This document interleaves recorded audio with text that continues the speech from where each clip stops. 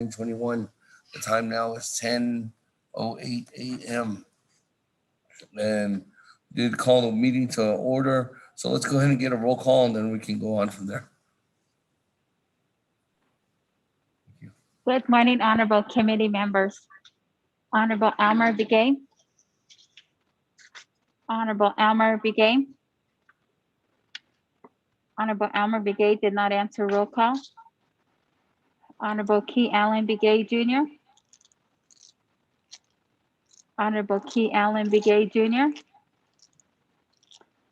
Honorable Key Allen Begay Jr. did not answer roll call. Honorable Paul Begay. Delegate Paul Begay is present. Honorable Paul Begay answered roll call. Honorable Nathaniel Brown. Delegate Brown is present. Honorable Nathaniel Brown answered roll call. Honorable Eugenia Charles Newton. Honorable Eugenia Charles Newton. Honorable Eugenia Charles Newton did not answer roll call. Honorable Amber Canasba Crotty. Honorable Amber Canasba Crotty.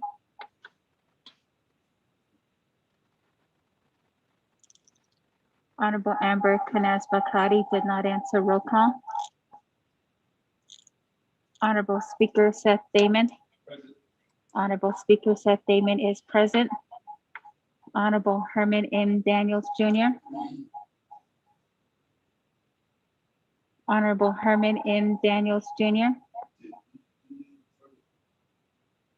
Honorable Herman M. Daniels Jr. did not answer roll call. Honorable Mark Freeland. Honorable Mark Freeland. Honorable Mark Freeland did not answer roll call. Honorable Pernell Halona. Honorable Pernell Halona. Honorable Pernell Halona did not answer roll call. Honorable Jamie Henyo. Honorable Jamie Henyo. Honorable Jamie Henyo did not answer roll call. Honorable Vince James.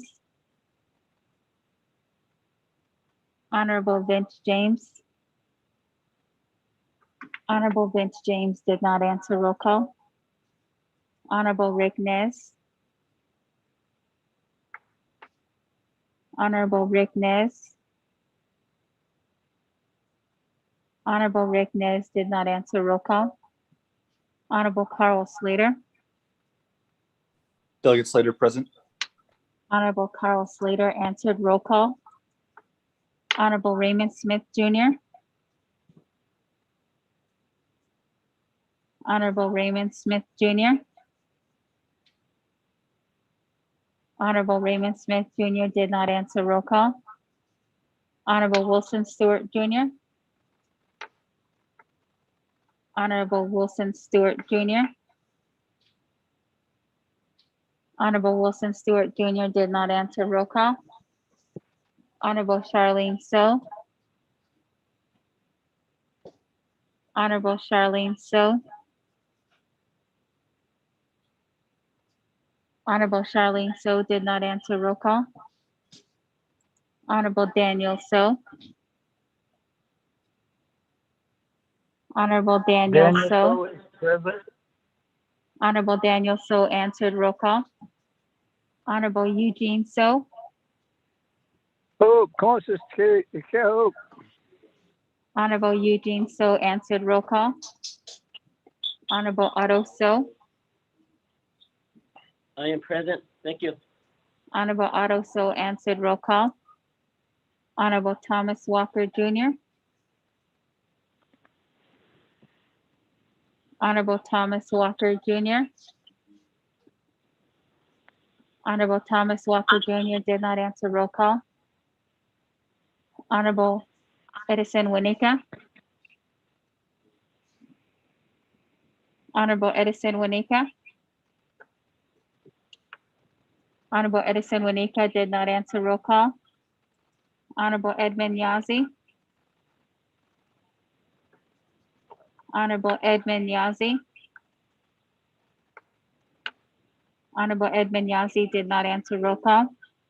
Honorable Jimmy Yellowhair. Good morning. I'm here. I'm present. Honorable Jimmy Yellowhair answered. Roll call. Going back up. Honorable Elmer Begay. I'm present. Honorable Elmer Begay answered. Roll call. Honorable Key Allen Begay Jr. Honorable Key Allen Begay Jr. Honorable Key Allen Begay Jr. did not answer. Roll call. Honorable Eugenia Charles Newton. Honorable Eugenia Charles Newton. Honorable Eugenia Charles Newton did not answer. Roll call. Honorable Amber Canasba Crotty. Honorable Amber Canasba Crotty. Honorable Amber Canasba Crotty did not answer. Roll call. Honorable Herman M. Daniels Jr. Honorable Herman M. Daniels Jr. Honorable Herman M. Daniels Jr. did not answer. Roll call. Honorable Mark Freeland. Morning, Delegate Freeland. On RDC is also a meeting as well. Thank you. Good morning. Honorable Mark Freeland answered. Roll call. Honorable Pernell Halona. Delegate Helena is present. Good morning. Honorable Pernell Halona answered. Roll call. Honorable Jamie Henyo. Honorable Jamie Henyo. Honorable Jamie Henyo did not answer. Roll call. Honorable Vince James. Honorable Vince James. Honorable Vince James did not answer. Roll call. Honorable Rick Nez. Honorable Rick Nez. Delegate James present. Honorable Vince James answered. Roll call. Honorable Raymond Smith Jr. Present. Honorable Raymond Smith Jr. answered. Roll call. Honorable Wilson Stewart Jr. Present. Honorable Wilson Stewart Jr. answered. Roll call. Honorable Charlene So. Honorable Charlene So. Honorable Charlene So did not answer. Roll call. Honorable Thomas Walker Jr. Honorable Thomas Walker Jr. Honorable Thomas Walker Jr. did not answer. Roll call. Honorable Edison Winika. Honorable Edison Winika. Honorable Edison Winika did not answer. Roll call. Honorable Edmund Yazzie. Honorable Edmund Yazzie. Honorable Edmund Yazzie did not answer. Roll call. Speaker, you have 14 members present, including yourself.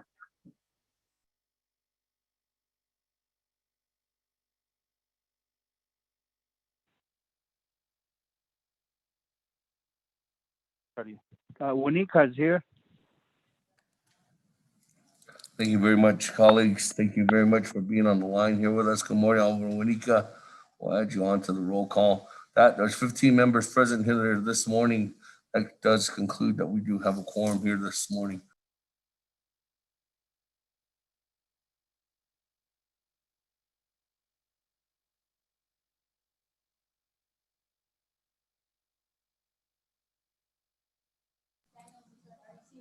Okay, thank you very much.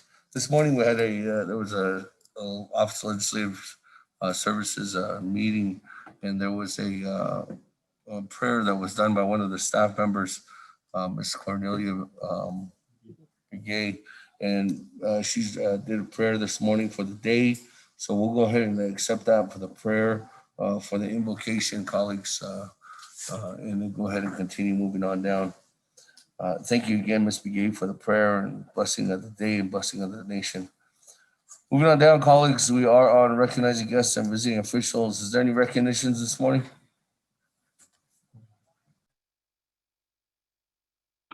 Delegate Paul Begay. Well, Paul Begay, go ahead, the floor is yours. Thank you, Chair, Speaker Damon, and colleagues. Just wanted to ask for your prayers and send in condolences to the family of former President, former Speaker Kelsey Begay from Kaibito chapter. They are in the process of preparing the funeral service. I believe will be Friday, but the planning is still going on. Burial will be at Belmont at the Veterans Cemetery, I believe on Tuesday. I just wanted to ask colleagues to remember the family in their prayer. Chelsea's wife, Marie, and their children. Was a very honorable man. Known him personally for many years, and if anybody is labeled as humble, he was the man. He was a very humble man.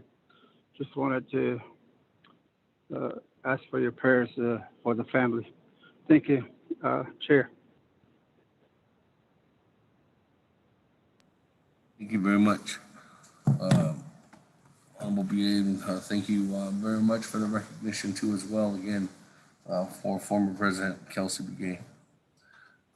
And colleagues, I think there's information that was sent out and there'll be continued information going out for the services for former President Begay too as well. With that, colleagues, let's go ahead and continue on. Is there any other recognitions at this time?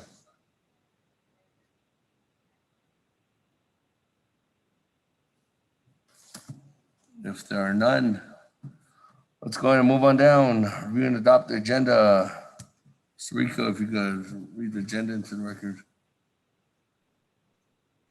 Thank you, Speaker, and members of the Naabik'íyáti Committee.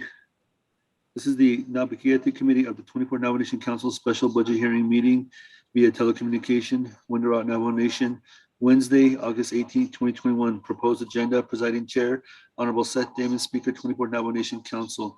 1, call meeting to order, roll call invocation. 2, recognize guests and visiting officials. 3, review and adopt the agenda. 4, review and adopt the journals. There are none. 5, receive reports. None. 6, old business. Old business A, legislation 0157-21. 7, new business. There is no new business. 8, close the meeting, announcements, adjournment. Mr. Speaker. Thank you very much. Colleagues, is there a motion? Motion, Vice Chair Smith. Motion, Vice Chair Smith. Is there a second?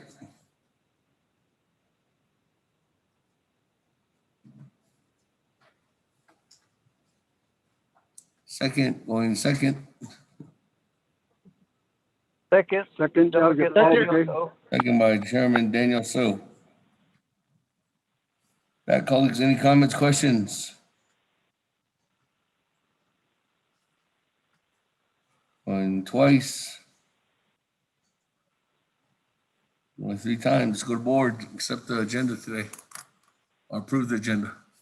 Or adopt our agenda. Sota. Honorable Elmer Begay. I will green. Honorable Elmer Begay votes green. Honorable Key Allen Begay Jr. Honorable Key Allen Begay Jr. Honorable Key Allen Begay Jr. did not vote. Honorable Paul Begay. Delegate Paul Begay votes green. Honorable Paul Begay votes green. Honorable Nathaniel Brown. Honorable Nathaniel Brown. Delegate Brown votes green. Honorable Nathaniel Brown votes green. Honorable Eugenia Charles Newton. Honorable Eugenia Charles Newton. Honorable Eugenia Charles Newton did not vote. Honorable Amber Canasba Crotty. Honorable Amber Canasba Crotty. Ms. Sota, the Madam Chair Charles Newton and Madam Chair Amber Crotty are excused this morning, just for the record. Honorable Eugenia Charles Newton is excused. Honorable Amber Canas Bakari is excused. Honorable Herman M. Daniels Jr. Honorable Herman M. Daniels Jr. Honorable Herman M. Daniels Jr. did not vote. Honorable Mark Freeland. Green. Honorable Mark Freeland votes green. Honorable Pernell Halona. Alon votes green. Honorable Pernell Halona votes green. Honorable Jamie Henyo. Honorable Jamie Henyo. Honorable Jamie Henyo did not vote. Honorable Vince James. Honorable Vince James. Honorable Vince James did not vote. Honorable Rick Nez. Honorable Rick Nez. Honorable Rick Nez did not vote. Honorable Carl Slater. Green. Honorable Carl Slater votes green. Honorable Raymond Smith Jr. Green. Honorable Raymond Smith Jr. votes green. Honorable Wilson Stewart Jr. Green. Honorable Wilson Stewart Jr. votes green. Honorable Charlene So. Honorable Charlene So. Honorable Charlene So did not vote. Honorable Daniel So. Green. Honorable Daniel So votes green. Honorable Eugene So. Vote Israel Shahab. Honorable Eugene So votes green. Honorable Otto So. I vote green. Honorable Otto So votes green. Honorable Thomas Walker Jr. Honorable Thomas Walker Jr.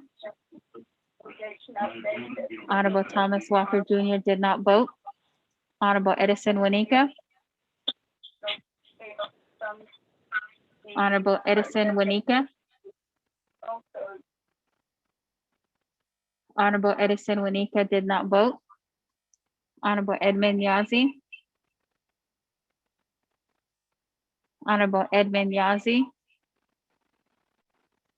Honorable Edmund Yazi did not vote. Honorable Jimmy Yellowhair. Honorable Jimmy Yellowhair. Honorable Jimmy Yellowhair did not vote. I vote green. Honorable Good Jimmy morning. Yellowhair votes green. We're going back up. Honorable Key Allen Begay Jr. Honorable Key Allen Begay Jr. Honorable Key Allen Begay Jr. did not vote.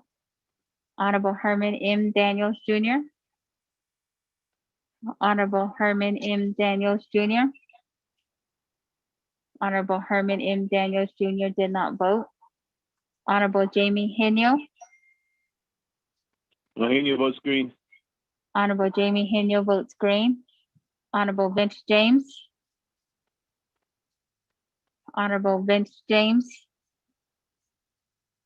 Honorable Vince James did not vote. Honorable Rick Nez. Honorable Rick Nez. Honorable Rick Nez did not vote. Honorable Charlene So. Honorable Charlene So. Honorable Charlene So did not vote. Honorable Thomas Walker Jr. Honorable Thomas Walker Jr. Honorable Thomas Walker Jr. did not vote. Honorable Edison Winika. Honorable Edison Winika.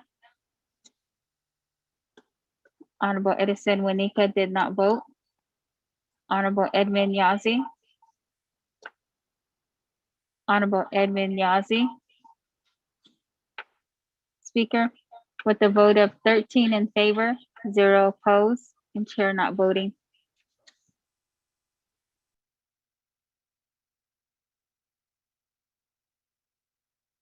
Speaker Delegate James votes green. Hey, thank you very much. That, Vince James adding on to that with a vote of green. That makes 14 in favor, 0 opposed. Chair not voting, motion carries. That, colleagues, let's go ahead and continue on down. Item number 4, since we do have an agenda with us this morning.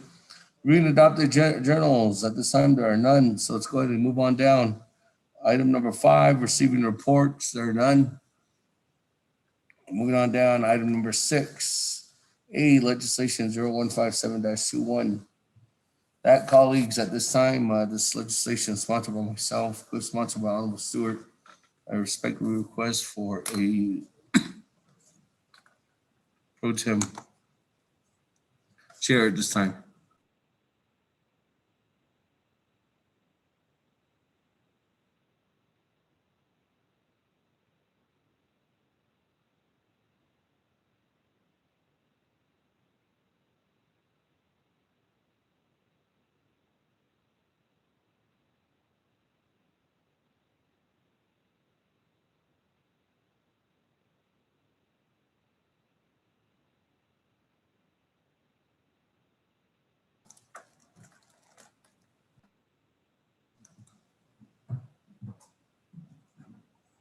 Do we have a almost?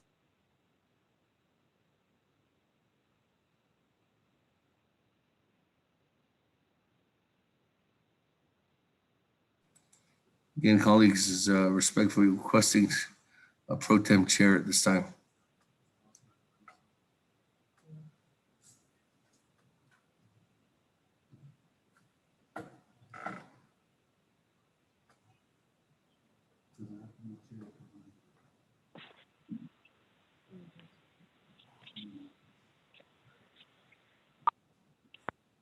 Chair Salona, I can stand in for you. Hey, thank you, Honorable Halona. Honorable Halona, we'll go ahead and give you you have the text. Do you have Honorable Halona's number? He'll give you, okay, we have your text information, so give you the lineup and everything.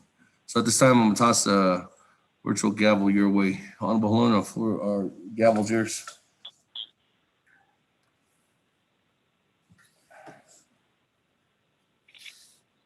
Chair, good afternoon, committee, Naabik'íyáti members. I didn't even have the agenda today.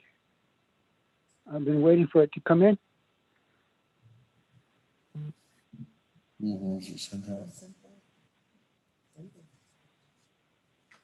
Okay, to bring this legislation to the floor, I need to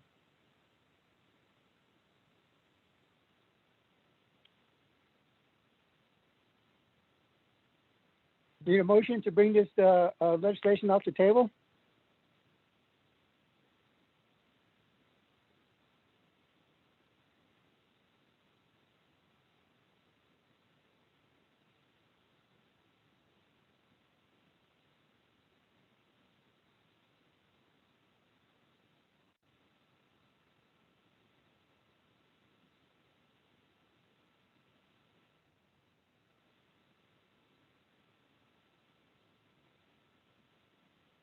Committee members, what is the wishes of the committee?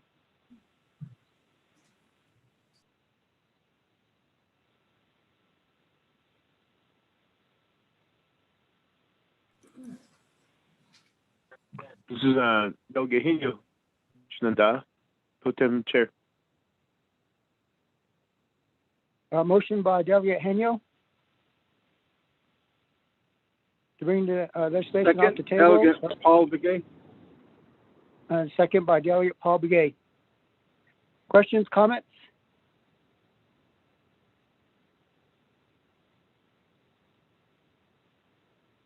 No questions, no comments at this time. Mr. Rico, could we get a vote? Bring this legislation off the table? Honorable Elmer Begay. Honorable Elmer Begay. I'll vote green. Honorable Elmer Begay votes green. Honorable Key Allen Begay Jr. Honorable Key Allen Begay Jr. Honorable Key Allen Begay Jr. didn't. Question of Honor- privilege, Delegate Daniel So. Question of privilege for Daniel So. So you have the floor. Thank you, Presiding Chair. This question would go to Office of Legislative Counsel. Ms. Barbara, in the HES Committee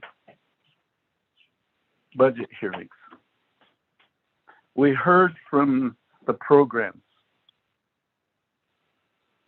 regarding their budget and their presentation.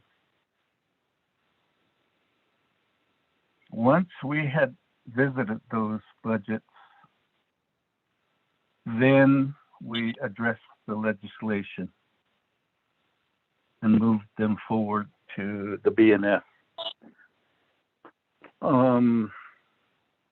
This particular process isn't being followed with the NABI discussions.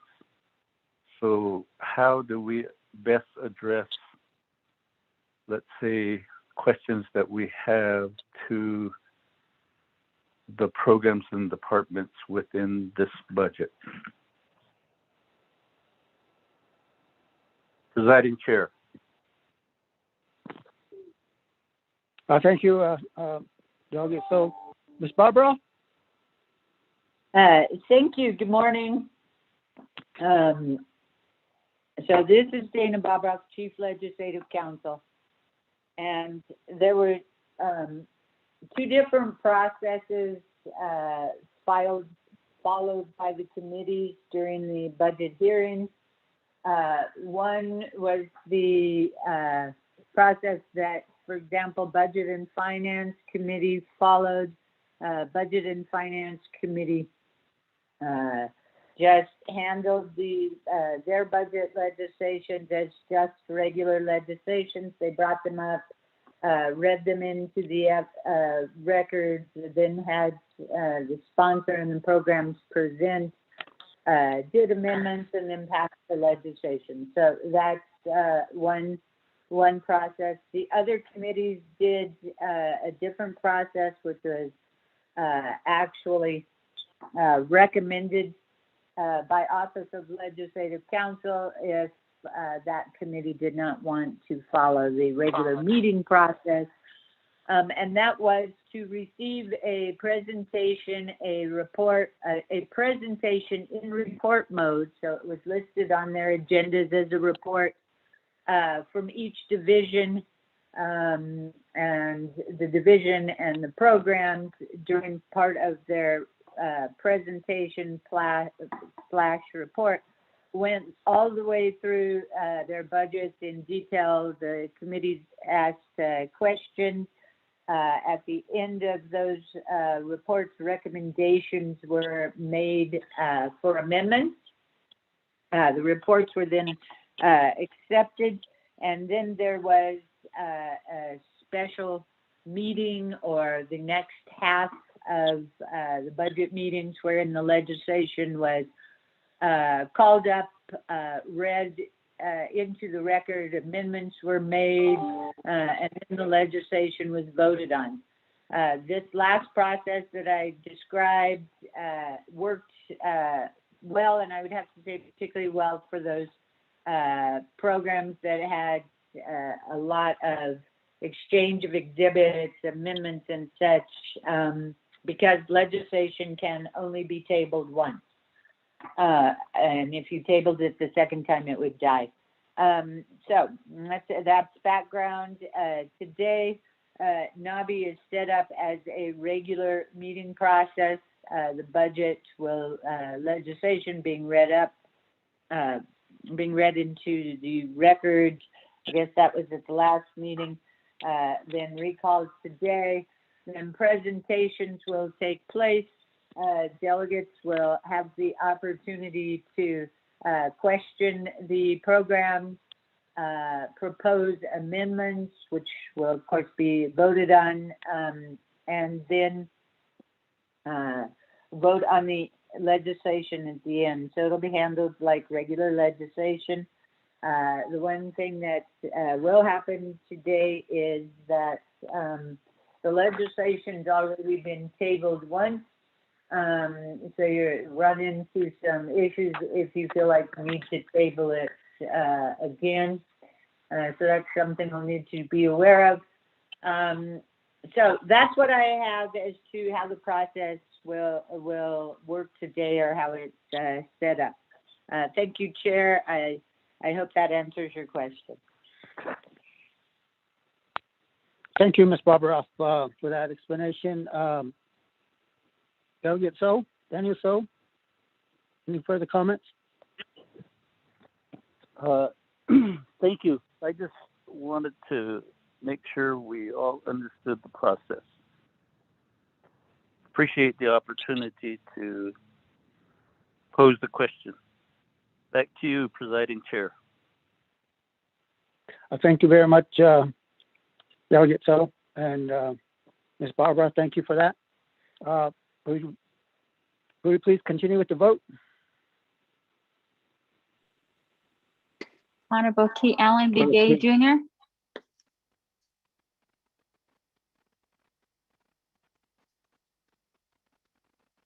Honorable Key Allen Begay Jr. Honorable Key Allen Begay Jr. did not vote. Honorable Paul Begay. Honorable Paul Begay. Honorable Paul Begay did not vote. Honorable Nathaniel Brown. Honorable Nathaniel Brown. Honorable Nathaniel Brown did not vote. Honorable Eugenia Charles Newton is excused. Honorable Amber Canes Bakati is excused. Honorable Herman M. Daniels Jr. Honorable Herman M. Daniels Jr. Honorable Herman M. Daniels Jr. did not vote. Honorable Mark Freeland. Honorable Mark Freeland. Honorable Mark Freeland did not vote. Freeland votes green. Honorable Mark Freeland votes green. Honorable Pernell Halona. Oh, I'm sorry. Honorable Jamie Henyo. Henyo votes green. Honorable Jamie Henyo votes green. Honorable Vince James. Honorable Vince James. Honorable Vince James did not vote. Honorable Rick Nez. Honorable Rick Nez. Honorable Rick Nez did not vote. Honorable Carl Slater. Honorable Carl Slater. Honorable Carl Slater did not vote. Honorable Raymond Smith Jr. Green. Honorable Raymond Smith Jr. votes green. Honorable Wilson Stewart Jr. Green. Honorable Wilson Stewart Jr. votes green. Honorable Charlene So. Honorable Charlene So. Honorable Charlene So did not vote. Honorable Daniel So. Honorable Daniel So. Honorable Daniel So votes green. Honorable Eugene So. Honorable Eugene So. Honorable Eugene So did not vote. Honorable Otto So. I vote green. Honorable Otto So votes green. Honorable Thomas Walker Jr. Honorable Thomas Walker Jr. Honorable Thomas Walker Jr. did not vote. Honorable Edison Winika. Honorable Edison Winika votes green. Honorable Edmund Yazzie. Honorable Edmund Yazzie. Honorable Edmund Yazzie did not vote. Honorable Jimmy Yellowhair. I vote green. Honorable Jimmy Yellowhair votes green. Going back up. Honorable Key Allen Begay Jr. Honorable Key Allen Begay Jr. Honorable Key Allen Begay Jr. did not vote. Honorable Paul Begay. Delegate Paul Begay votes green. Honorable Paul Begay votes green. Honorable Nathaniel Brown. Delegate Brown votes green. Honorable Nathaniel Brown votes green. Honorable Speaker Seth Damon. Honorable Speaker Seth Damon votes green. Honorable Herman M. Daniels Jr. Honorable Herman M. Daniels Jr. Honorable Herman M. Daniels Jr. did not vote. Honorable Vince James. Honorable Vince James. Honorable Vince James did not vote. Honorable Rick Nez. Honorable Rick Nez. Honorable Rick Nez did not vote. Honorable Carl Slater. Honorable Carl Slater. Honorable Carl Slater did not vote. Honorable Charlene. Honorable Carl Slater votes green via text. Honorable Charlene So. Honorable Charlene So. Honorable Charlene So did not vote. Honorable Eugene So. Honorable Eugene So. Honorable Eugene So did not vote. Honorable Thomas Walker Jr. Honorable Thomas Walker Jr. Honorable Thomas Walker Jr. did not vote. Honorable Edmund Yazzie. Honorable Edmund Yazzie. Honorable Edmund Yazzie did not vote. Pro Temp Chair, you have 13 in favor, 0 opposed. Pro Temp Chair not voting. Thank you for that vote. We have 13 in favor, 0 opposed. Motion passes. Legislation 15721 is back on the table, or back on the agenda. Mr. Rico, did we get a recap on the legislation?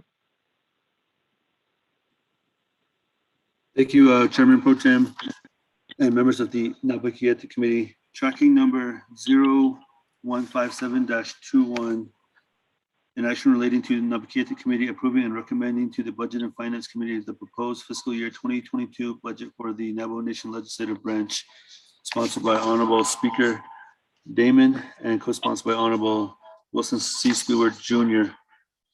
On August 12th, there was a motion to table legislation to have a Naabik'íyáti Committee budget hearing. Motion by Honorable Chairman Henyo, second by Honorable Chairman Daniel Iso, with a vote of 7 in favor, 5 opposed. There's a motion there's a main motion held by Honorable Jimmy Yellowhair, second by Honorable Madam Chair Amber Knazba-Karate. Mr.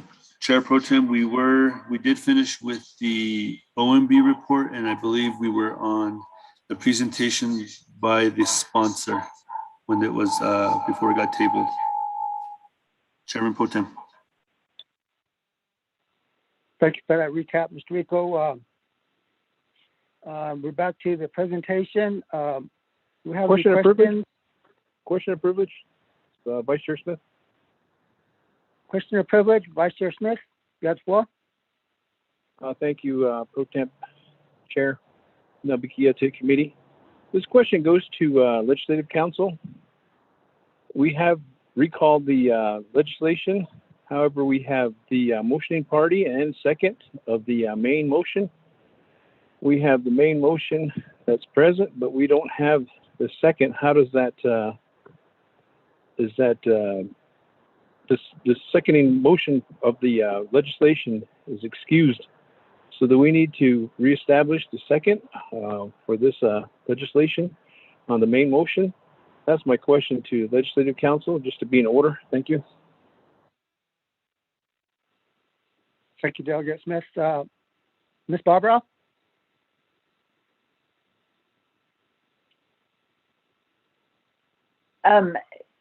Thank you. This is Ms. Bobroff. I do not think you need to reestablish the second. You know what? Actually, I would like to take just a moment to consult with other attorneys here. Give me about 2 minutes. Thank you.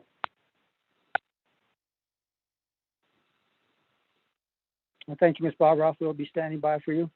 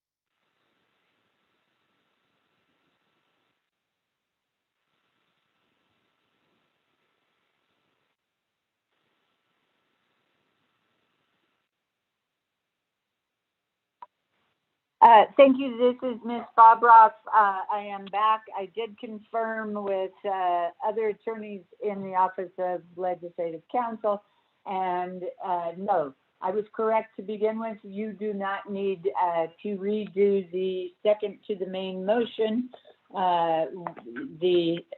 When you brought the legislation up from table status, you covered everything you need to do.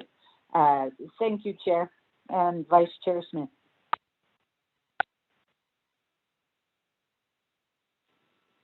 Thank you, Chair. Thank you, Ms. Barbara. I'm going to go back to the presenter. Speaker Damon?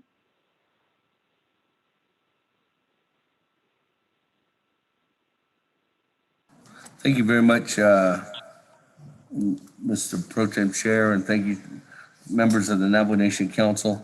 As presentation you'll be hearing today as a recommendation from the Navajo Nation Naabik'íyáti Committee on the motioning party to table. There was wanting to go into further detail on each one of the budgets. So I do have not only myself, Chief of Staff, but also the Navajo Nation Legislative Branch program managers ready to present here before us today. So without further ado, colleagues, we did hear the OMB report prior, that was last Thursday.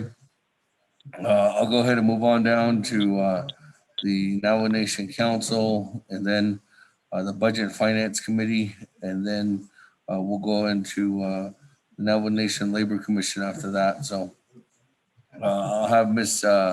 Chief of Staff, Ms. Yazzie, go over the budget reports on each one of them. Budget forms 1, and then a brief overview on 2, 3, and then the staff reporting, if there's any questions in each one of the budgets. Mr. Rico, when was this sent out? Original.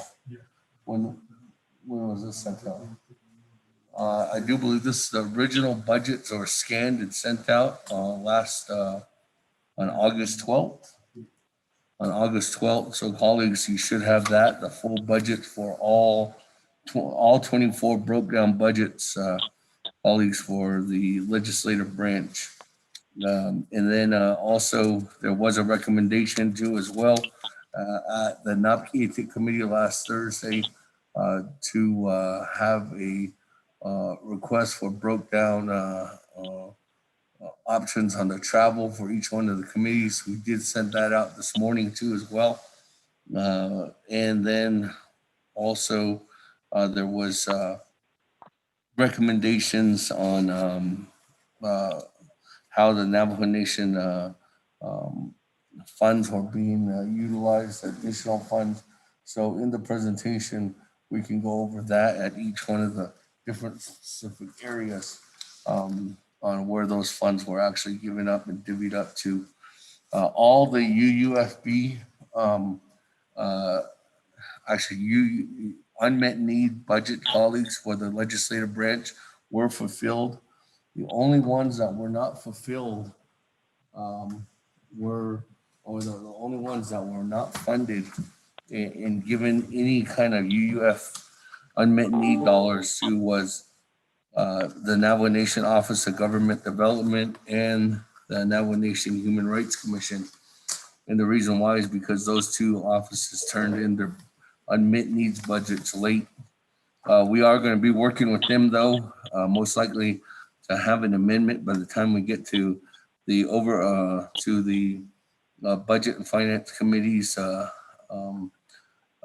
comprehensive budget, or even at the Navajo Nation Council budget session to have some dollars given to them. But those were the only two that were not met.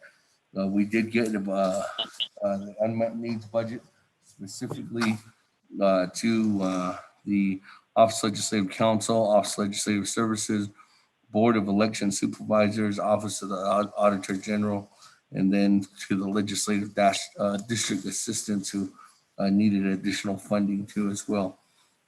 The only other unmet need that was not funded was the Navajo Nation Election Administration, and that was for the dollars to fund the Navajo Nation Council's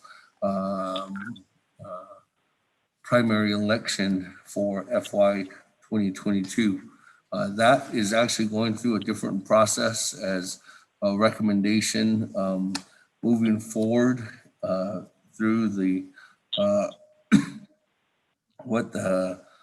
agreement that was put together.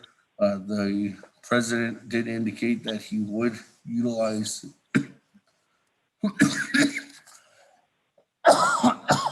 sorry, colleagues. He would recommend that to come back or meet our recommendation, and that was to fund that out of the UUFB for next year's budget. So we do have that going through the process. Also with that is a request from the judicial branch of $1.8 million. You'll be seeing that legislation going through. Hopefully we have that completed. Those documents are still being reviewed as we speak right now by the Office of Management and Budget. And then when we go over to the controller, once they get that, we'll have that legislation ready for it to be dropped. With that, colleagues, let me go ahead and without any other interruptions, let me go to Ms. Yazi, and she can go over the budget here with Navajo Nation Council. Ms. Yazi. Thank you, Speaker, for turning the floor over to me with regards to the budget. I will proceed with Navajo Nation Council 101001. Part 1, Business Unit Number 101001, Program Title, Navajo Nation Council, Division Branch, Legislative Branch, prepared by Lynette Lee, phone number ending in 7160, email address lynettelee@navajo-nsn.gov. Part 2, Funding Source, FY22 General Funds, fiscal year term 10/01/21 to 9/30/22 in the amount of $2,064,537, 87% of the total. Indirect cost recovery 10/01/21 to 9/30/22 in the amount of $298,891 with a percentage of 13. Part 3, Budget Summary, 2001 Personnel Expenses, Fund Type Code 1. NNC approved original budget is $1,835,006. Proposed budget is $1,811,500. $811,500. The difference is $23,506. 3,000 travel expenses, fund type code 1. Proposed budget amount is 55,000. Difference or total is 55,000. 3,500 meeting expenses is 0. 4,000 supplies, fund type code 1. NNC original approved budget is 1,000. Proposed budget is 18,565. The difference or total is 17,565. 5,000 lease and rental, fund type code 1. NNC approved original budget is 13,000. Proposed budget is 0. Difference or total is 13,000. 5,500 communications and utilities, fund type code 1. NNC approved original budget is 30,000. Proposed budget is 30,000. Difference or total is 0. 6,000 repairs and maintenance, 0. 6,500 contractual, 0. 7,000 special transactions, 1. NNC approved original budget in the amount of $38,020. Proposed budget $31,850 with a difference of $6,170. 8,000 public safety, 0. 9,000 capital outlay, fund type code 1. NNC approved original budget, 0. Proposed budget is $416,513. Difference or total is $416,513. 9,500 matching fund, 0. Indirect costs, 0. With a total of NNC approved original budget in the amount of $1,917,026. Proposed budget is $2,363,428, with column C of a difference or total in the amount of $446,402. Total number of positions budgeted under Part 4, positions and vehicles, total number of positions budgeted for 24. In column D, total number of vehicles budgeted, 0. Total number of positions budgeted, 24. Total number of vehicles budgeted, 0 under E. This is budget form 1. Budget form 2 is attached, and which includes the program performance criteria,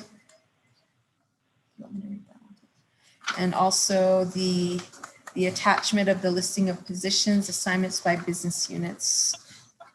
Budget forms 4 of 6 is also attached, which is the detailed budget and justification. Budget form 4 of 5, 4 of 6, 5 of 6, and 6 of 6, and 7 of 7. Speaker? Mr. Pro Tem Chair, that's Nomination Council's budget 10-1001. I don't know, we stand for questions on that budget. Okay, thank you, Speaker Damon. Does that conclude your report? Not our entire report, it's just for Nomination Council. I have 23 more to go.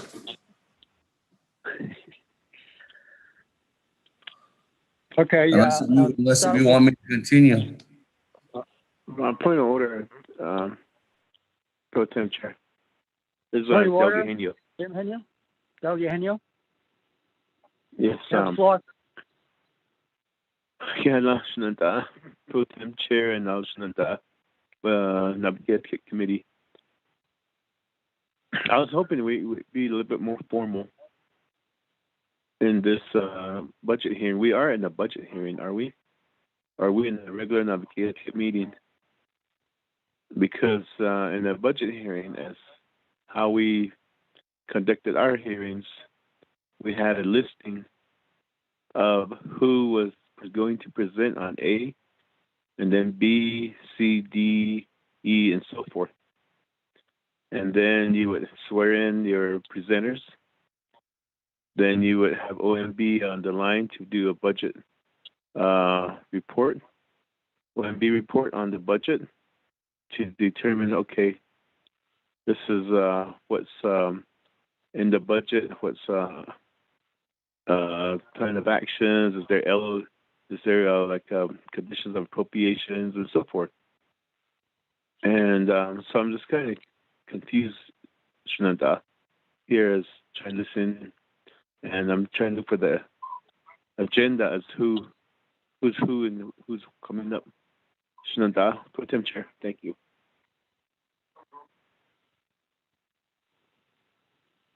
Thank you very much, Jimmy, Delegate Henyo. There's no list that I have right now as far as on the speakers. I'm just going off of what Speaker Damon is presenting right now.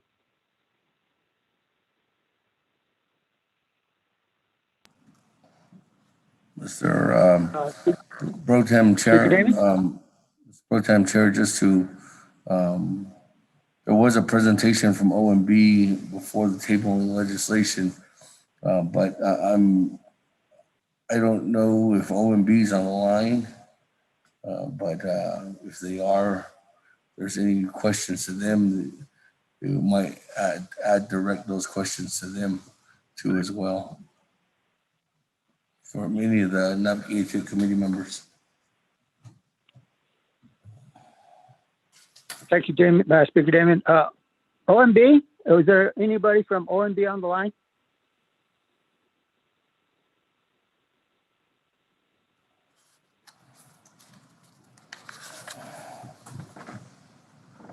Mr. Rico, could we get somebody to call the OMB office and see if we can get somebody on the line? Good morning. This is Nanette with OMB. This is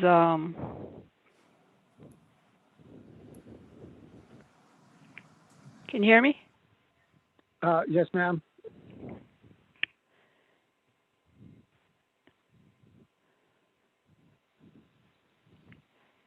Do you have a question? The question I have right now, we want to know, you gave a report on this legislation. My colleagues are asking to get an update on that report.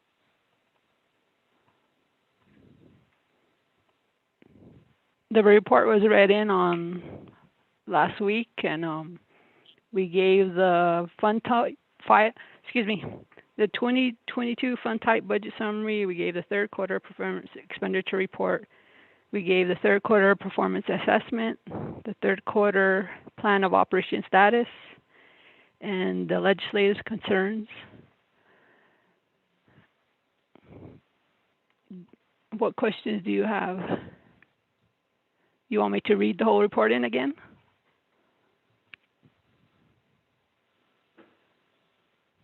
Privilege, Pro Tem Chair, this is Delegate Henyo. Delegate Henyo? Shananta, Pro Tem Chair Alona, thank you for recognizing me. Shananta, Naabik'íyáti Committee. Maybe I could just request for a copy of that OMB report that was read into the record last week, and I could just follow along on that, and I can ask questions based on that as we go through each budget unit number.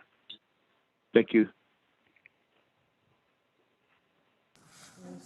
Mr. Okay.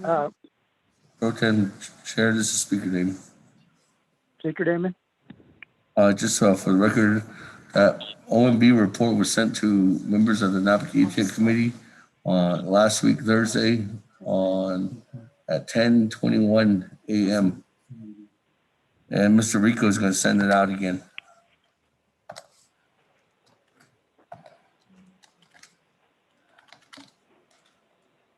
Okay, thank you, Speaker Damon. And so let's move on. Mr. Henyo, is that going to be suffice for you? Yeah, Shananta, Pro Tem Chair, Halona. Oh, Abiga, let's move on for the sake of time. We do have a lot of programs, and I have specific questions for certain programs. That's why let's just move along. Okay, thank you. Committee members, colleagues, do we have any questions now on this first line item budget?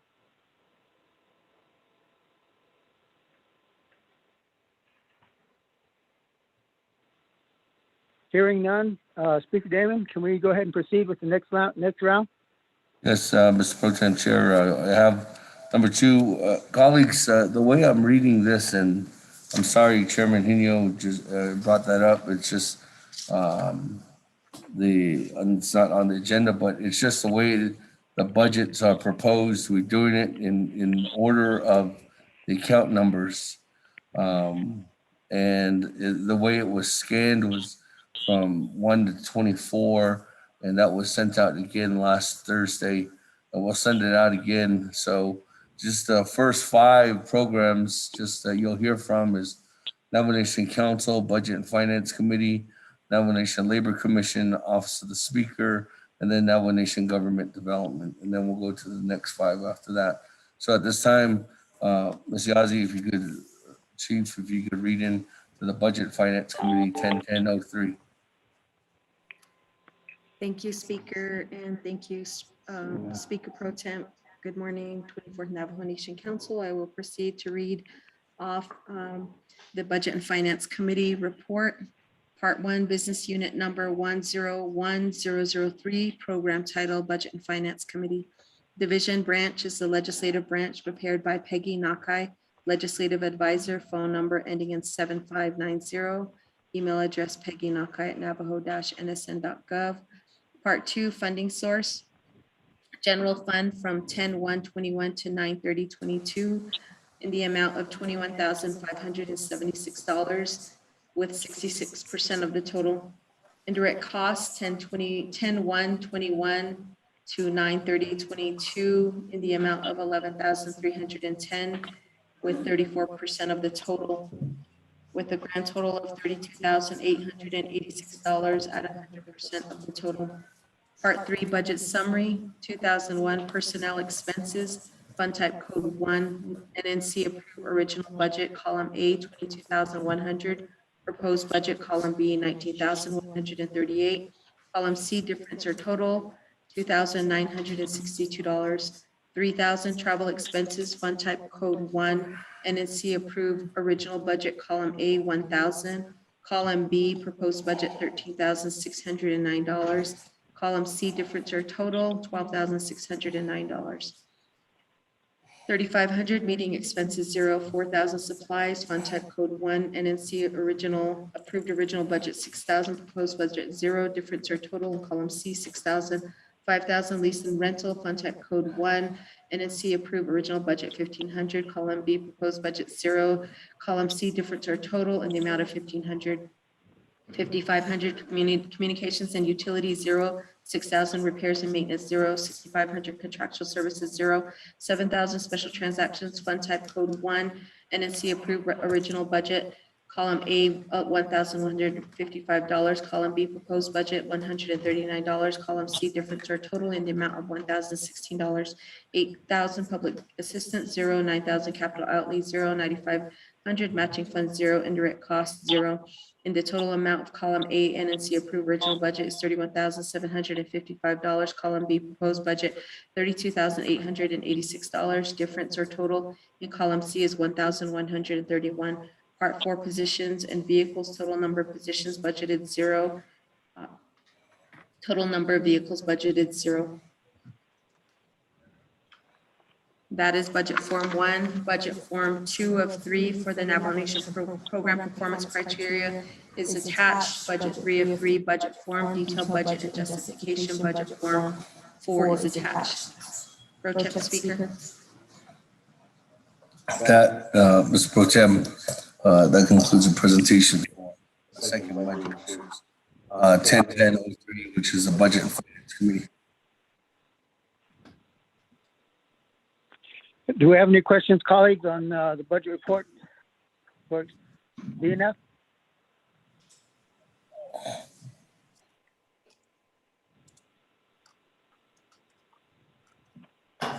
Any questions, comments? Hearing none. Speaker Damon, can continue, please. Thank you very much. Moving on, colleagues. Next one is from Navajo Nation Labor Commission, 10-10-04, 10-10-14, Mr. Enzo Bitsui. Mr. Bitsui, are you on the line? Can you hear me? Yes. Can you hear me? Yes. Okay, I'm online, sir. What was yours? Go ahead and proceed. Yes, sir. Go ahead, proceed. Okay. Thank you, Mr. Pro Temp Chair, honorable members, and Naabik'íyáti Committee, Nomination Council, and all the oversight committees, honorable speaker, legislative staff. Thank you. Thank you for this opportunity and time for a presentation. My name is Anson Bitsui. National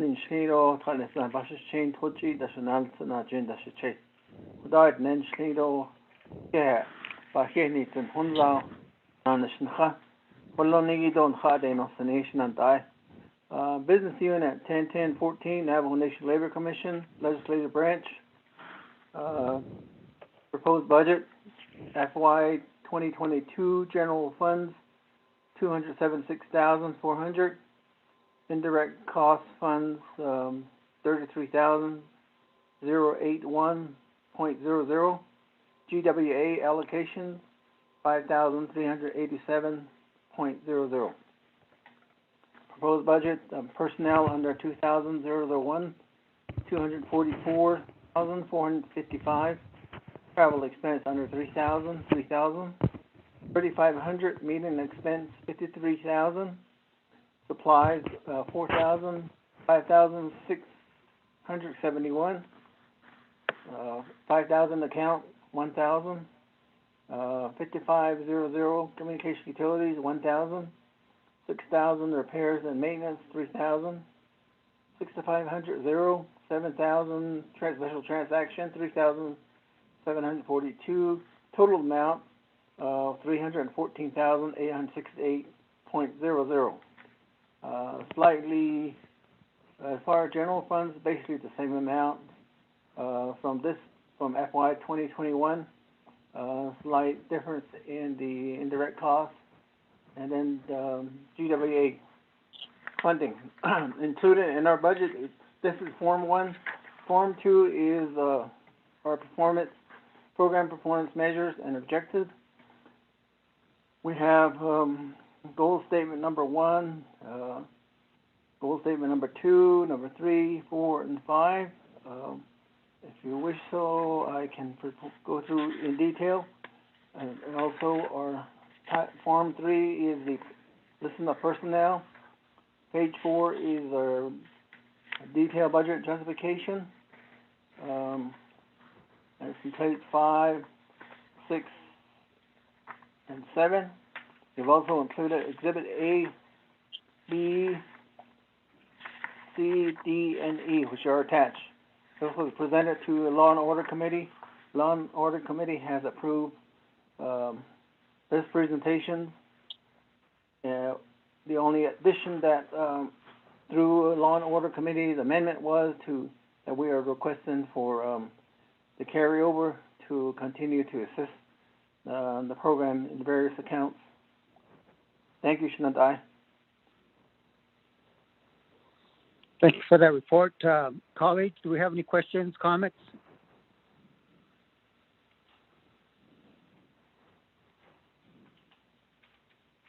Hearing none.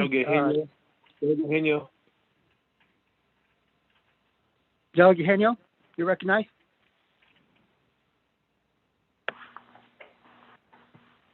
Yes, Pro Tem Chair Alona.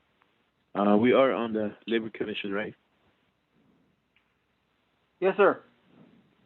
Augustina. And this is a question I have regarding the expenditure, is that we understand that last year COVID had a lot to do with the operations and everybody was told to stay home. But right now, it's looking at the report here, there was only 57% expended. But the question I have is for the Labor Commission itself, not the staff, but the commission. Do they have a full commission? Is everybody seated? Or that's one question I have, because I understand they were having problems with putting people into those seats to get a quorum moving to hear cases. second question I have is that these commissioners,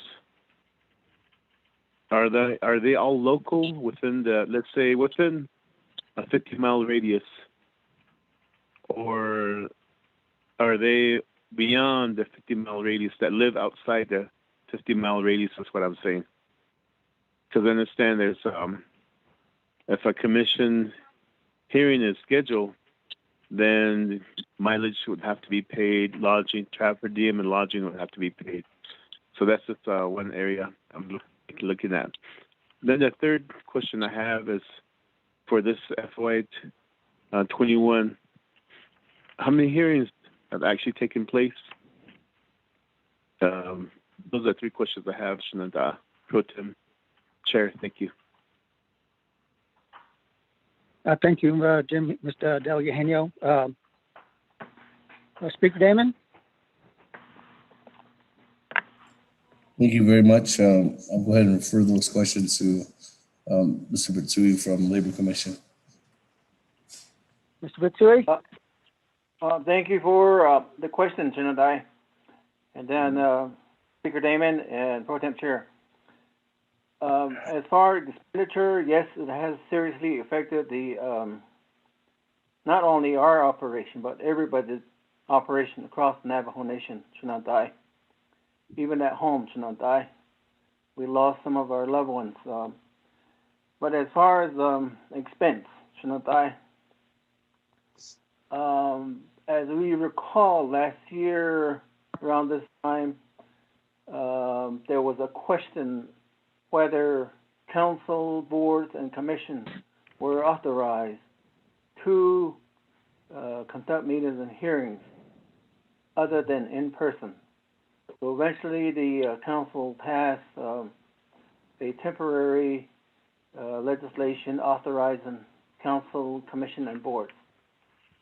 And subsequently, the council readdressed that and passed a full legislation authorizing a full teleconference hearings or meetings. So for FY 20, we had hearings up to March 2020. Then there was none until the council authorized the teleconference.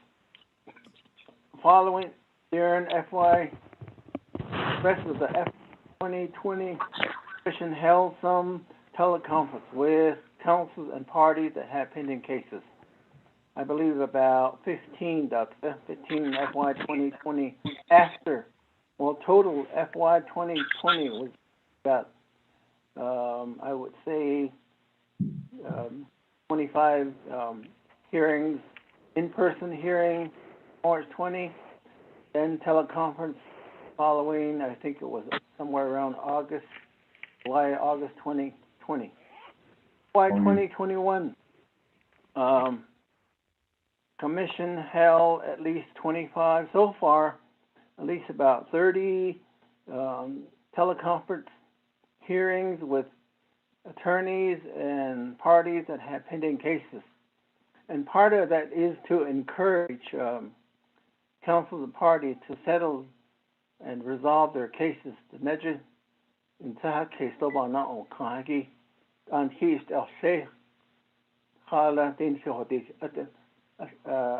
Nanaho again he but no. Some have settled. So and we continue to have teleconference. And then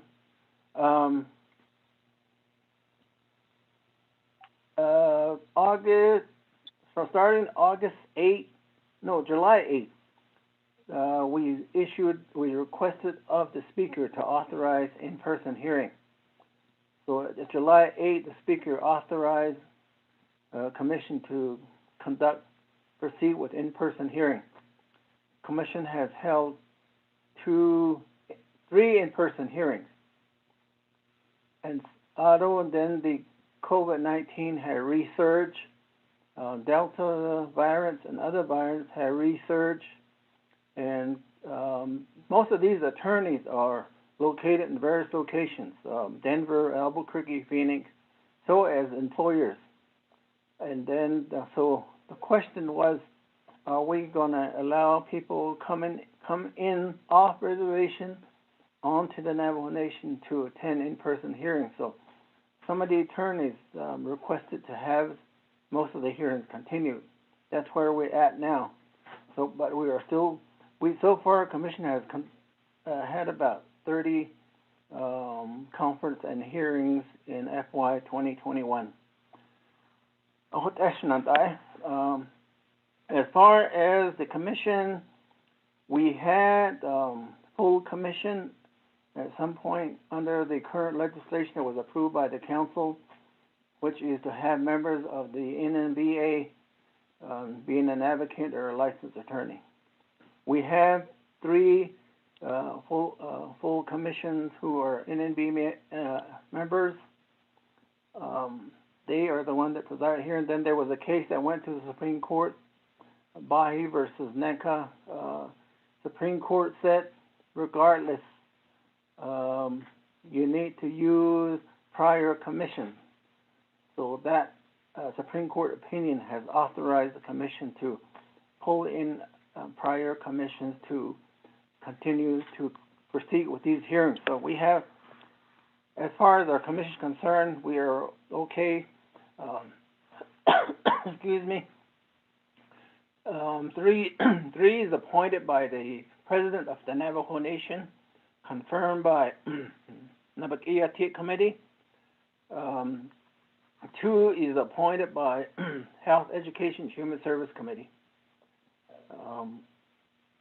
So we had advertised for two more vacant positions that nobody has applied yet. But 3, under the law, 3 is required to have a quorum. Excuse me. And then as far as the location, we have a member of the commission from Crown Point, Shiprock, and here in Fort Defiance. Then we have other substitute commissioners who are St. Michael and Satkat Mary Lake that come in for in-person hearing, or otherwise they conduct business by teleconference. And under the budget, it is allowed for the commission to receive stipend and mileage if or for each hearing. But we have yet to pay for lodging or per diem. Then I already covered how many hearings we had for FY21. So far, we had about 30 hearings. Thank you. Thank you, Mr. Batsui. And Delegate Henyo, have any further questions? No, Pro Tem Chair Halona, the unmet needs budget. I don't know if we have it now, or because I understand I heard him, Mr.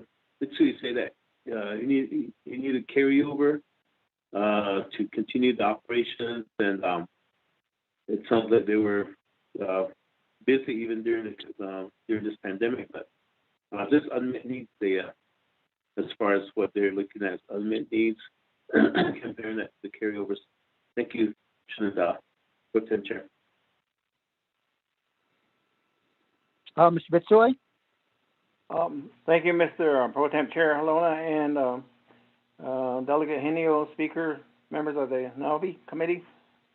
We did not submit an unmet needs budget, but through the LOC, we had explained that just like under the FY21, they authorized and the council authorized the carryovers that we're undergoing, and there's still some renovation to be done to the office. That's where most of the funds went to enlarge our hearing rooms, especially now or since FY20 or March 20. We've enlarged hearing room. We were able to, with the assistance of the Speaker's office, an Honorable Speaker and staff authorized, use their personnel to help us install the plexiglass plus other needed safety precaution for addressing COVID-19. Mr. Henio, thank you. Thank you, Mr. Tui. Mr. Henio, are you any further question? Not right now, but I appreciate the opportunity. Senator Pro Tem Chair, thank you. Thank you, sir. I have another delegate who would like to ask questions. Delegate Odo So, you're recognized. Oh, yeah. Additional ado additional iki ado kodo shna ash kodo reporting la gido from the Office of Labor Commission. I don't dati no kai. I don't the kodo be nahot do be ade ya dashin saguna nish ati o you hudlo. Ako ade ya carry over nigo ko ajet baniyatio ya nha I ajen khab ban sada kiss the nig ben he twindling do ajo hot abik ko be sabe dana hadit hi ya bi tasitsone ko nas not exchange budget finance committee jim ako ita shin so khasi ti de khalit ego la khadit he did we have 3 branches he did nahat bitsij thajo ashkish ot ego go nahat not na be hobanan be his ani known as the 3-branch government alcohol the 3-branch chiefs agreement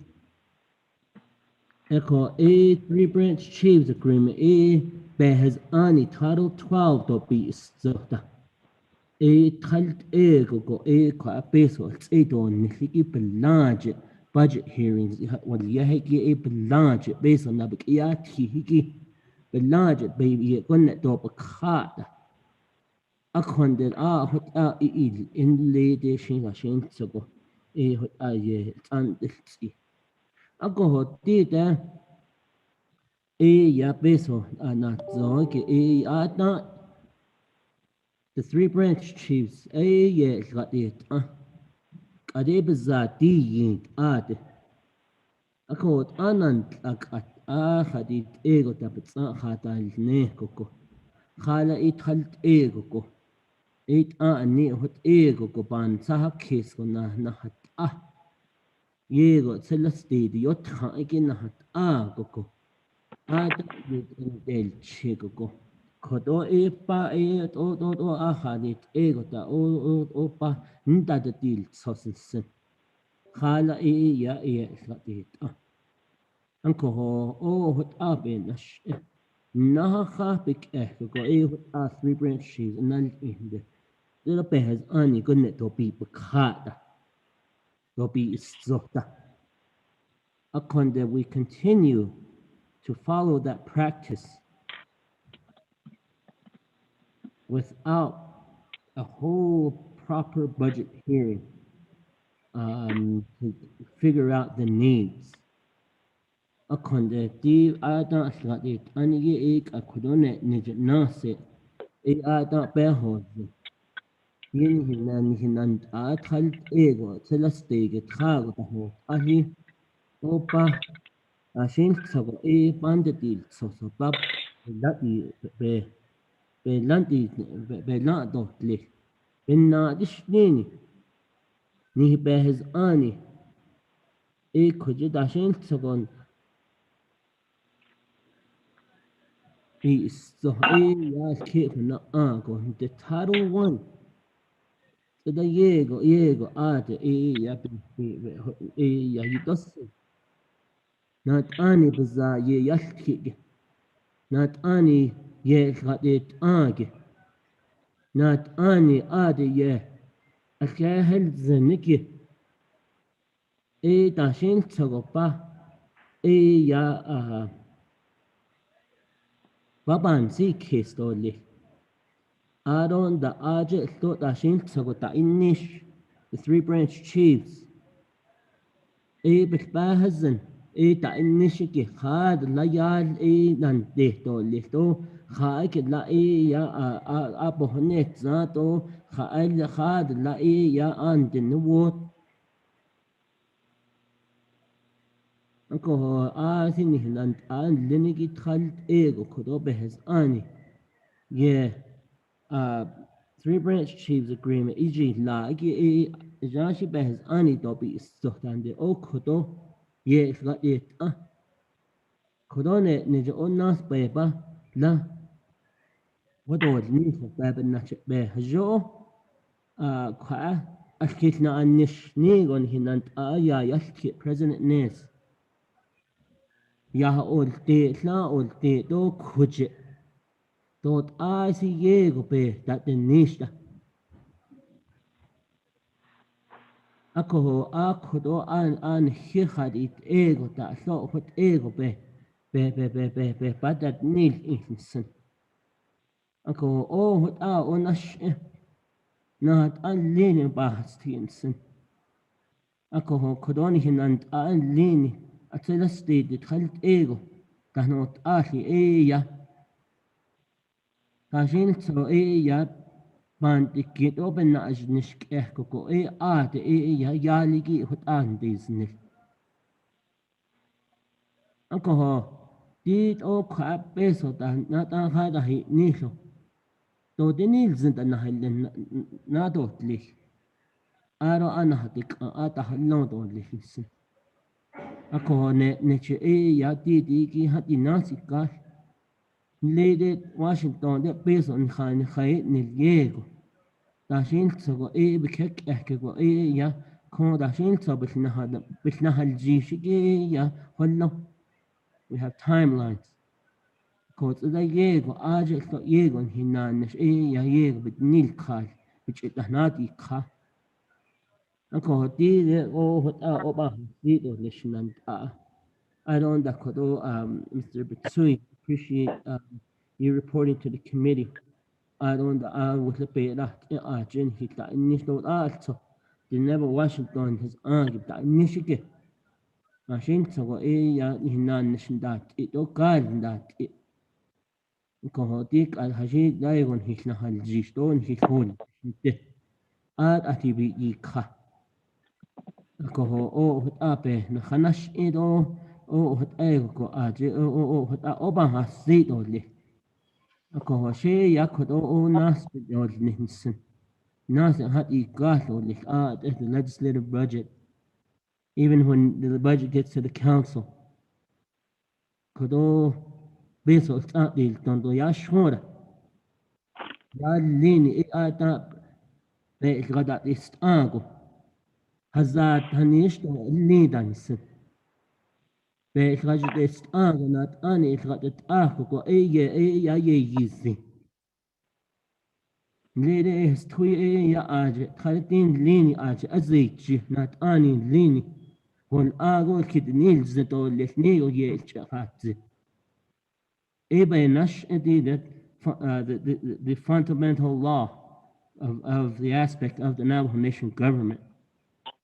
Ko oyon lik ojo the Western philosophy eko yego pan si kes na halno ni na hat agwi che hot na biki nehri tot sil cheni tita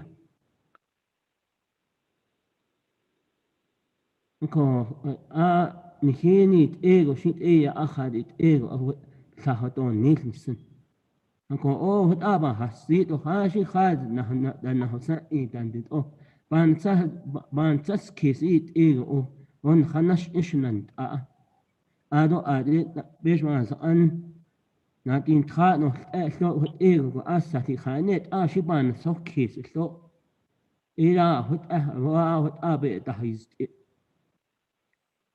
the ya kwabedol zenike ya the three branch chiefs Hago tell state that not ya ashgadet Nihilaje.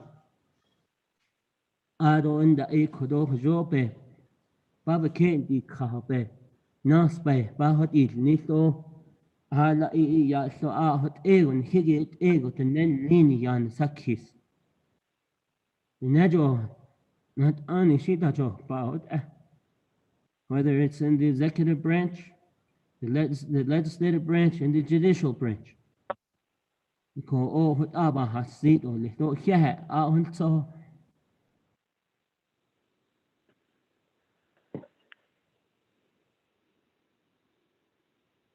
Thank you, Delegate. So, Mr. Bitsu, do you have any response to that? There was mostly comments there.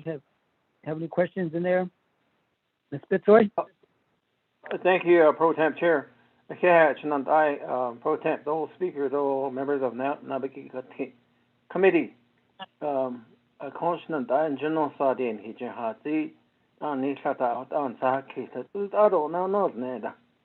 To Ado Hajo, to Benado Kisto, Sado Ganano, hit Eda. I don't get the whole Yashin, and I could do it overnight, Nika. When the ego also by anything, so isn't the case, Kodo. Hasha, Hada Shene. And I shall start or list and it, and don't hit others in the deeds, and harder to the deeds, and put our in hand, and I don't care. Thank you, Mr. Bitsoy. Colleague committee members, do we have any other questions, comments?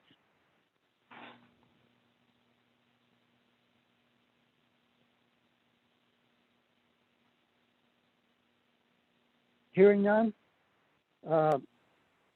Speaker Damon? Thank you very much, Mr. Pro Temp Chair. We'll continue on to the next budget, which is 10-10-15, the Office of the Speaker. I'll go ahead and turn the floor over at the time to Chief of Staff, Ms. Yazzie. Ms. Yazzie, you have the floor. Thank you, Pro Temp Speaker. Part 1, Business Unit number 101015, Program Title, Office of the Speaker, Division Branch, Legislative Branch, prepared by Lynette Lee, phone number 7260. Part 2, Funding Sources, FY22 General Funds 10-1-21-930-22, in the amount of $1,971,695, 87% of the total. Indirect cost recovery 10-1-21-930-22, $253,549, 11% of the total. FY22 GWA allocation 10-1-21-930-22, in the amount of $37,178, 2% of the total. Total amount is $2,262,422 at 100% of the total. Part 3, Budget Summary 2001, Personnel Expenses, Fund Type Code 1, Column A, and Original Budget $1,634,421. Proposed Budget, Column B, $1,575,361. Column C, Difference or Total, $59,060. 3,000 Travel Expenses, Fund Type 1, Code 1, Column A, N and C, Approved Original Budget 45,263. Column B, Proposed Budget 114,639. Difference or Total, and Column C is 69,376. 3,500 Meeting Expenses 0. 4,000 Supplies. Column Fund Type Code is 1, 10,200. Under Column A, N and C, Approved Original Budget. Column B, 10,200. Column C, Difference or Total is 0. 5,000 leasing rentals, Fund Type Code 1, Column A, and it's the original budget 10,000. Proposed budget, Column B, 10,000. Difference total 0. 5,500 Communication and Utilities, Fund Type Code 1, and it's the approved budget, Column A, 37,800. Proposed budget, Column B, 37,800. Column C, Difference or Total 0. 6,000 Repairs and Maintenance, Fund Type Code 1, and it's the approved original budget is 25,000. Column B, proposed budget 25,000. Difference or total in column C is 0. 6,500 Contractual Services, Fund Type Code 1, and it's the approved original budget 0. Proposed budget in column B is $430,450. $54. C, Difference or Total $430,454. 7,000 Special Transactions 1. Column A, $112,000. $58,205 for the NNC approved original budget. Column B, proposed budget, $58,968. C, column C, difference or total, $53,237, $8,000. Public assistance, zero. $9,000. Capital outlay, zero. $9,500. Matching funds, zero. $9,500. Indirect costs, zero. Part 4, positions and vehicles. Total number of positions budgeted, 21. Total number of vehicles budgeted, 3. Budget 2 of 9 is budget form 2, program performance criteria is attached, as well as the listing of positions and assignments by business unit numbers. Page 4 of 9, budget form 4, detailed budget and justification. Page 5 of 9, budget form 4, again, detailed budget and justification. Budget form 4, page 6 of 9, budget form 4, page 7 of 9, budget form 4, page 8 of 9, budget form 4, page 9 of 9 is attached. Speaker Pro Tem. Thank you. With Thank you, that, Mr. Yagi. on Malona, refer back to the floor. Thank you. Do we have any questions from the committee members? Questions, comments? Delegate Henio. Delegate Henio, you recognized? Ake Nashinanta, Pro Tem Chair of Naabik'íyáti Committee, Halona. Ado Shitsulis, Speaker David for sponsoring the legislation. Ado Shinanta, 24th Nomination Council, Naabik'íyáti Committee. This looking at the OMB report under legislative concern number 15. It says the Office of the Speaker shall present a draft version of policies and procedures for the Office of the Speaker as recommended amendments to its enabling legislation and present a report on such to NABI by the end of the second quarter in FY 2021. And it says there's no response, non-compliant. So maybe if that's still on the radar with this business unit. The next legislative concern is number 23, which refers to all divisions of programs implementing handicap designated areas such as ramps, signs, signage, bathroom within their budgets across the board. And but coming, it says non-compliant again to also. So I don't know if this pertains to the Office of the Speaker. Maybe they have implemented that, but just a little bit of feedback on that.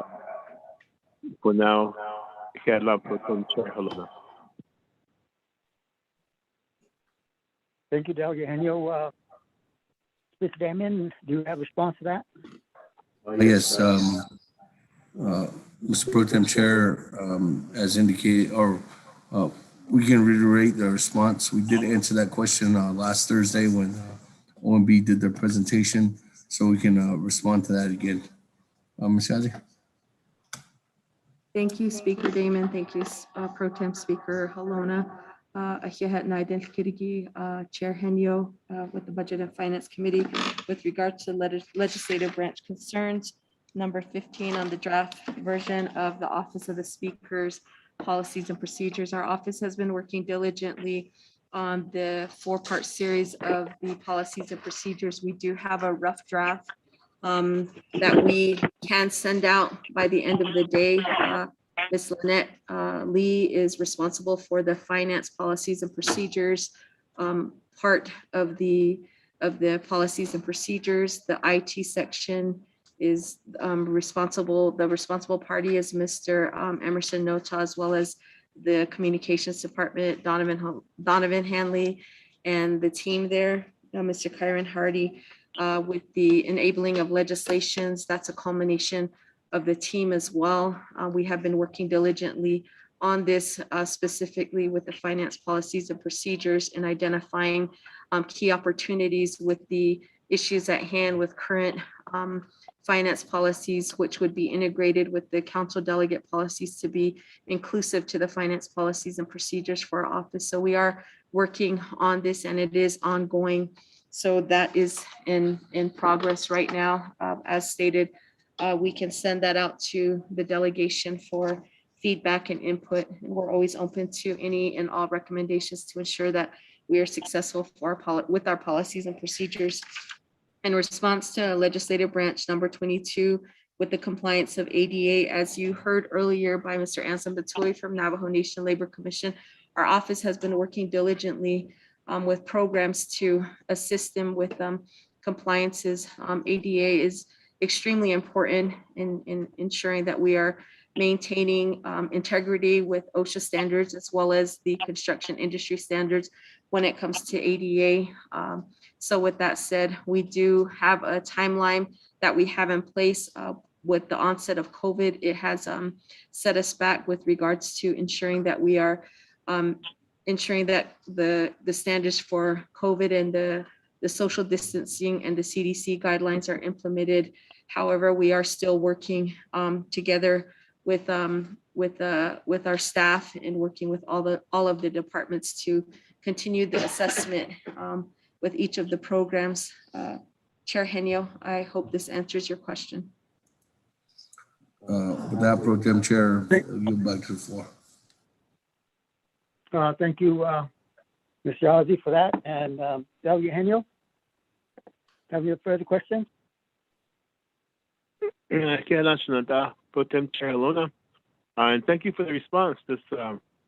I need to follow up on some of these legislative concerns that were issued by the 24th Council during the last budget session. So there's other programs that still need to respond on that too. So yeah.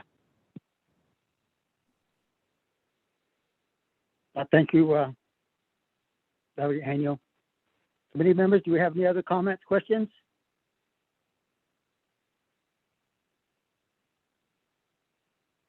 Hearing none.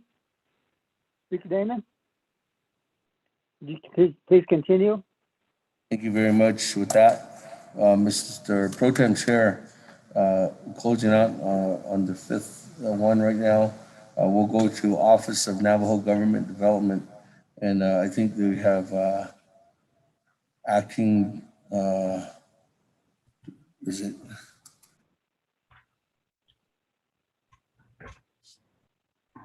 We do have delegated individual or a delegated Director Dwayne Crank, who will be presenting on behalf of Office of Navajo Government Development.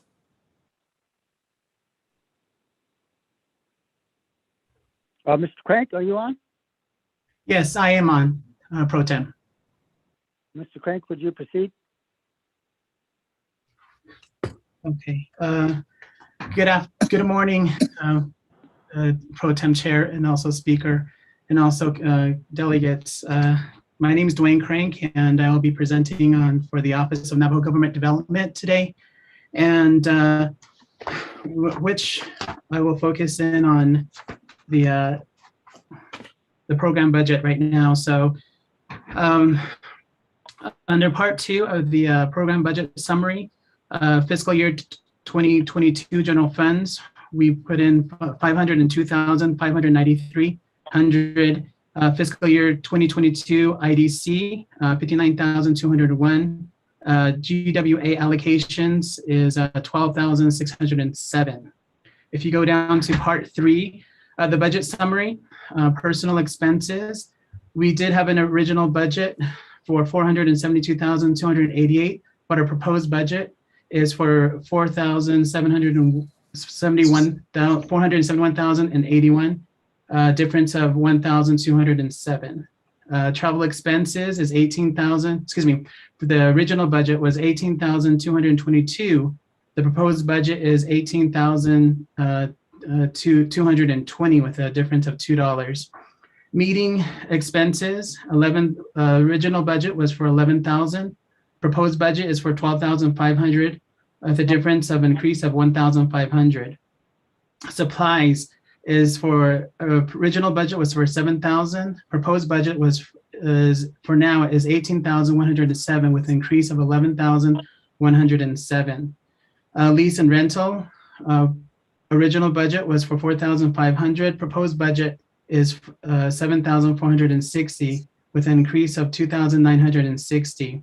Communications and utilities, the original budget was for 9,500. Proposed budget is for 10,960, a difference of increase of 1,460. Repairs and maintenance, original budget was for 10,000. Proposed budget is for 5,500 with a decrease of 4,500. Contractual services, original budget was for 8,000. Proposed budget is for 5,000 with a decrease of 3,000. Special transactions, original budget was for 15,364. Proposed budget is for 25,573 with an increase of 10,209. Part 4 for positions and vehicles. As you can see that our proposed budget for 2021 was for 6 people, but our positions right now is for 7 individuals for our positions in our office right now. Number of vehicles that we budget for is 1 vehicle. And then in budget form 2, as we go into the next page, is our goals set for fiscal year 2022. And then all other forms are following as that as read into record at, and I will stand for any questions now. Thanks for that, Mr. Crank. Thank you. Thank you, Mr. Crank, and committee members. Do we have any questions, comments?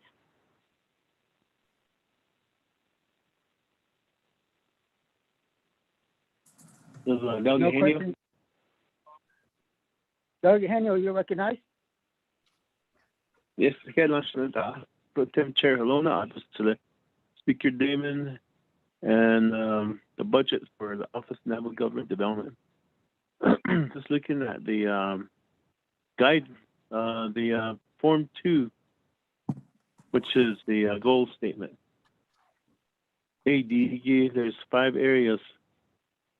And so looking at developing sustainability policy and guidelines for Navajo Nation government to implement. What does that mean? That's, can you please provide the examples as far as what you mean by developing the sustainability policy and guidelines for the government? And then at the same time, you're looking at goal statement number 2, under the measures and objectives, says develop and propose government reform recommendations from the Commission to the Navajo Nation Council. So that talks about the Commission itself. And then goal statement 3, which is performance measures objectives, says provide technical assistance to the local government and other entities. What kind of technical assistance are you talking about there?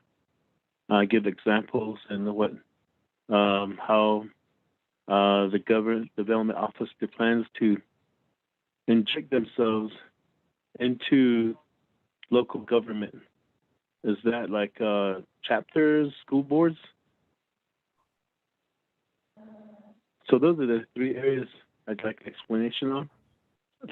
Pro Tem Chair Alona. Thank you, Delegate Henio. Mr. Crank, your response? Thank you, Pro Tem Chair, and thank you, Delegate Henio, for the questions. For the first one, where you said develop sustainability policies and guidelines for Navajo Nation government to implement, and our current Director Dees, actually has been working on a white paper to implement some form of sustainability measures for all types or all levels of our government. Maybe with the President's office, legislative office, or even judicial office, maybe the way we operate from just our day-to-day operations, paper-wise, or even when we go out to different areas. I think those are what he was really pushing for, sustainability, because it's a broad general term when it comes to Point sustainability. But policies, I think with each department, we can develop some kind of point of privilege, Pro Tem Chair. Hold on, Mr. Craig. Point of privilege, Mr. Henio? Yes, Delegate Pro Henio. Tem Chair. I believe Mr. Craig is now in charge, and I'd like to hear from his perspective. He's talking past tense. I'd like to hear from his perspective if he is going to be in charge of this office and steer that ship. How is he going to guide this one from his perspective, not Mr. D's?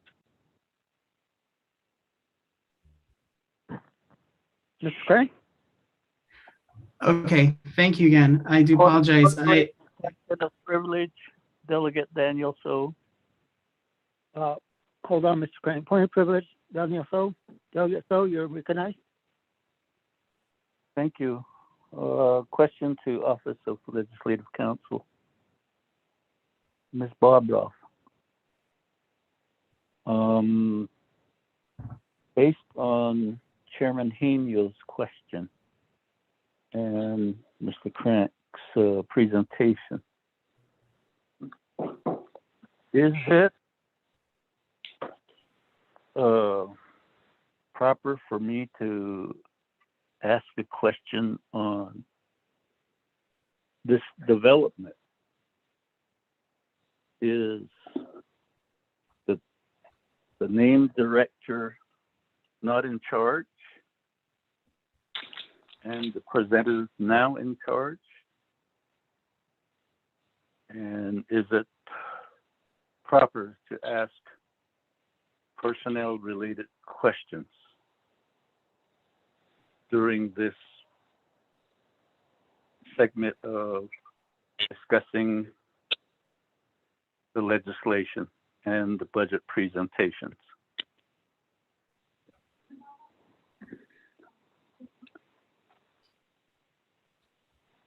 Does that conclude your question, Delegate So? Ms. Barbara? Thank you. Good morning. This is Ms. Barbara. So, as I understand it, and I think that it has been explained before that there are some personnel issues at the Office of Government Development that are currently in the process of being addressed.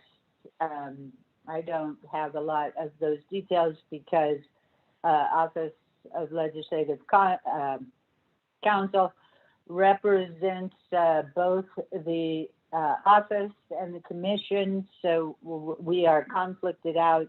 The office is being guided in this by the Department of Justice. The commission is being represented by outside counsel. But so I don't have details, but what I do know is that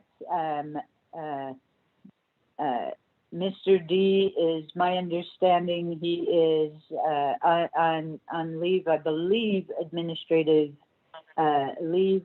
And during that time period, Mr. Crank, under the standard delegation of authority, is delegated over that office. As far as Delegate Henio's question, I think I might rephrase it a touch. He's essentially, as I understand it, Delegate Henio is asking for Mr. Crank's opinion on goals and operations of the office. And I think it's appropriate for Mr. Crank to answer that question to the best of his ability, but I think it should be taken in context that he's only, at the moment, very temporary in his delegation of authority. So I guess sum up what I'm saying. You do need to tread carefully on personnel issues. I will tell you if I believe you need to go into executive session, but right at the moment, I think that Delegate Henio's question to Mr. Crank is acceptable, and it is, his response should be received in the context of his temporary delegation. I hope that answered the question. As I've said, there may need to be an executive session if you want to go deeper into this. Thank you, Chair and chairs. Thank you, Ms. Barbara. Delegate So, Daniel So. Any further comments?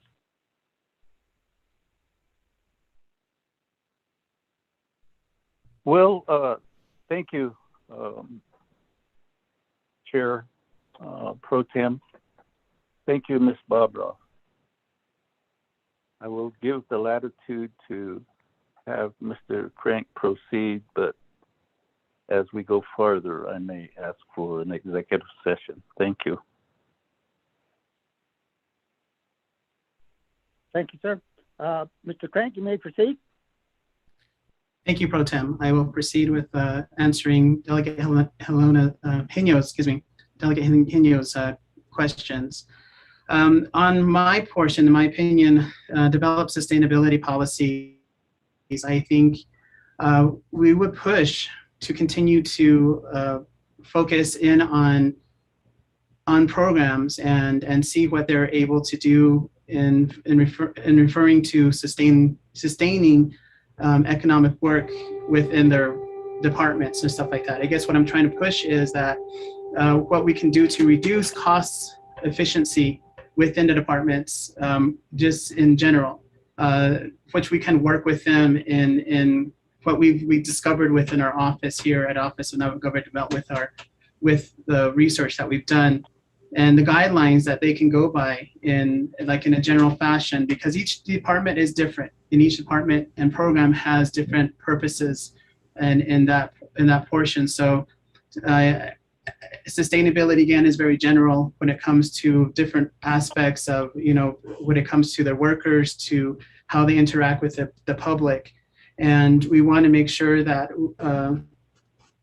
we want to focus in on how that is spent money-wise with the departments and programs. And I think that's one of the things when it comes to sustainability is making sure that they're able to continue on with minimal amount of interruptions to our environment and within our social setting. When it comes to development and purpose, government reform recommendations from the commissions to NMC, right now, one of the things that we are focused on and working on, I think the main reason why this office was established and continues to be established is that about government reform. Do we need one? And how we're supposed to continue on with our plan of operations and what it was said. And I believe that we are currently in a place where we have enough references and enough information coming from prior outreaches and also listening sessions that we can actually develop some kind of recommendations to the Navajo Nation Council. May it be some form of constitution or some form of government reform to a 4-branch system kind of a thing. So those are the things that we wanted to start presenting. And we were, prior to this pandemic, that's what they will continue to work on. And we want to continue working on that and focus back onto that mainly. Program technical assistance to Navajo local government and other entities. Yes, we have been working with the chapters on certain aspects of government reform and their when it comes to technical assistance, we used to work with CLUP-C a lot. I think Raymond Sosi did a lot of those work, but currently we stepped away from that. And we're focusing more on developing how do they develop their rules of procedures, may it be the Roberts rules, or how do we focus in on a lot of these. But with the pandemic again, we haven't been able to work directly with the chapters because they're not allowing anybody onto the chapters. Their doors, some of the doors are still closed, and some of us have a lot of turnovers. And one of the things I would like to do is start assisting with the officials and making sure that they understand the purpose of their positions when it comes to relating to Navajo Nation government. And because DCD and ASC have the technical assistance and operations and stuff like that, but we want to make sure that we provide assistance to the history of the Navajo Nation, the history of the chapters, and the LGA certification, what reason that is for. All the other portions of that, of course, also work in collaboration with DCD and ASC. And I think that's what we're mainly focused on for program assistance, performance measures and objectives for technical assistance. I hope I've answered your questions, Delegate Hino. Thank you, Mr. Crank. Delegate Henio, any further questions?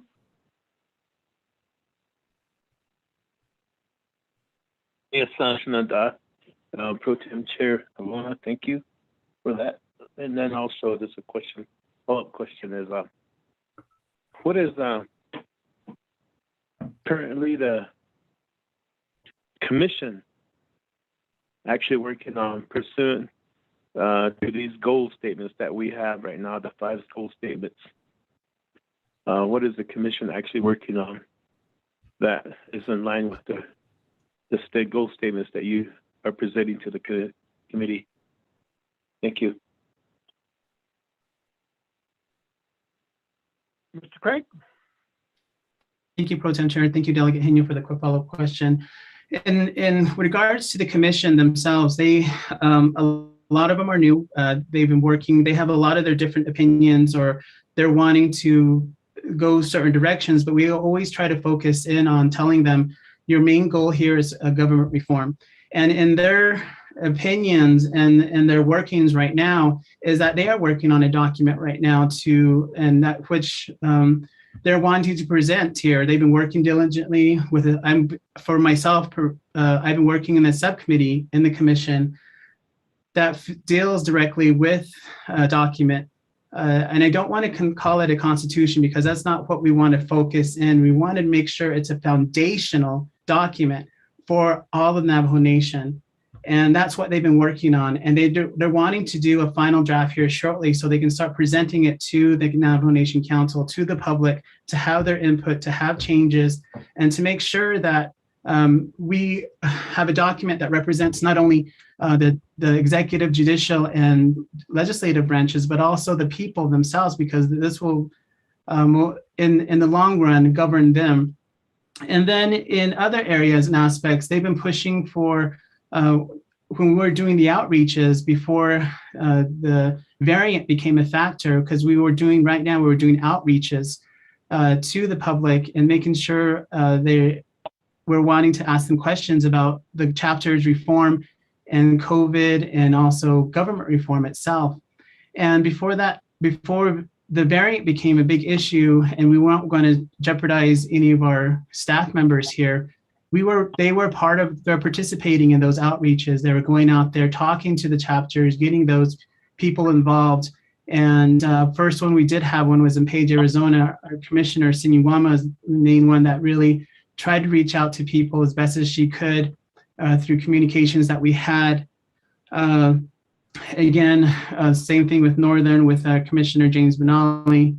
And we were working with each commissioner to make sure that they did their part in those aspects. And then also communicating in, first of all, like in each goal set, you said, how are they reaching it? And the commissioners themselves have actually talked about what directions they want to go in. And we're looking forward to hearing from the executive branch's office. Now they finally have a representative that's going to be set that you guys, hopefully that you guys will confirm here. And we want to continue to work with all the branches and all the agencies and all different aspects of that.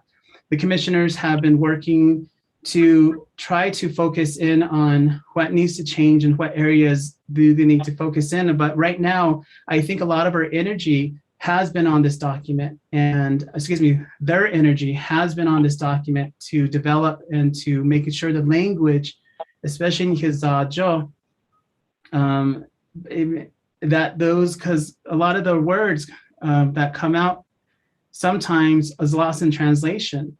So we're referring to a lot of the scholars, Navajo scholars at Diné College and other areas, and talk about the language itself in this document. So that's why it's taking a while. So we want to make sure that there's no confusion on this document that hopefully that we'll present here to you guys sometimes in the new fiscal year. And they also go out there at their agency meetings and talk about the commission itself and our office and what they want to do. And they kind of bring back what the areas want to do or whatever branch wants to do. And they kind of try to convene in that and come to a common understanding of what direction they should all be headed toward to. And recently is that we do respect the legislative branch and the delegates, and they do request from us certain things, and we will continue to do those researches for the delegates at the request. But the commission wants to push in on saying let's focus and finish this government reform, because our office, as I understand, as I read a lot of these things, is that our office is supposed to be temporary.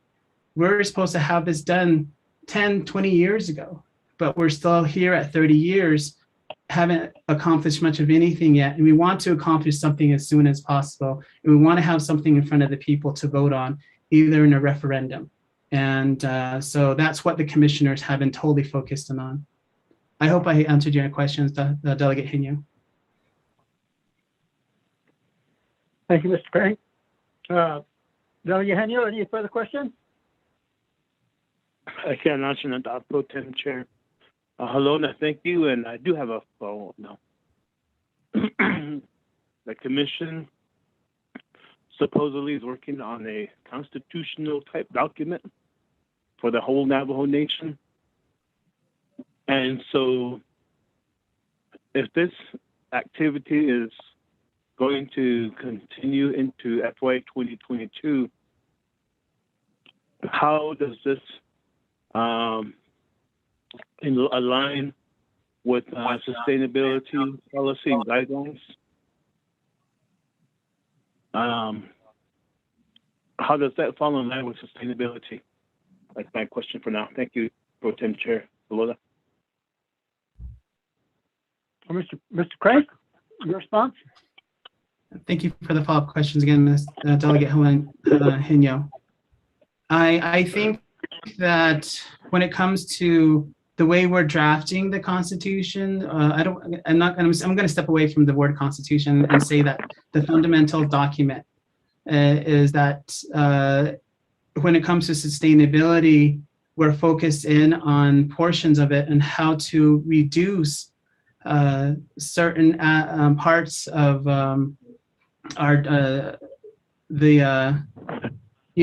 implementing some sorts of ways to communicate with each other, with the departments and stuff like that, implementing better communications and also not having to, travel, stuff like that, travel, and so reducing our carbon emissions and stuff like that, are some of the things that, we kind of focus in on, but that's not what, those are just ideas and they're not actually on the document, but that's what we're kind of, how do we kind of focus in on sustainability on some of the documents that are a portion of that in regards to that's why we want to start meeting with the departments and with the programs and say, what do you think about this kind of a thing? Will this be feasible? And from that, we kind of work back a way back out again. And maybe it maybe not be feasible. Maybe it is not a direction that we should be going, kind of a thing. But this is a slow document. It's a living document, and it will continue to change and grow. Some will be eliminated. Some will be added in and stuff like that. And that's what we're working on now. To the objectives of right now with the document itself is there's a lot of different areas that we are trying to cover. And then, of course, within the new fiscal year, once it's completed, education will be the biggest thing to present to not only the three branches, but also the general public, the Navajo people out there at the chapter meetings, at the chapter, at these areas, and informing them and what they think about these documents. So there's the aspects does fall into a lot of our goals and objectives. And when it comes to presenting this document, to educating the people, and to develop some kind of recommendations further on, and then also by assisting the local governments, and then going into listening sessions and survey questions and stuff like that. And I think that's pretty much it. Thank you so much, and I hope I answered your question, Delegate Hino. Thank you for that response. Mr. Crank, Delegate Henio, do you have any further questions or comments? Not really, but I just heard a lot of vague examples of this and that, carbon emissions. I don't know how this Constitution will solve carbon emissions. But what's the timeline? My next question is, what's the timeline to it be presented to the people? Is there a timeline in place, like 2022, this coming fiscal year? Is that the goal? Is that why we're giving money to the office and the commission? Mr. Crank? Thank you. Thank you, Delegate Hino. And yes, the timeline right now, we do have timelines where by next month, we do want to, the subcommittee wants to represent this back to the main commission. And the main commission will talk about, we do have a strategic planning meeting next week with this document and some other subjects also, but mainly this document. And we want to talk about it in full detail with a full commission. And like I said, they want to come to a complete understanding and a complete agreement on the document, and be happy with the fact that they can present it out to the public, out to you guys. And so I'm thinking from the conversations that we have, yes, beginning in fiscal year 2022, sometime in October or November, we will start presenting this toward the public, and then education will follow, and then other forms of public hearings and all these other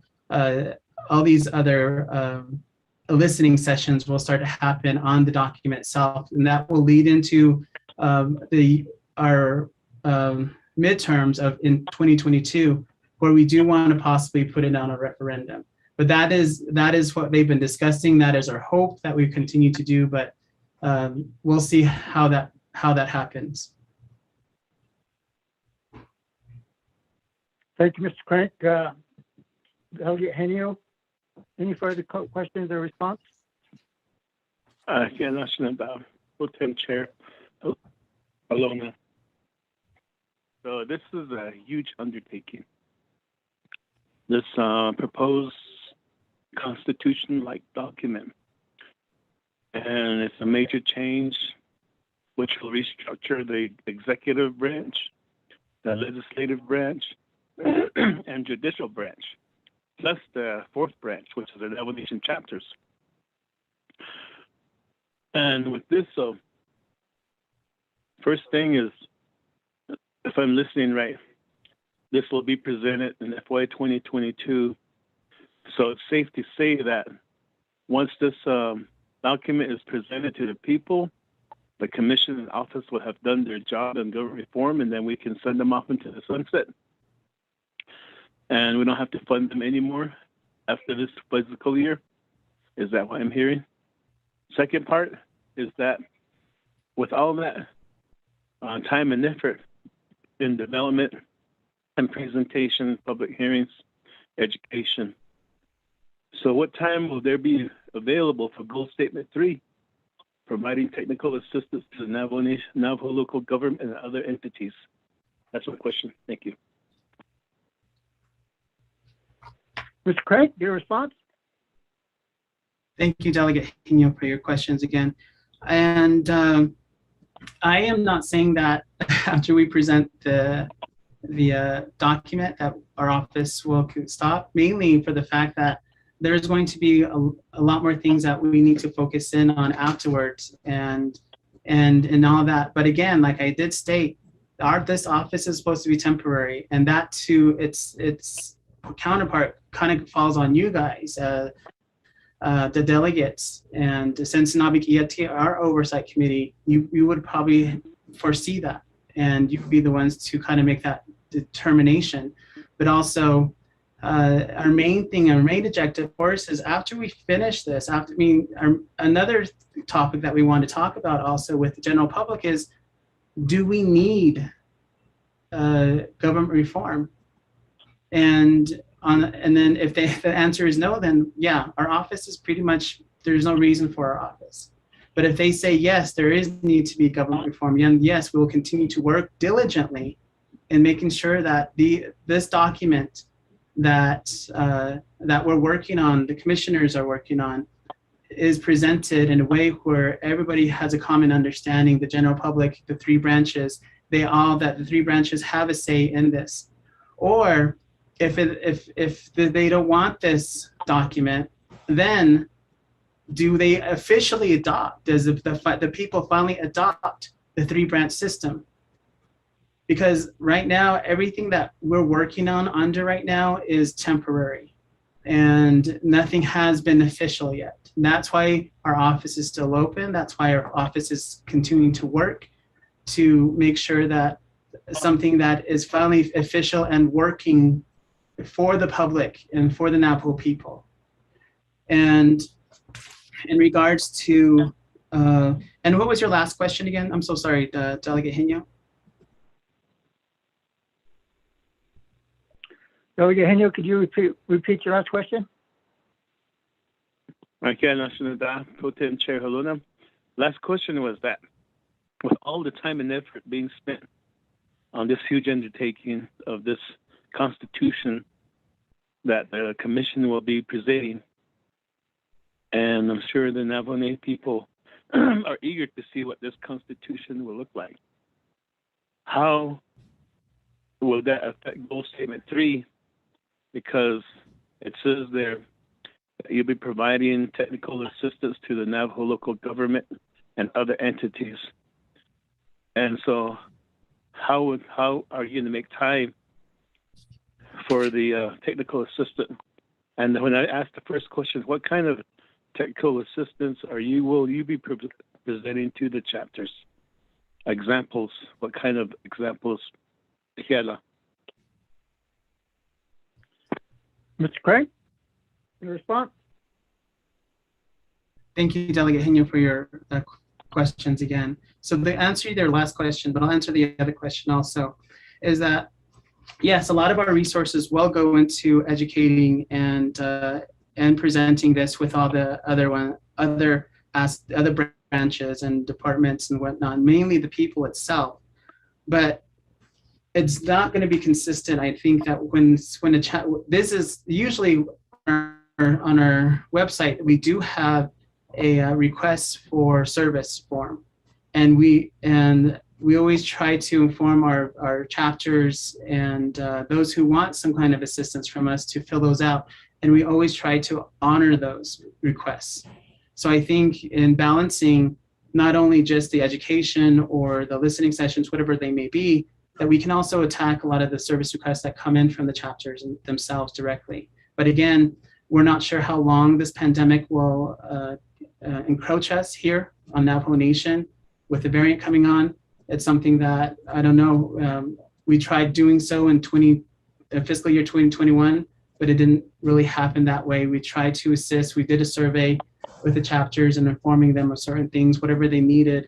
They called us directly, and we tried to provide information when it came to press releases and stuff like that coming out of the executive and legislative branch.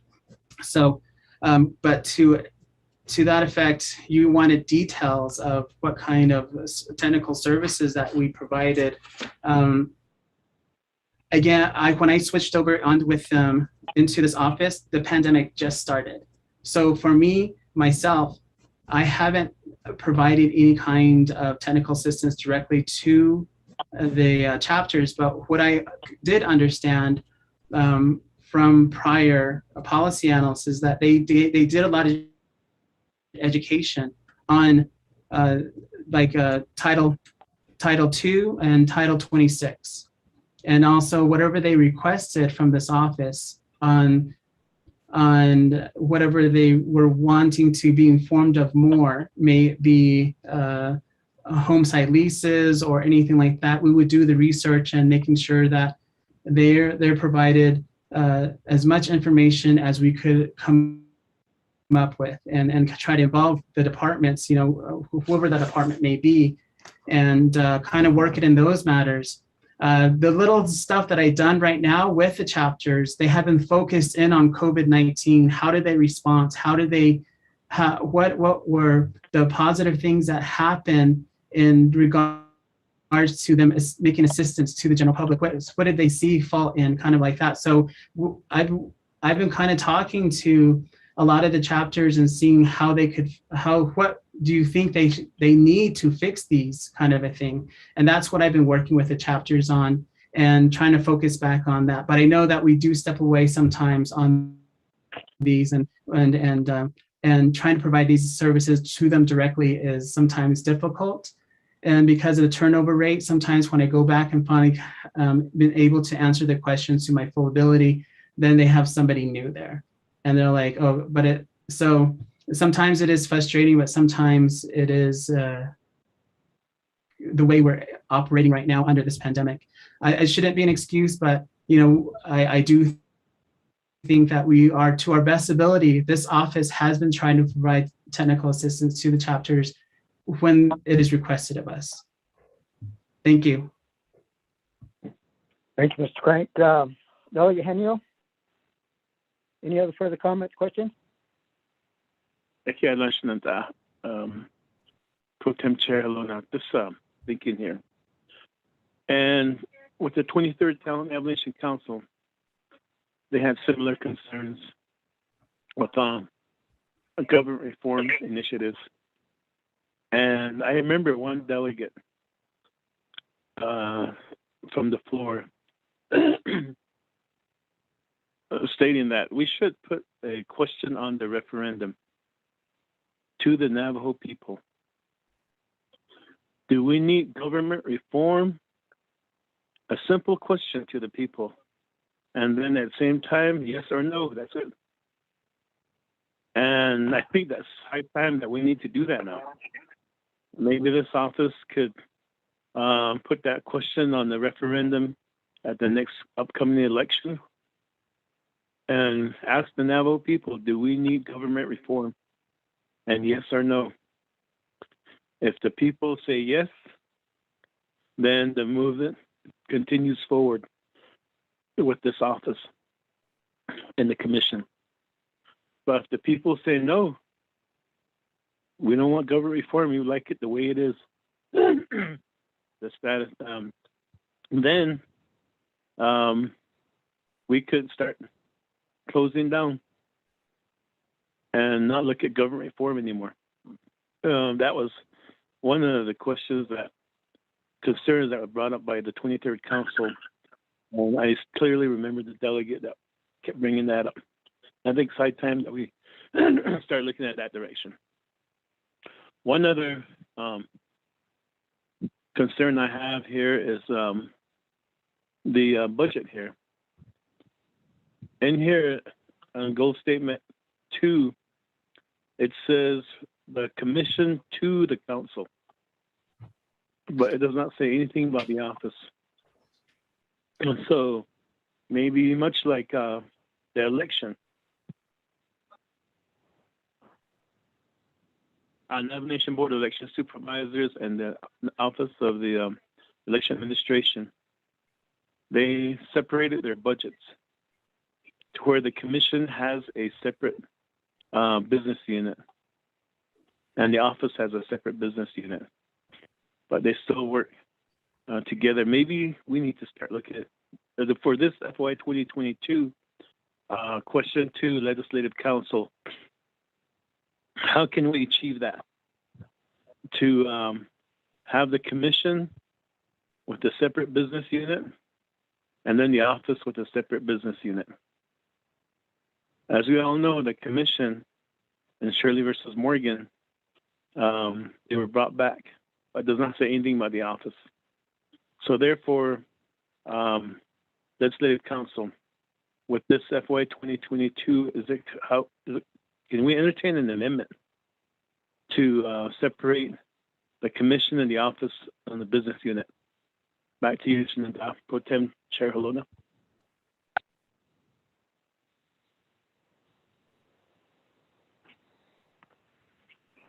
Thank you, Delegate Haniel. Mr. Craig, do you have any response to that?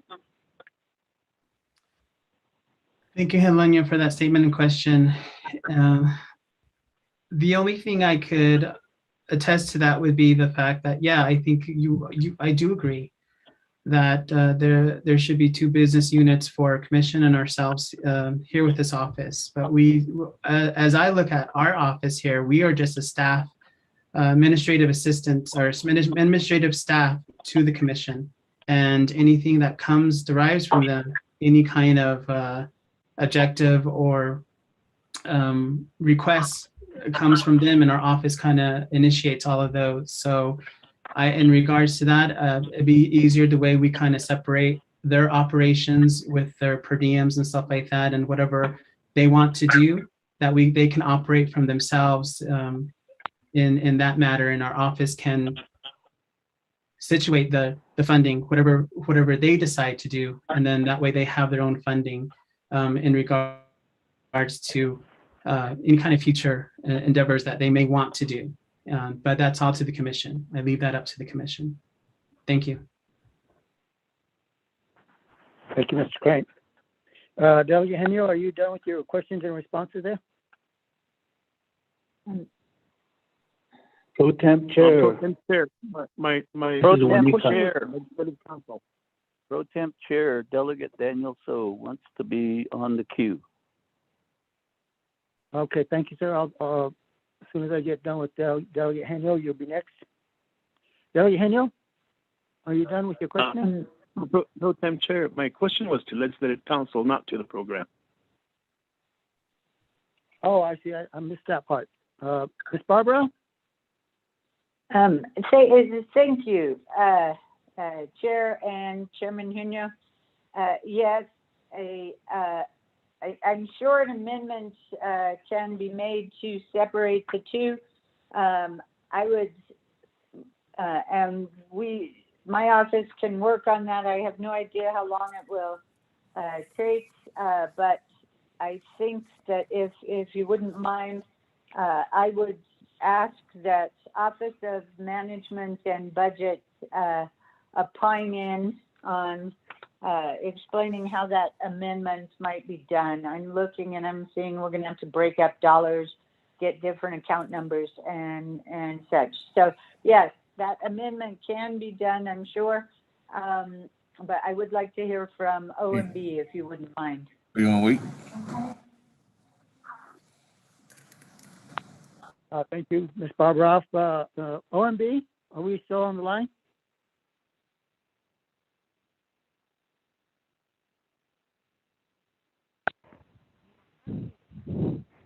Yes, Mr. Pro Temp Chair, this is Nanette Francisco with OMB. Ms. Francisco, thank you. Could you elaborate on that a little bit, see what can be done there? Yes, Mr. Pro Temp Chair. My understanding is you want to get rid of the government development business unit and then there'll be funds left over. Is that correct? No, that's not correct. Delegate Haniel, could you restate that question?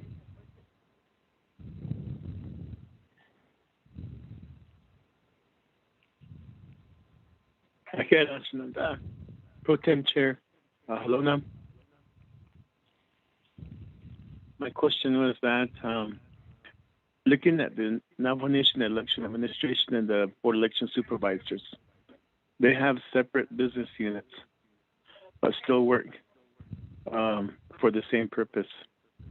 And so with this office and the commission,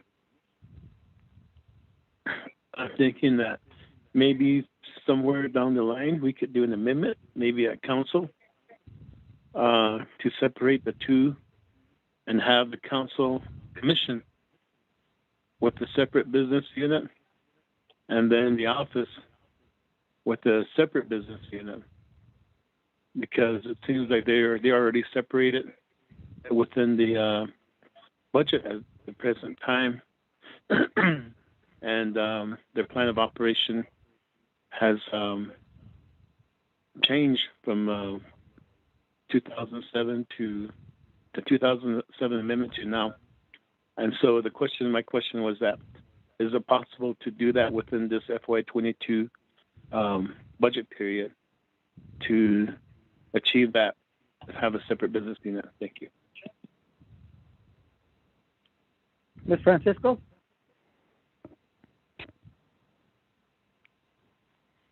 Mr. Chair, Pro Temp, this is Nanette. Francisco again. Yes, that's possible. You would just have to identify the new business unit and the amount that's going in there, and then from what business unit you're taking the money from. Does that answer your question? Thank you. Mr. Pro Tem Chair. Thank you. This is Dana back on, and so we will, my office will work with OMB to start preparing that amendment.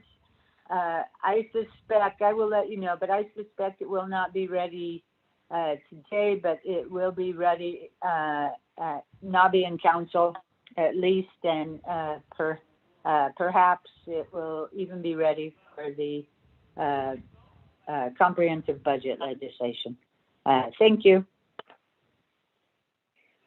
Thank you, Ms. Barbaroska, and we'll move on then. I'll let you get that taken care of. Mr. Delegate Daniel Soap. That's far. Chair Pro Tem, I think I heard Honorable Delegate Edison Wanika voice his request for the floor before I jumped on. If we would defer to him first and to myself afterwards. I will. Okay, no, I didn't hear that part, so let me see. Delegate Wanika.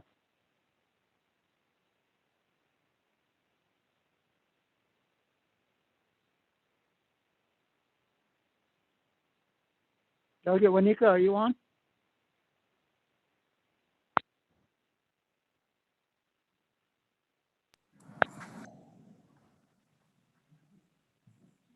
Delegate Wanika, did you have a question going once? Honorable Holona, he's in the chambers here. He's trying to unmute himself. Can you hear me now? Oh, there you are, Mr. Wanika. Thank you. Okay, thank you. Pro Temp Chair and members of the Naabik'íyáti Committee and sponsor. This question is to the sponsor and maybe to Chief Legislative Counsel. I'm just thinking this for this particular budget, because of whatever is going on between the commission and the office, maybe it's best that we put this particular budget on hold until whatever is going on is resolved. And also, I don't feel right about somebody else giving the budget. It should be the executive director. I don't know if the budget presentation is part of the delegation also. So I would question if we could put this on hold until that crisis is over. Thank you. Thank you, Doug Wanika. Ms. Barbara? Also seconds that.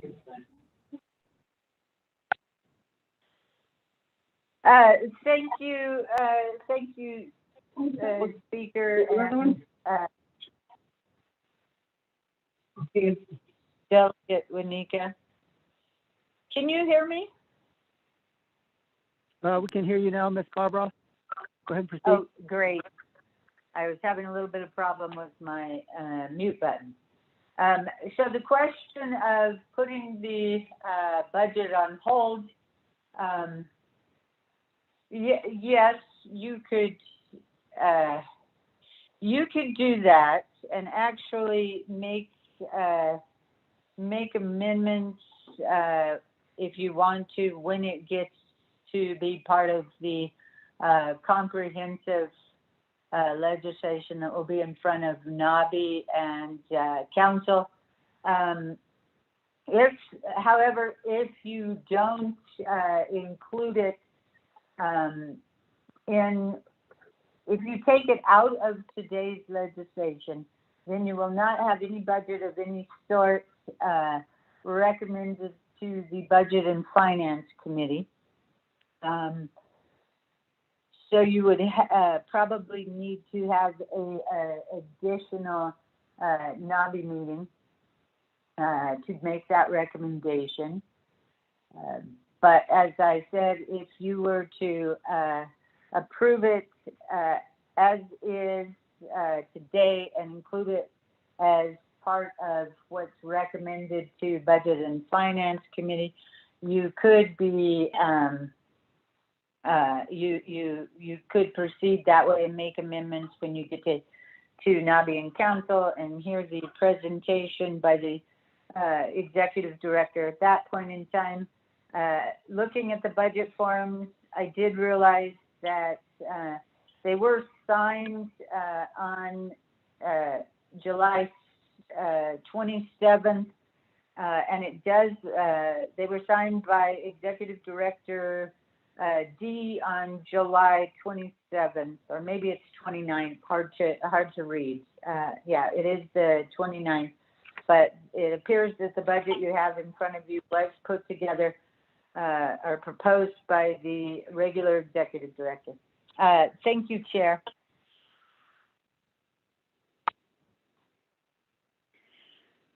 Thank you. Back to you, Speaker. Speaker Damon. How would you like to proceed on that? Mr. Pro Tem Chair, thank you very much. As a recommendation, if there's wanting to proceed, even if you stop the Navajo Nation government development budget here from not being moving forward, we would have to have a special session again in order for that to happen once the recommendation is to see how long, I guess, back to Honorable Wanika's suggestion about what is going on with the personnel issues until that issue is handled. I don't know how long that's going to take. I mean, that could take 10 days, that could take 30 days. And if the comprehensive budget doesn't include the Government Development Office, I think one thing is going to be, particularly the commission, that's going to be a violation against what the court has indicated, where there must be a funding to the Navajo Nation Government Development Commission at least. So the recommendation is what was put forth by Ms. Barbara, is if the budget can move forward, there can still always be a recommendation that at that time, if there is a situation that is or there is a solution or a recommendation or whatever recommendation the commission is going forward to give at the Naabik'íyáti committee or at the Navajo Nation Council budget session, then at that time we would hear from the commission chair or the if the personnel issues are push towards a correction or push towards a recommendation. So I think at that time we would be considering that at the most. And in the meantime, we would still collectively work together with the Office of Legislative Counsel and the Office of OMB in order for us to make any suggestions on separating for an amendment on both of the budgets and actually getting a new budget line item for the commission itself. Mr. Pro Tem Chair, so I would highly recommend that we continue moving forward with the legislate with the budget. But in that case, we can go ahead and hear maybe a directive in legislation that if this does go before the Naabik'íyáti committee, at Naabik'íyáti committee, then this budget be presented again so that we're going to hear at least from, again, a correction of issues that are being dealt at hand, or at least the Navajo Nation Government Development Commission Chair giving the presentation to as well. Thank you, Mr. Chair. Okay, thank you, Speaker Damon. I'm going to go to Delegate Daniel So right now. Delegate So, do you have a question? Comments and questions. Ashehet, Presiding Chair, Honorable Halona Arusatela, Honorable Speaker Damon, and colleagues of the Naabik'íyáti Committee and legislative staff, legislative council, and Mr. Crank. I'm really worried. It seems like you were delegated, but you can't explain or define what sustainability really is. The other aspect is, in your presentation, you mentioned that certain commissioners were doing their own initiatives, separate and apart from what is perhaps the goals and objectives of the commission. And so that worries me. And the purpose of the Government Development Commission is to facilitate, to put before the commission the priorities so that they can move forward based on those aspects. And then the other part is, you're saying we have it presented to the programs and the departments, but with the ability to Zoom and teleconference, there's your perfect vehicle for the conversion to sustainability, but you can't explain it to the members of this committee. I'm worried.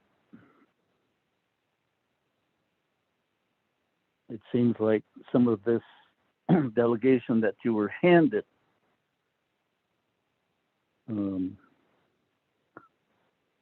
it's a little bit overburdening. And at the initial part, the constitutional like concept, now we're saying constitution. The other part that worries me is Title I, the Net Fundamental Law, establishes that ceremonial leaders will be part of the fourth branch. And now there's this concept of making the chapters the fourth branch, in direct conflict with Title I. So how are you going to take the commission forward and the program office forward?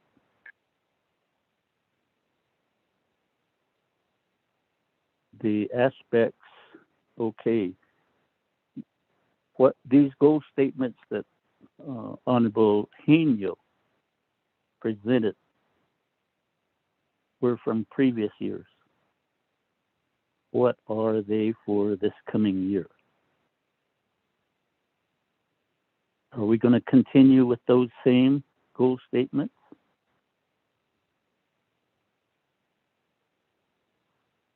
So in that aspect, I wish your presentation was more definitive and more purposeful, rather than maybe the adjectives perhaps, just does not connotate a direction forward with me.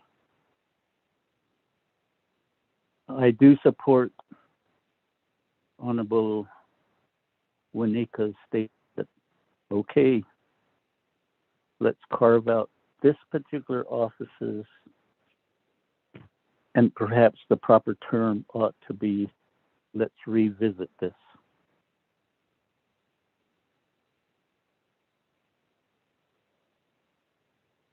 Especially with turning the commission budget separate from the office budget. So those are my statements. And again, the issue, we had confirmed a commissioner that represented the judicial branch, who in his questions to the council says, I want to push for a constitution. And yet, a few weeks before this particular session, he resigned with no explanation. But we're still talking about constitution-like structure or initiative.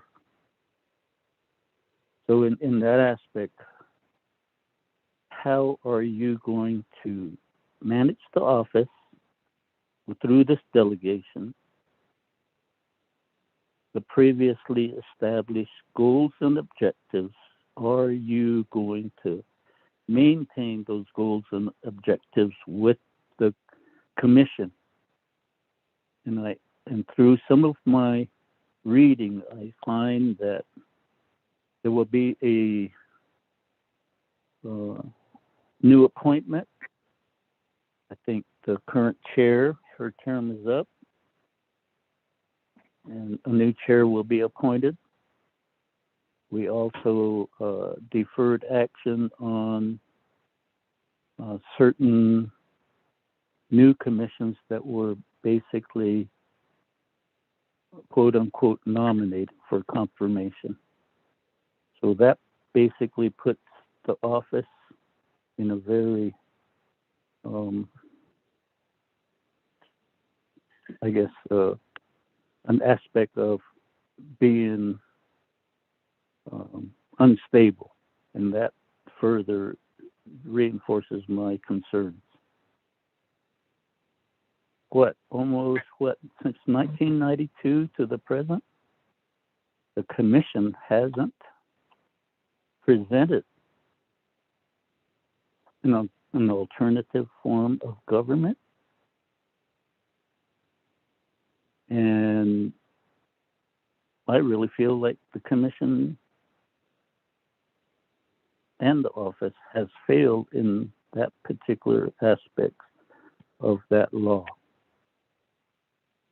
And how is the council going to do with that particular aspect?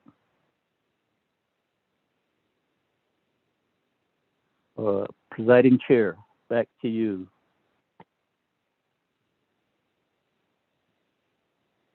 Thank you, I'd like to go back to Speaker Damon. Thank you very much.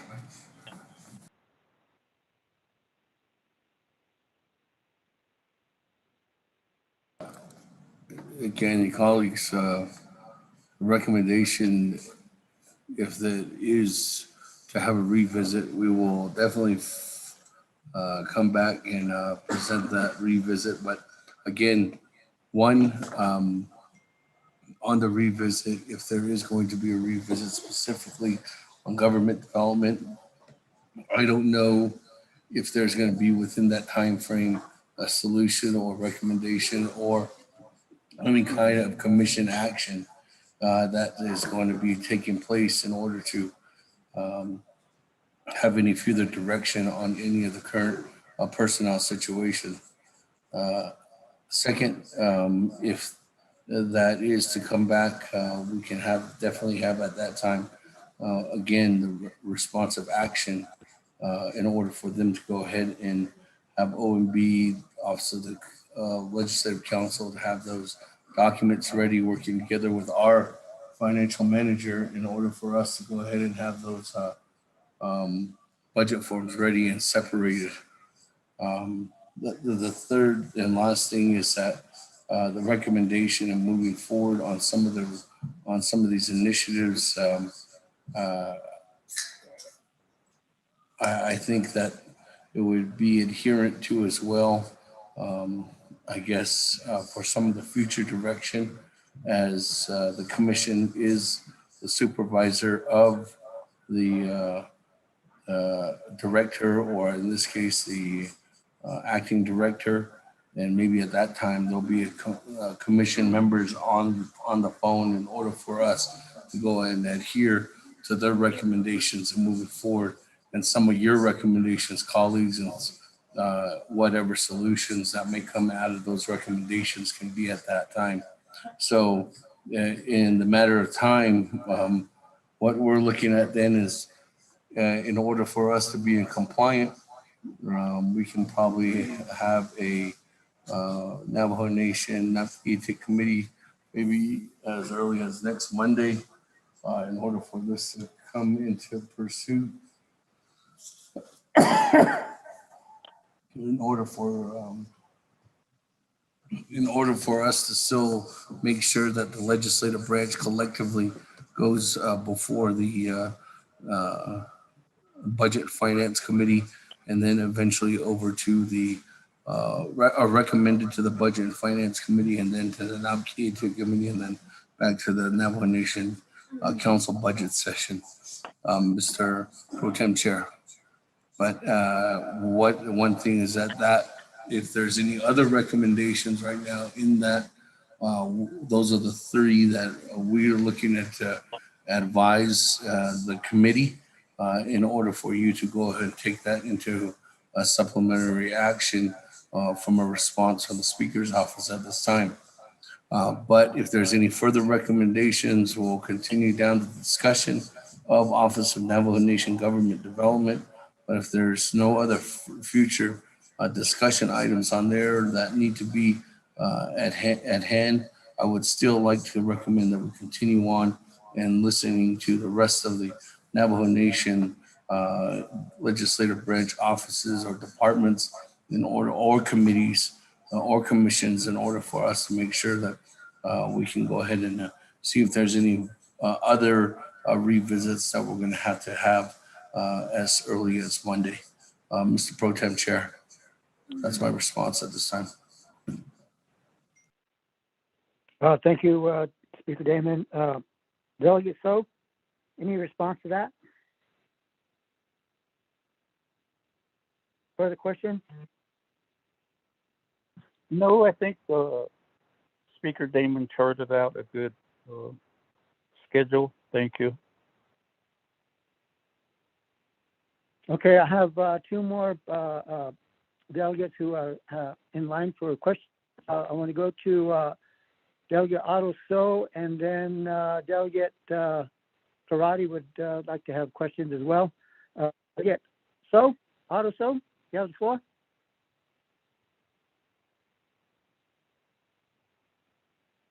Yeah, kudo dashin so no government development baniyat to adi ko ti de ta inishiki aj hashin so baniyat to ta inishiki to hisa ko ik peso aj bachete higi ya paiso ako ato zo no baniyat do Kuje ya tene street na hans thangi the commissioners asati ba at ego astoto le lo kuje da inishigi lo asati ba astoto le ako ho benal ego ko oshina kinna anishit anhalle ako ho juk adi da hi gunna ya ki so en hot ego ko yat ehnsen adon da klo ni ko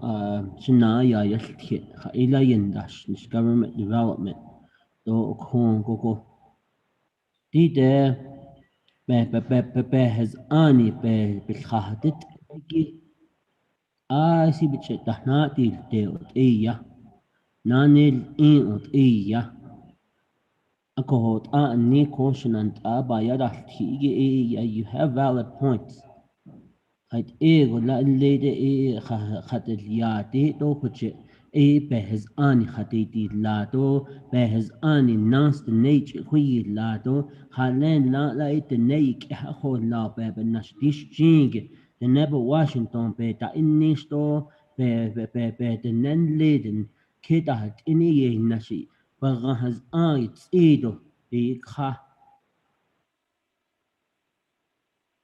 كو آتنسن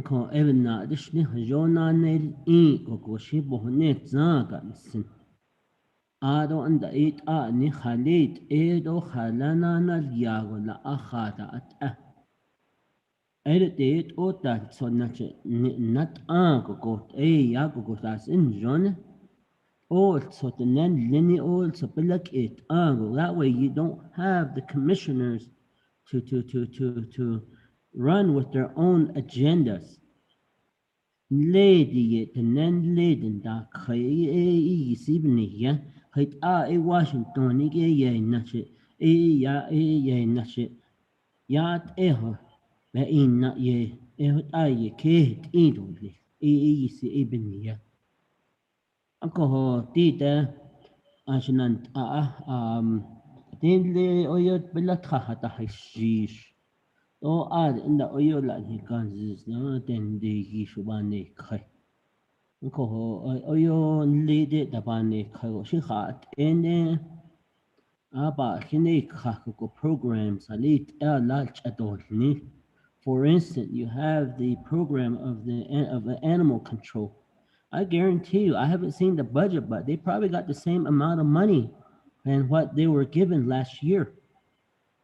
But we had a dog mauling here on Navajo.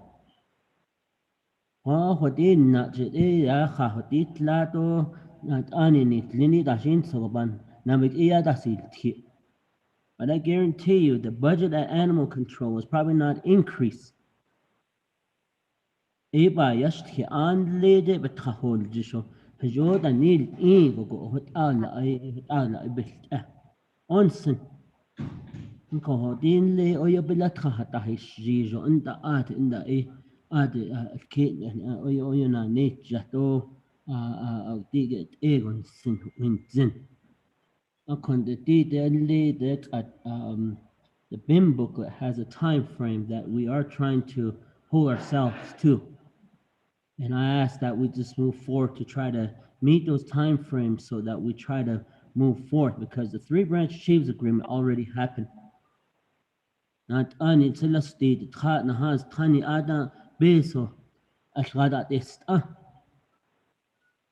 to hajo kodo Naabik'íyáti do tikugo aro ba ishan ohoriya dante bish ma an khayda ta aro ya hati kha hati tlada Oh, có sĩ hoạt động này thiện hoạt động này.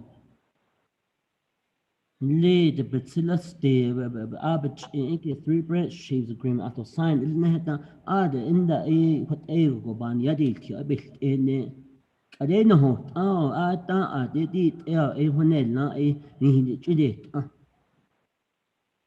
ko what apa hadis also yeah.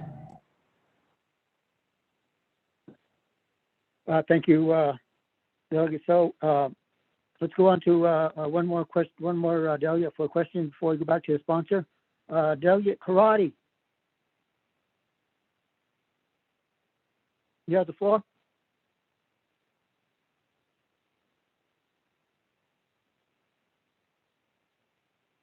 Delegate Karate? Pro Tem, this is Delegate Crotty. You had a request to speak, Delegate Karate. You have the floor. Yes, thank you. My question is to Legislative Council. In 2018, during the budget hearing, I did make a move to reduce the office staff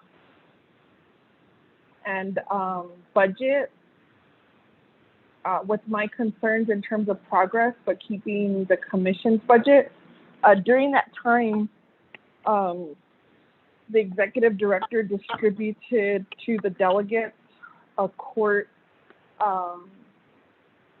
complaint against me for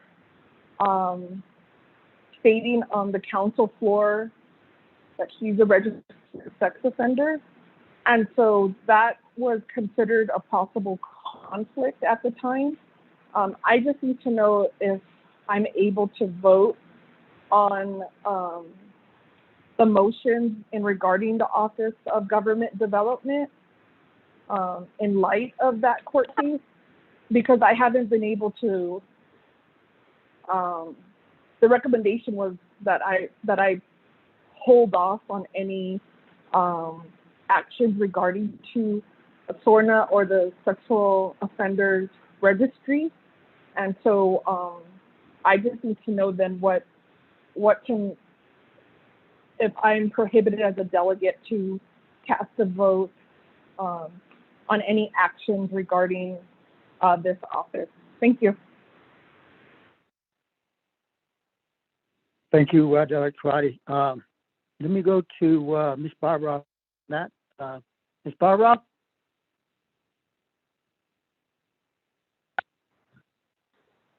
Thank you, Delegate Crotty. Thank you, Chair Pro Tem.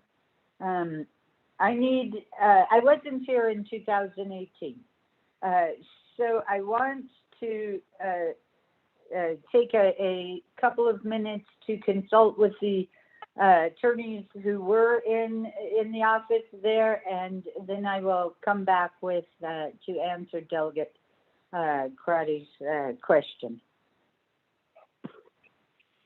Is that acceptable? That's acceptable. We'll move to Speaker Damon. You have a response on Delegate Otis' question or comments? Well, let me ask this question. I'm hearing the recommendation from Chairman Daniel So, and I'm hearing the recommendation from Honorable Otto So, and I think at this time that moving forward, we are collectively in a budget hearing. So in this budget hearing, I didn't hear. I think I'd really like the direction from you, Mr. Chair, to recognize a motion either from Honorable Chairman Daniel So that if the vote goes to say that we need to revisit Navajo government development, then at least we know that there was a vote taken to revisit. And Honorable Otto So indicated that he said the recommendation was to just move forward, and we're on a timeline, on a time crunch. So at this time, I think that if we continue moving on and we pass this without any vote, then that means the whole legislative branch budget is being recommended to the Budget and Finance Committee. But because there was no initial vote or recommendation. So, but if there is a recommendation, Mr. Pro Tem Chair, that let's say forsaken that there was a vote to table or to have a revisit on Navajo Nation government development, have that by Monday. We vote on that and that passes. At least we know that there's a direction that we're going to have a revisit. So I think, Mr. Pro Tem Chair, that's a recommendation I'd make back to yourself in order for us to make that guidance in order for us to drive this legislation towards the right direction. Mr. Pro Tem Chair. Thank you, Speaker Damon. Delegate So. Delegate Henio, in the queue. Henio, you're in the queue. Let me go back to Delegate Daniel So. Thank you, Presiding Chair. Thank you, Speaker Damon. Let me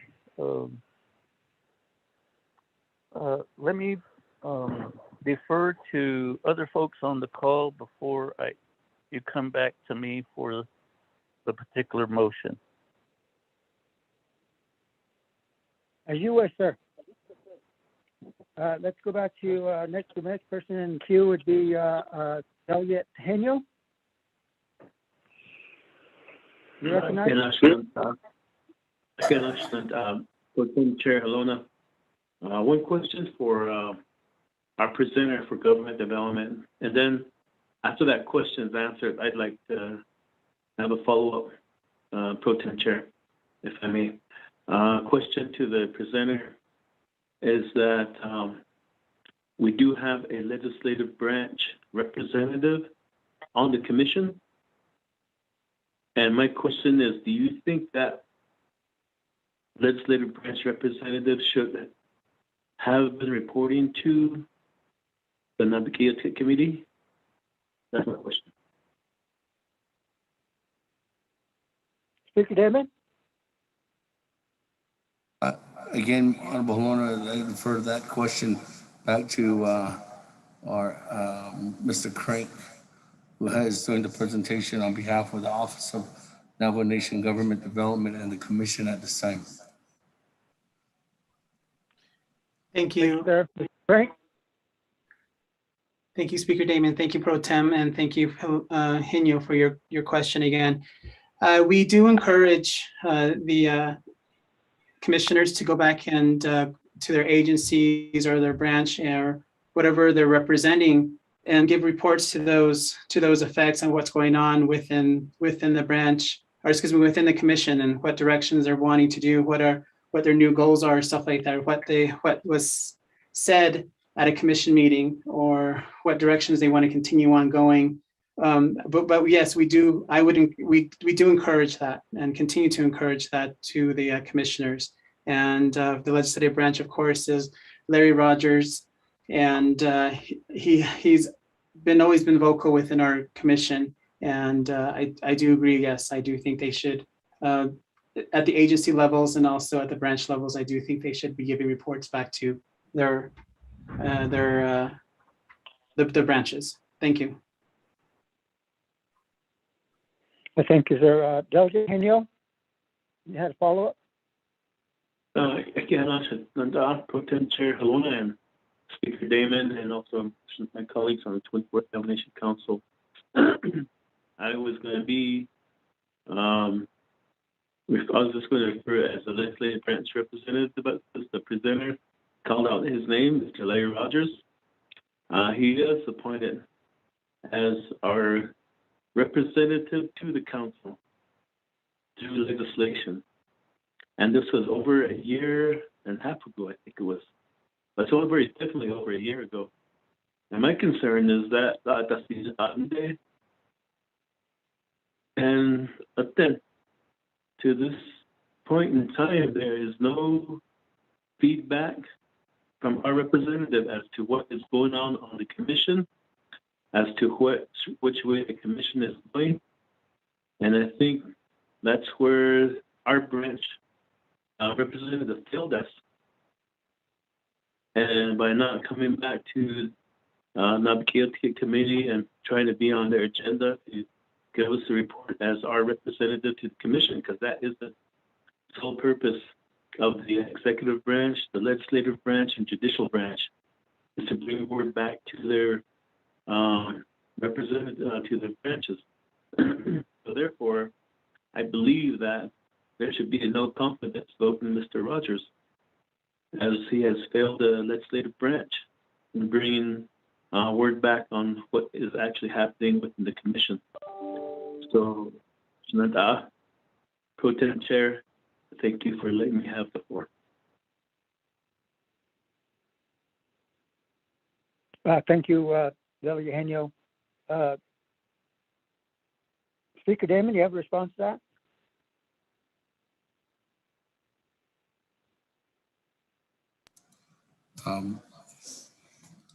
The recommendation in addressing that issue, that's something that I can definitely talk to Mr. Rogers about. But at this time, Mr. Pro Tem Chair, I don't have any response. Okay, thank you, Speaker Damon. Let's see if Ms. Barbara. Yes, Speaker Pro Tem or Chair Pro Tem, I'm back. I have consulted with the other attorneys in the Office of Legislative Counsel, and we are all in agreement that as a matter of voting and discussing the budget for the Office of Navajo Government Development, that does not rise to a conflict of interest by Delegate Crotty, regardless of the lawsuit. So we do not think that she's conflicted out of debating or voting or amending the program budget. The analysis might be different if the matter in front of the council right now or the committee right now was more personal to the directors, such as confirmation or such. So I hope that answers the question. If not, please let me know. Thank you. Thank you, Ms. Barbara. Delegate Karate. Yeah, Delegate Halona, this is Delegate Crotty. Do you have any further questions, Delegate Karate? Did you get that explanation? Yes, thank you, Delegate Halona. I received Ms. Barbara's determination. I wish that was a 2018 decision because we wouldn't be having this discussion right now. Thank you. Appreciate it. Thank you, Delegate Karate. Any more questions, comments?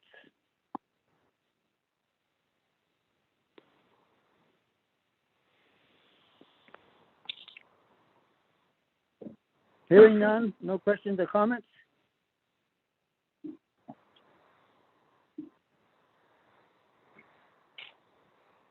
What? You are unmuted.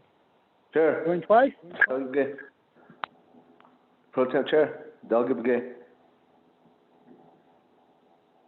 Hello. Delegate Begay, Elmer Begay. Yep.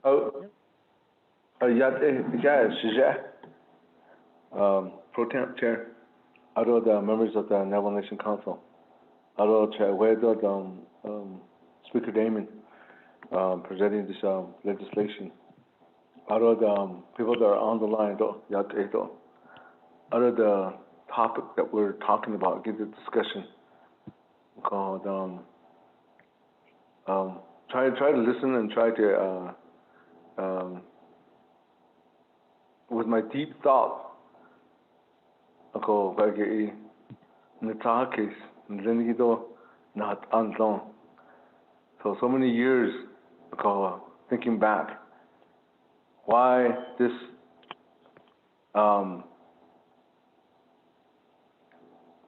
Development Commission and Novel Government Development was put in place. Seems that at the Bayel we start how to go about it. I don't basa hallo I don't which in the whole is I mean, you can see that it others actually that they have sweet which in the whole. This is one of the main reasons why this commission and also office were put in place. Basa hazlino Arabini nadna atida hilia. There are our own people from my community, Indian Wells. We lost some loved ones. Kotla, Saliniko. He gene did nothing there. They still think about our Navajo Nation government at Ahigita, Zagita. About another than the other, not the other. It Aya Estate Nisne, so does Ndosen Nahaga. But any not only Adota Zada at that time. So hey, time out. Let's put this, what happened here is tragic that happened with the Navajo Nation. And throughout across the country right now today, that's what's happening. And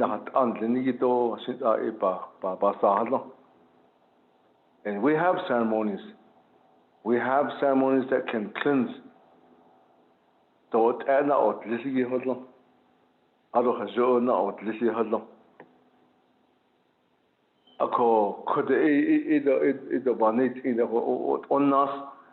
trying to fix it.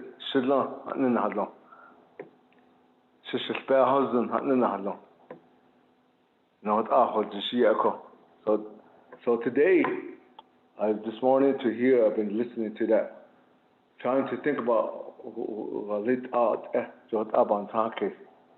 I believe that, this is what's missing. That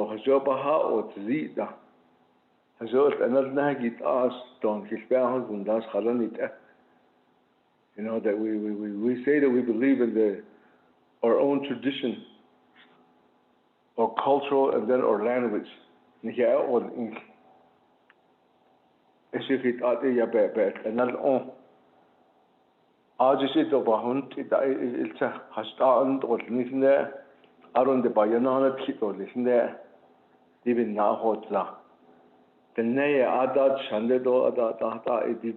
From my communities like that.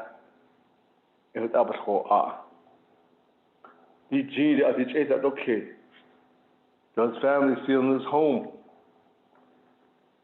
They lost a loved one through this government because of this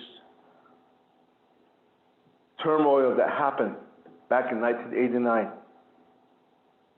So these families still want water, still want electricity, still want the roads to be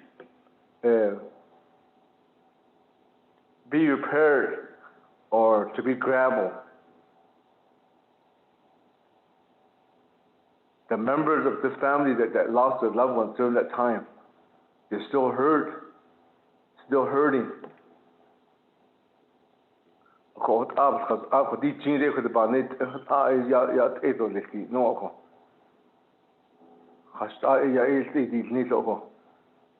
think we need to go back.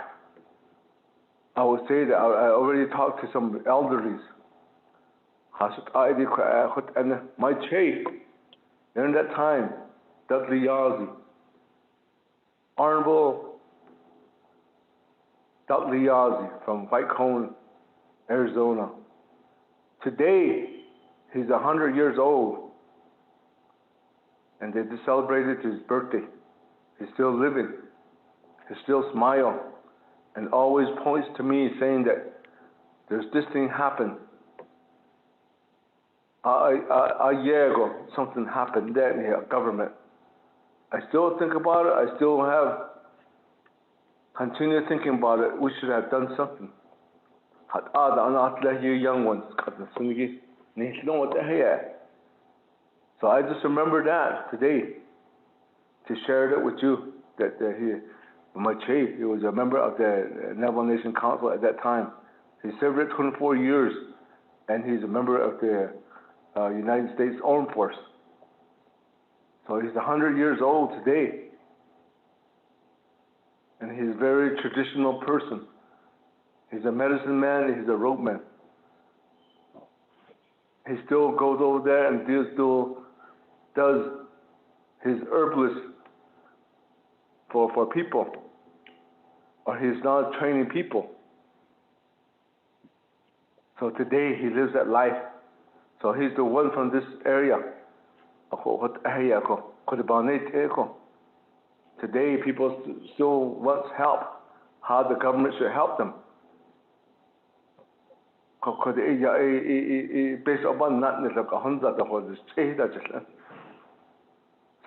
I want to share that with you. Think about it.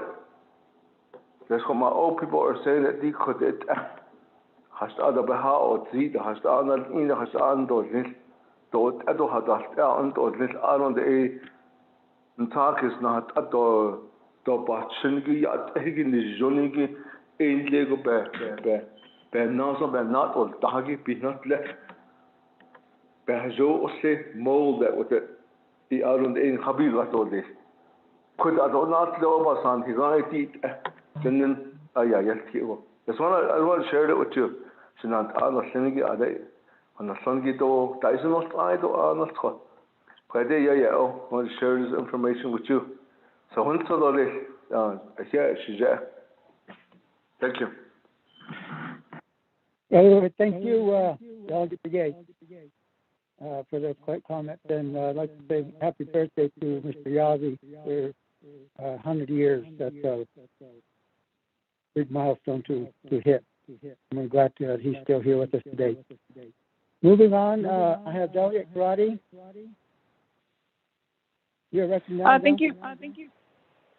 Pro Tem, thank you. I did have a question. I'm not sure in following the intent of either the tabling or the action of the committee. But if I could get DPM or if our legislative council, when the committee is discussing a program that has Navajo Nation employees hired, what are the restrictions in terms of changing around the budget or reallocating those dollars?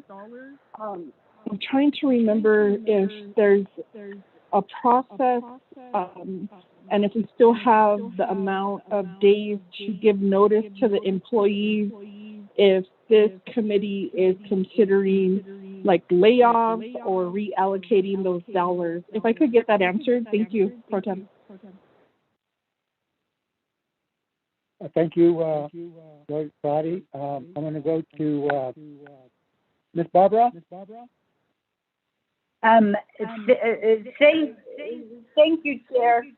I think it would be a good idea to get the Department of Personnel online. There are certain dates and time frames if a position is not funded as to providing layoff notices. So if Department of Personnel is on the line, that would be the most efficient way to proceed. While they're talking, I'm also looking in the personnel policies manual. Thank you. Also, I could recommend perhaps the Department of Justice to weigh in on me. Thank you. Thank you, Ms. Barbara. Do we have anybody from the DPM, Department of Personnel Management?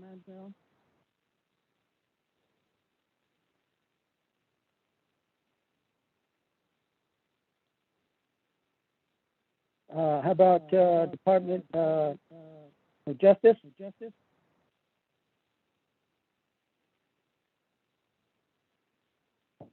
Hello, this is Rudy Naya with the Tax and Finance Unit, Department of Justice, and I'm looking up the answer to that question as well.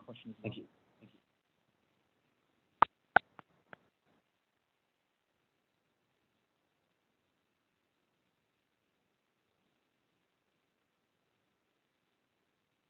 Thank you. We'll move on. And is there any other questions from any other delegate? Comments, questions?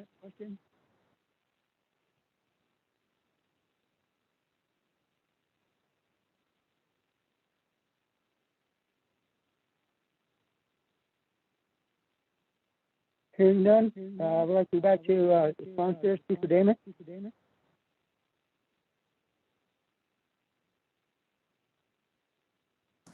Thank you very much with that. Moving on then, Mr. Pro Tem Chair, is that correct? Yes, sir. I think,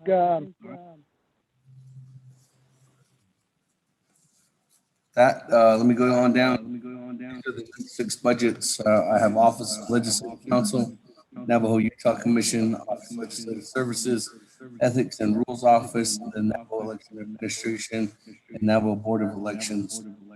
With that, Mr. Pro Tem Chair, the Office of Legislative Counsel, 10-10-17, I can turn that over to Ms. Barbara.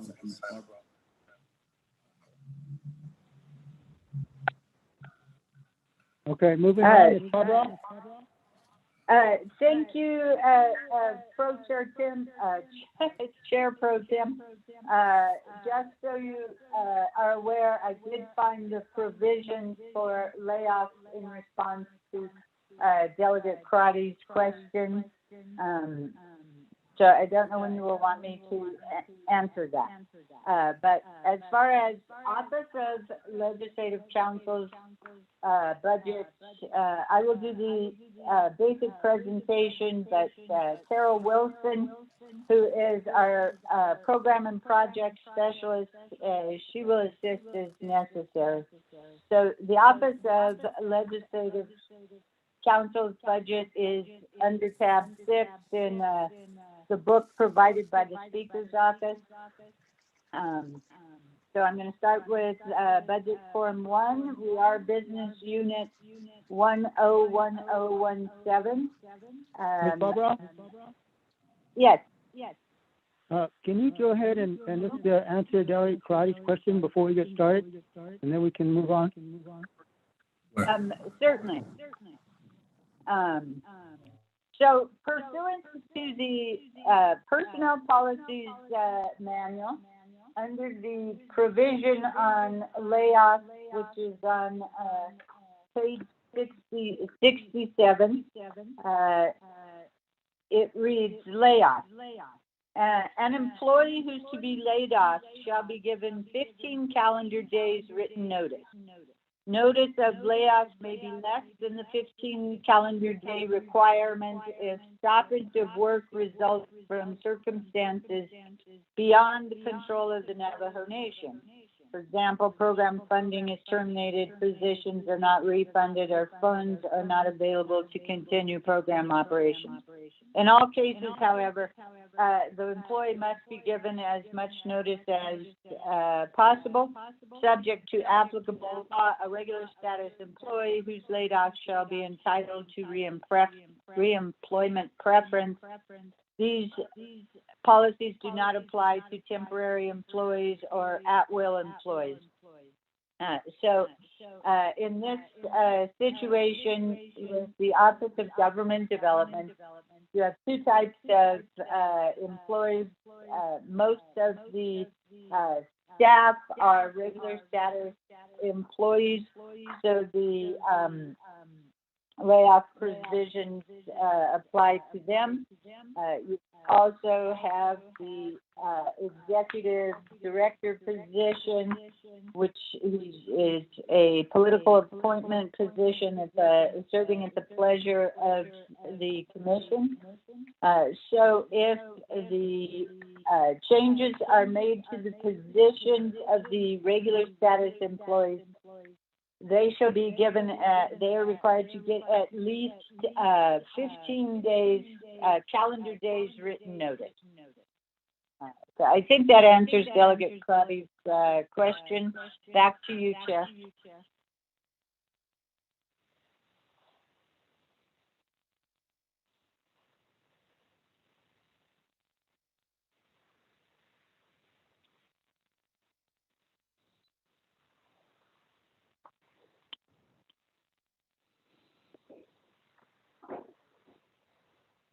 I'm back on now.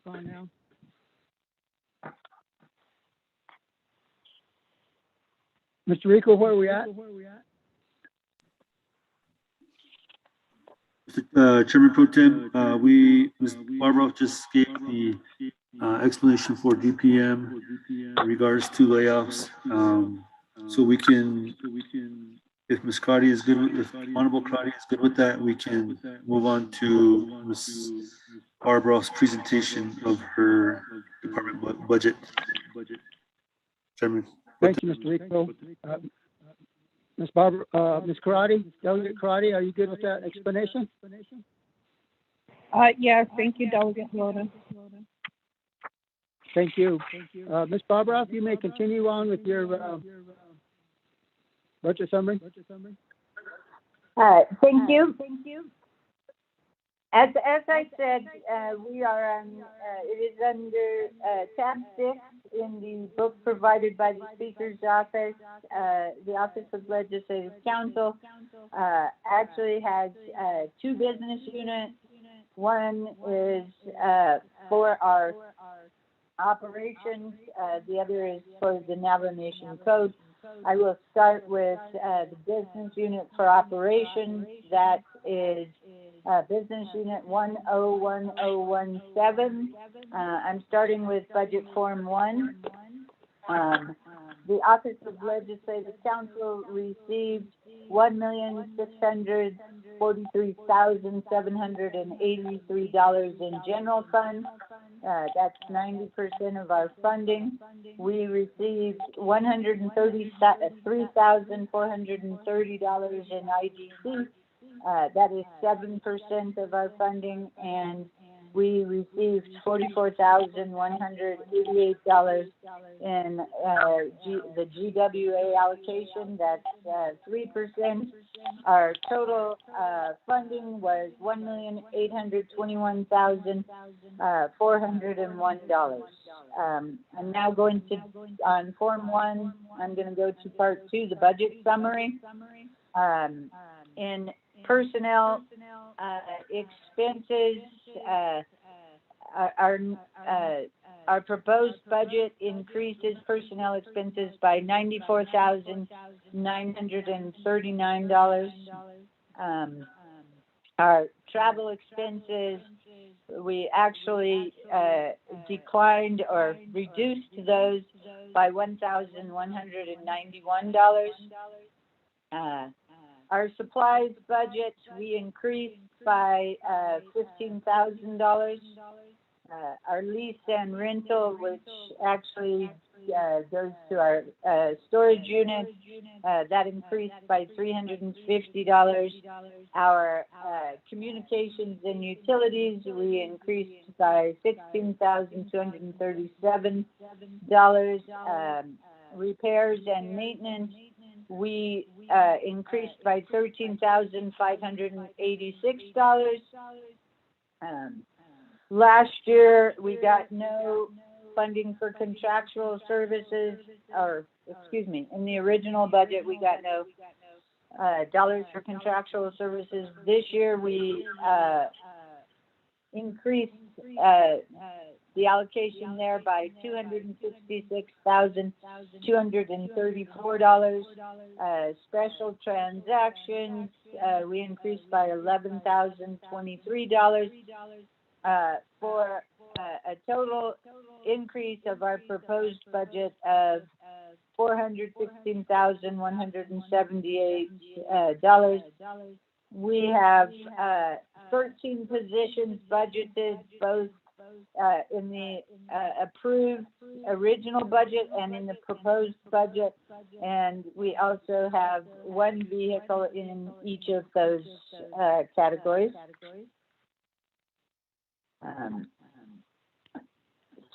So now I am moving on to page 2, which is our program performance criteria.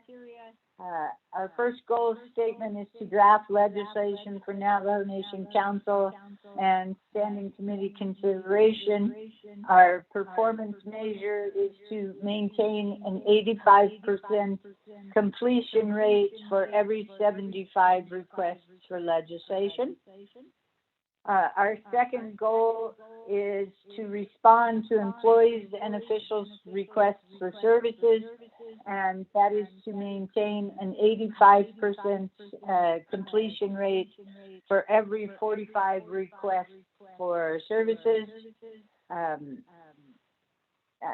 The third goal statement is to ensure that we provide meeting coverage to both the council and the standing committees, and our objective is to maintain 95% attendance rate for every 60 meetings. Our fourth goal is to also staff or cover commission and board meetings so we can provide legal advice.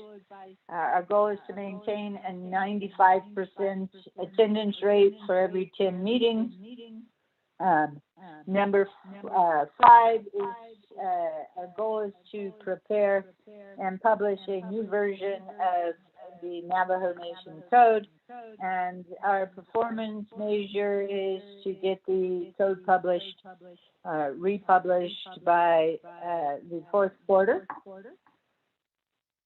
Now I'm moving on to the listing of positions and assignments. I do have to share some news that's not reflected in these positions. So I'll have to explain it to you, but I have received word that 2 of our principal attorneys have applied or submitted for early retirement, and they will be departing at the end of this fiscal year. So right now their positions are filled and will stay filled to the end of this fiscal year, but going forward they will be vacant starting fiscal year 2018. I can't tell you what a challenge that will be. They are both great attorneys and have contributed greatly. We also have, in discussing positions, our project and program specialist is also retiring.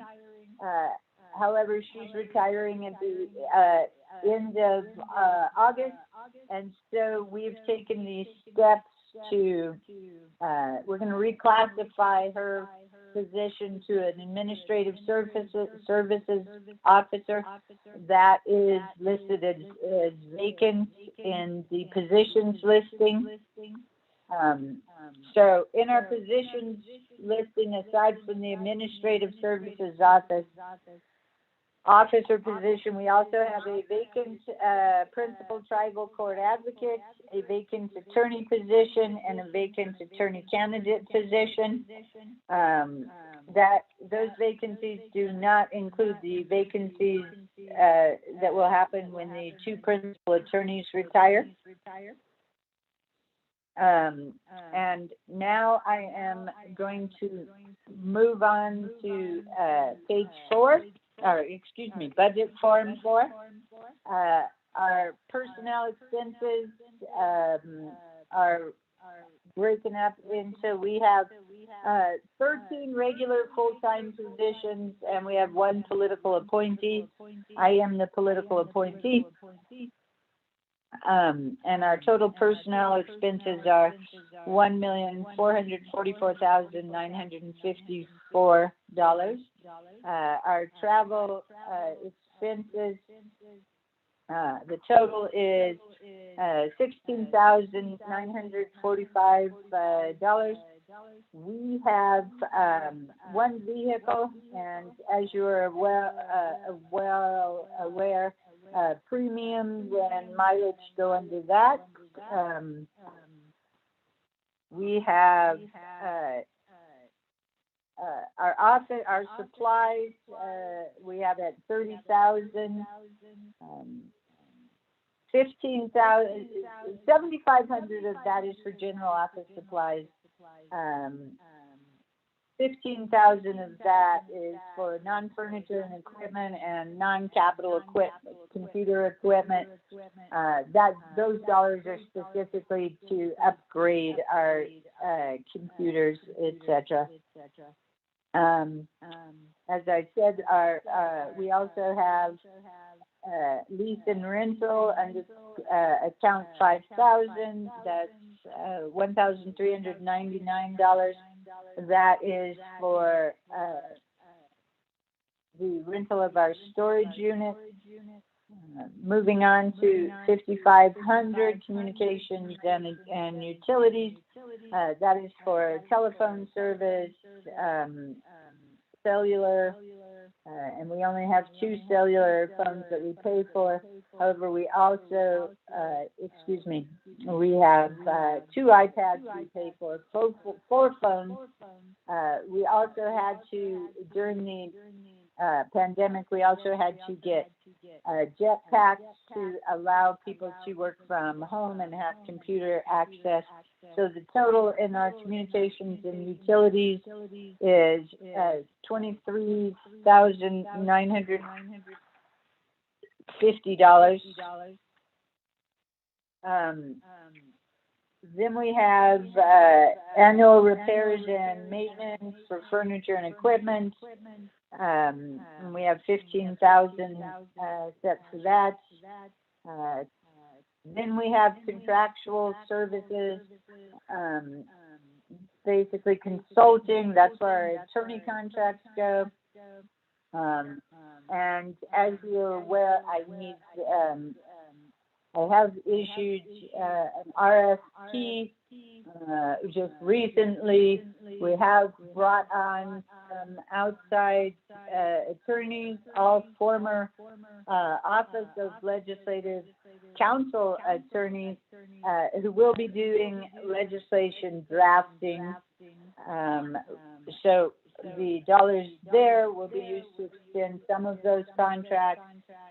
We also, of course, need dollars to work on the Navajo Code, and one of the repercussions with from the principal attorneys who are retiring, we probably, one of them represents the election office and the election board.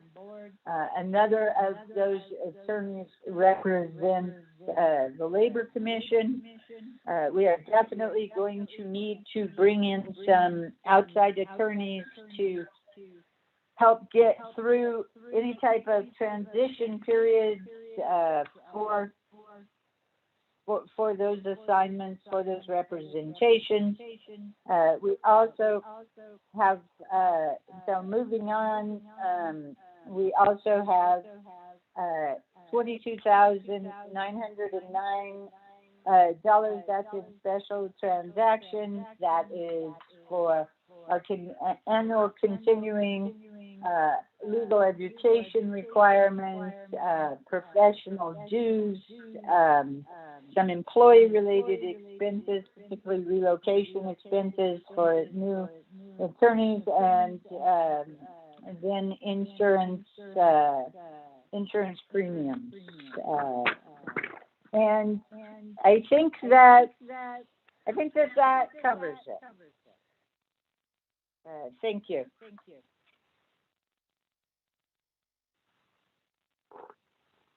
Thank you, Ms. Barbara.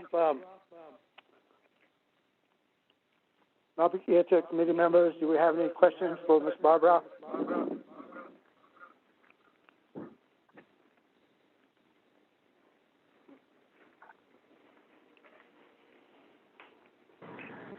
Delegate Helona, this is Delegate Crowdy with the question. Yes, ma'am. Delegate Crowdy, you're recognized. Thank you. I appreciate the answer, Ms. Barbara, and the presentation. And looking at your OMB report, it looks like the program was only able to spend about 40, I think it said 43%, just about 45%. So in terms of this budget, if you could let us know what the challenges were in terms of expending your dollars. I do know that you had a line item veto, but you are requesting an increase of your budget. So I think just in terms of expenditures, how that will improve or benefit, especially when it comes to the goals. At one time, you did ask the council to prioritize what resolutions. I haven't heard feedback on any of those recommendations, but I did hear, or if we wanted to move forward, if this could be a legislative concern, that we as a council take action on right-of-way legislation. And I believe there was another item that was recommended that could be done administratively.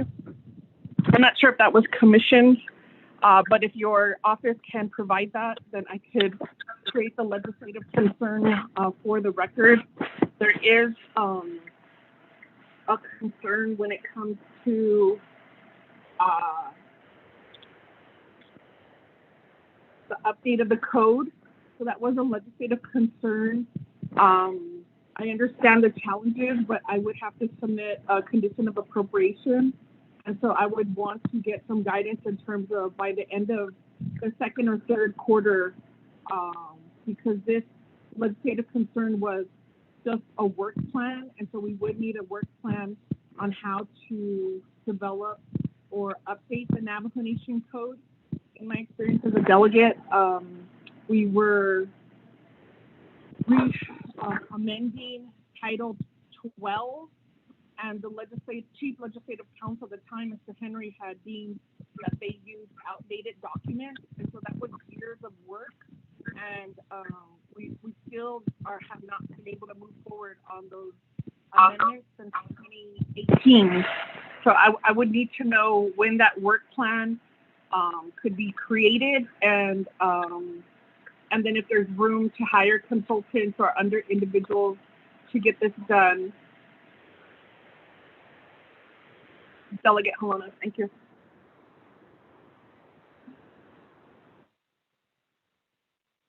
Thank you, Delegate Crowdy. Ms. Barbara, your response? Thank you very much. And I apologize, I had on my notes to address the legislative concern. Number 12, which we did not respond to, the legislative concern is the office from 2021 was the Office of Legislative Counsel shall prepare a work plan to update the Navajo Nation Code by the end of the second quarter of 2021. This work plan shall include a proposal for remaining current with amendments to the Navajo Nation Code. And as I think I explained when the matter came up on I guess it was last Friday, I have no excuse for not submitting the plan because I have it. We've been starting to implement it. It is of course a slow process because we have to go back to 2014 and first identify every single legislation that amended the code. That is not only council legislation, but it also can roll over into committee legislations that update plans of operations. So we have already started since the past year kind of pulling those legislation. So I feel like that part is done. The next step is, of course, implementing or inserting those amendments into the code.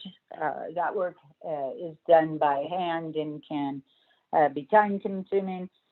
Next step is we need to get the annotations done. That's a pretty overwhelming step, and what that essentially means is you go back through the Navajo court opinions and you identify if the court has made any interpretations in any rulings on the various code provisions. So that may have been too much info, but there is a plan. I can certainly tidy it up and get it submitted, but we also can develop a condition of appropriation to have the code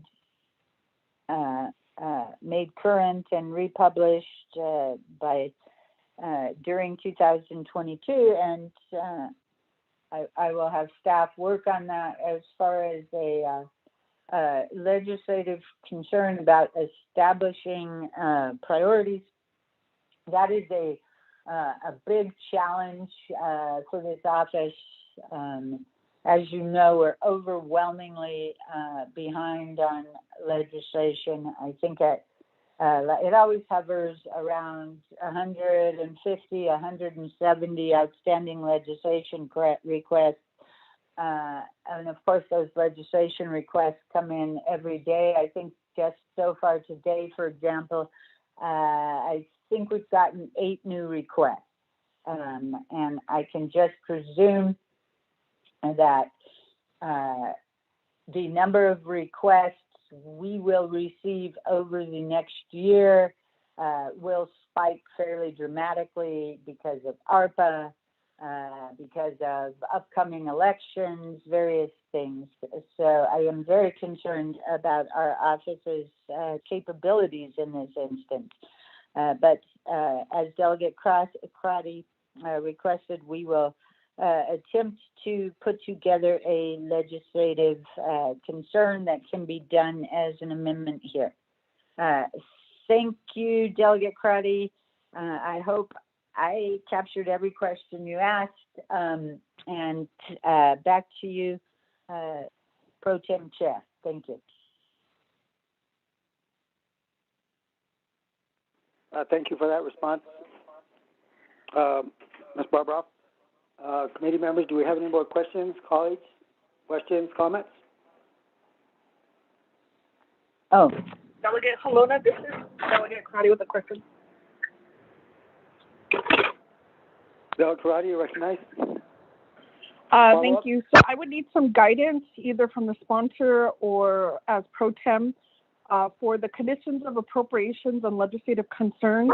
Did you want us to add them to this legislation as amendment, or is the recommendation to send them to Legislative Council, and as we develop the comprehensive budget, add those legislative concerns and COAs to the comprehensive budget legislation? Thank you for that guidance.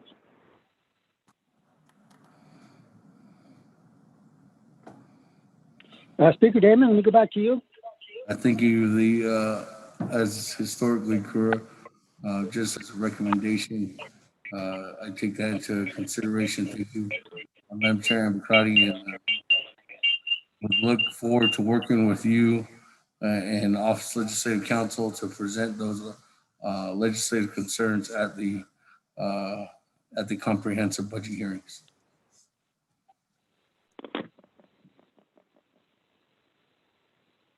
Thank you, Speaker Damon. Delegate Karate, any follow-up on that? Sure, this is Delegate Crotty. I think just to give time to Legislative Council, I'd just like to make that recommendation if they could prepare that condition of appropriation with the appropriate business unit and have that ready by the time we discuss comprehensive budget, and we can add all of those recommendations at that time. Thank you, Pro Tem. Thank you, Delegate Karate. Ms. Barbara? Thank you, Madam Crotty. We will certainly get that done. I realized after I went on mute that I did not address one of your specific questions. I apologize for that. And your question was, you were looking at the budget status report. That, if you'll note, is of June 30th, 2021, and it shows that the Office of Legislative Counsel's expenditure total is 48.47%. That percentage should have changed dramatically since June 30th. Since that point in time, as I was speaking, we issued the RFP and awarded contracts to outside counsel. Those are in the process and apparently are not have not come out did not show up in that report as encumbrances, but those contracts are close to probably 200,000. So that would definitely increase our expenditure. We've also had to do some computer upgrades, which I also are not. They don't show on that encumbrance report. Carol in my office, if the committee wants, can read through what's outstanding at this point in time, or at least send it out if you don't want to delay to hear that. One of the big issues that Office of Legislative Counsel has is we have not been able to completely fill our position. Of course, we're quite glad that we've brought on Chad Abeda and Laureline Chapaye, but we also had Kristen depart. So most of our unexpended funds hang out in personnel. We always have hopes that we will be able to hire somebody, and so once the dollar's in personnel, you cannot move them. So thank you very much. I hope that was a much better answer, and we will work on those conditions of appropriation and legislative concerns. Thank you, Chair Pro Tem. Thank you, Ms. Barbara. Delegate Karate, are you have any follow-up to that? Delegate Helena, no, thank you. I appreciate the update, and if you could email out those draft conditions of appropriations. It looks like we'll have to address this with the Auditor General and other legislative branch programs that have legislative concerns. I apologize, my dogs are in the background. Okay, let's move on. Committee members, do we have any other questions? Any further comments or questions from any other delegates, colleagues?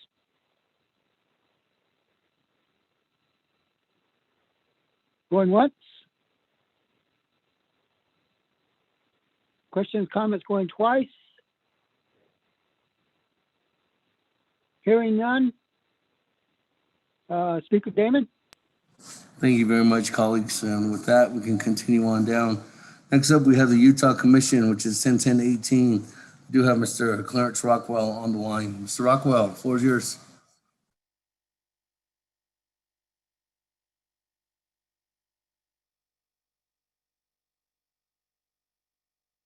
Mr. Rockwell? You might have to be *6 if we can't hear you if you're online. Okay. Yate to, good afternoon. Pro Temp Chair, Mr. Alona, Speaker Damon. I'll be presenting the Navajo Utah Commission budget. The business unit is 101018. Our office location is in Montezuma Creek, Utah. Before I move on to the next part, I'd like to introduce myself as well in Navajo. Na kaidinan shlido, but ani pasishin, she dashin a little trapan do. I'm from the Annis chapter area. Moving on to part 2, our funding sources. We're getting allocation from general funds in the amount of $293,757. There's also an allocation for GWA in the amount of $5,207.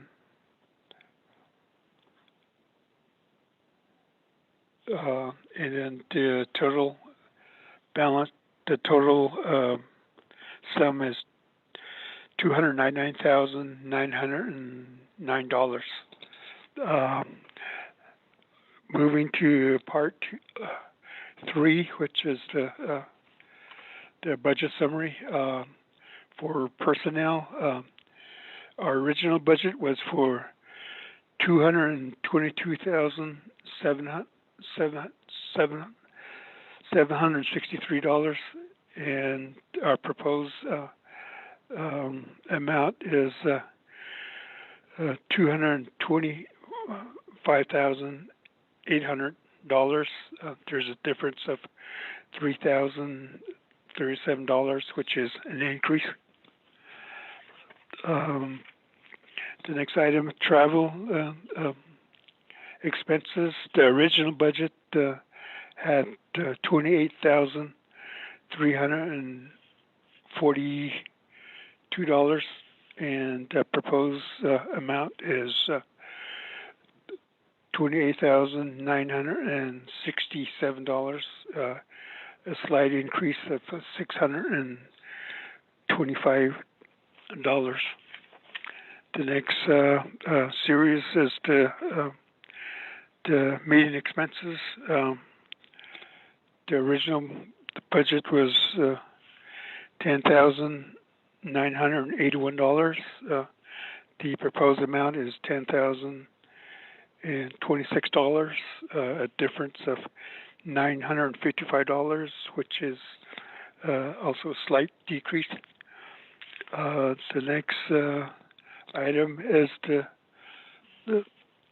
the 4,000, which is the supplies, and the original amount is $8,180, and the proposed is $6,584, and the difference there is $1,596, and that's another decrease. The next item is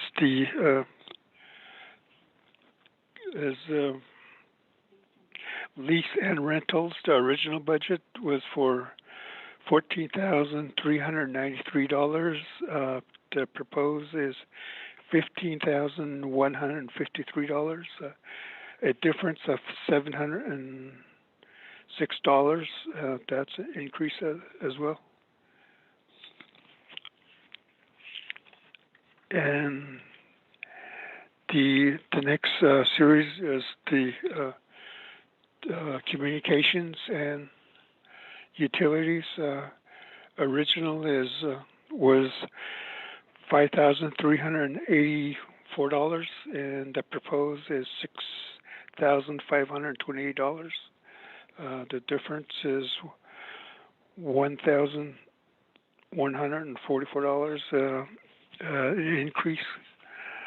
And then the next item is repairs and maintenance. The original had a zero budget. The proposed budget is adding $500. The difference, as you can see, is $500. The next item is special transactions. The original amount was $3,714. Proposed is $351. A difference of $2,637, an increase. And so the total budget for the total for the original was $293,757. The proposed budget has $299,909. A difference of $6,192. An increase of about 2% over last year's budget. So that's the budget summary. Other items in the budget packet is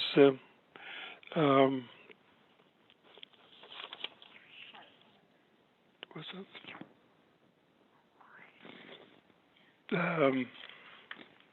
Part 4 is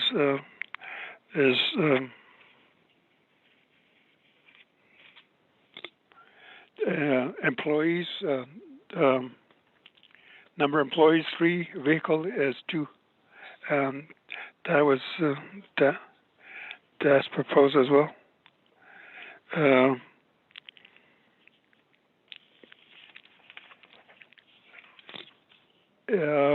The other attachments are Form 2, the performance measures, and then the employees listing and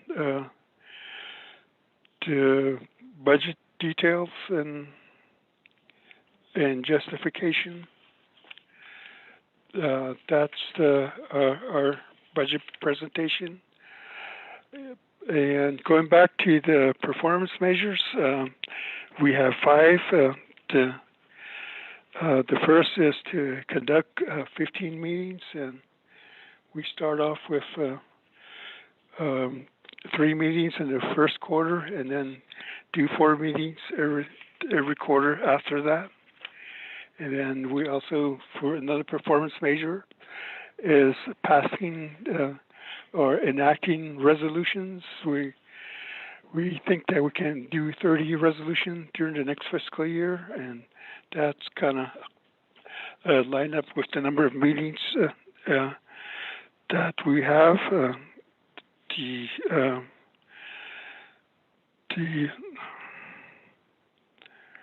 So it's basically 6 resolution in the first quarter, and then 8 resolution during the final 3 quarters of the fiscal year. And then the next item, the next performance measure is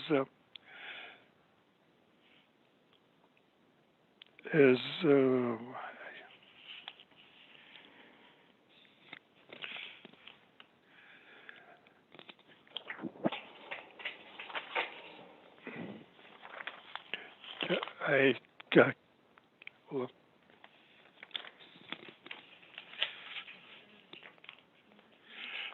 Excuse me for that. The next performance measure is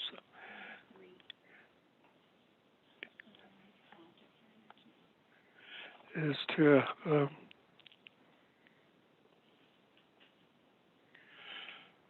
provide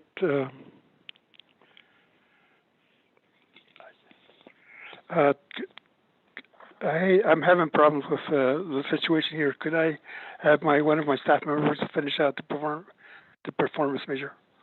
Hold on.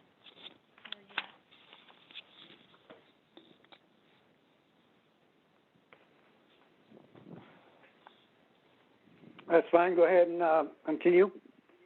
Okay, Pro Speaker Halona and also honorable members of the Naabik'íyáti Committee. I will go ahead and go forward for Mr. Rockwell. The third performance measure he is going over is provide project management technical assistance for 7 Utah chapters. And the goal on that is the first, second, and third, and fourth. All of our goals there will be 6 each quarter. And then the fourth item is going to be prepare and submit for funding applications to tribal and non-tribal funding sources. For those, the quarter for each goal will be one in each quarter for fiscal year 2022. And then number 5, the fifth goal is to provide Utah chapter representation and advocacy in tribal state intergovernmental relations. And that would be, as far as the goal in first, second, and third, and fourth quarter, it will be 5 each on those areas.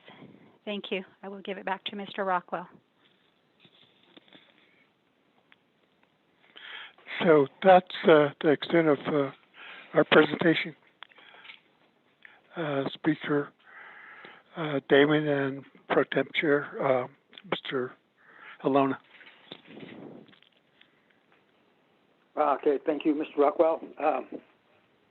Let's go to the committee. Committee members, do we have any questions, comments for Mr. Rockwell and the Utah Commission?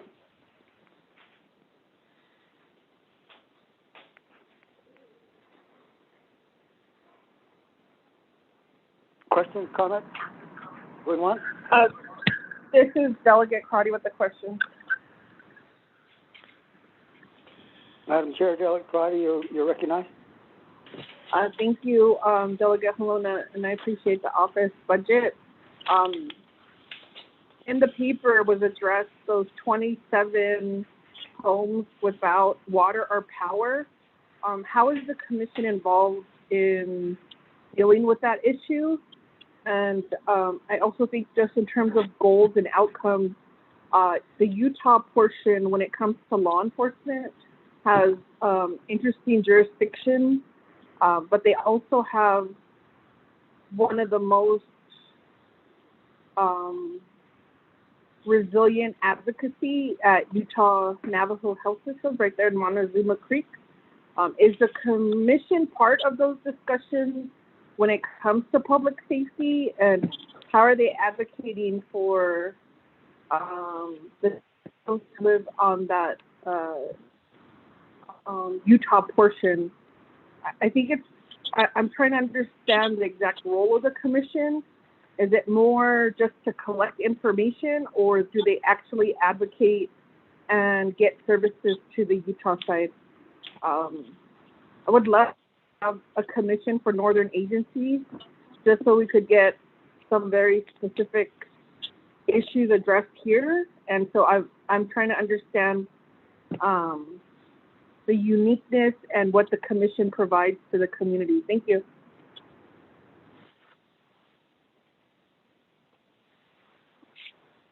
Mr. Rockwell, your response? Okay.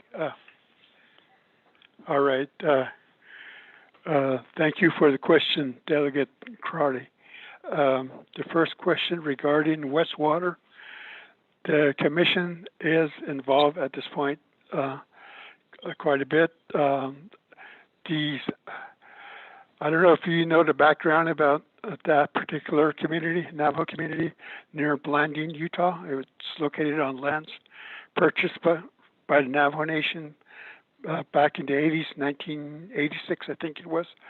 And at that time, there's most of the homes were really dilapidated, poor condition, didn't have utilities.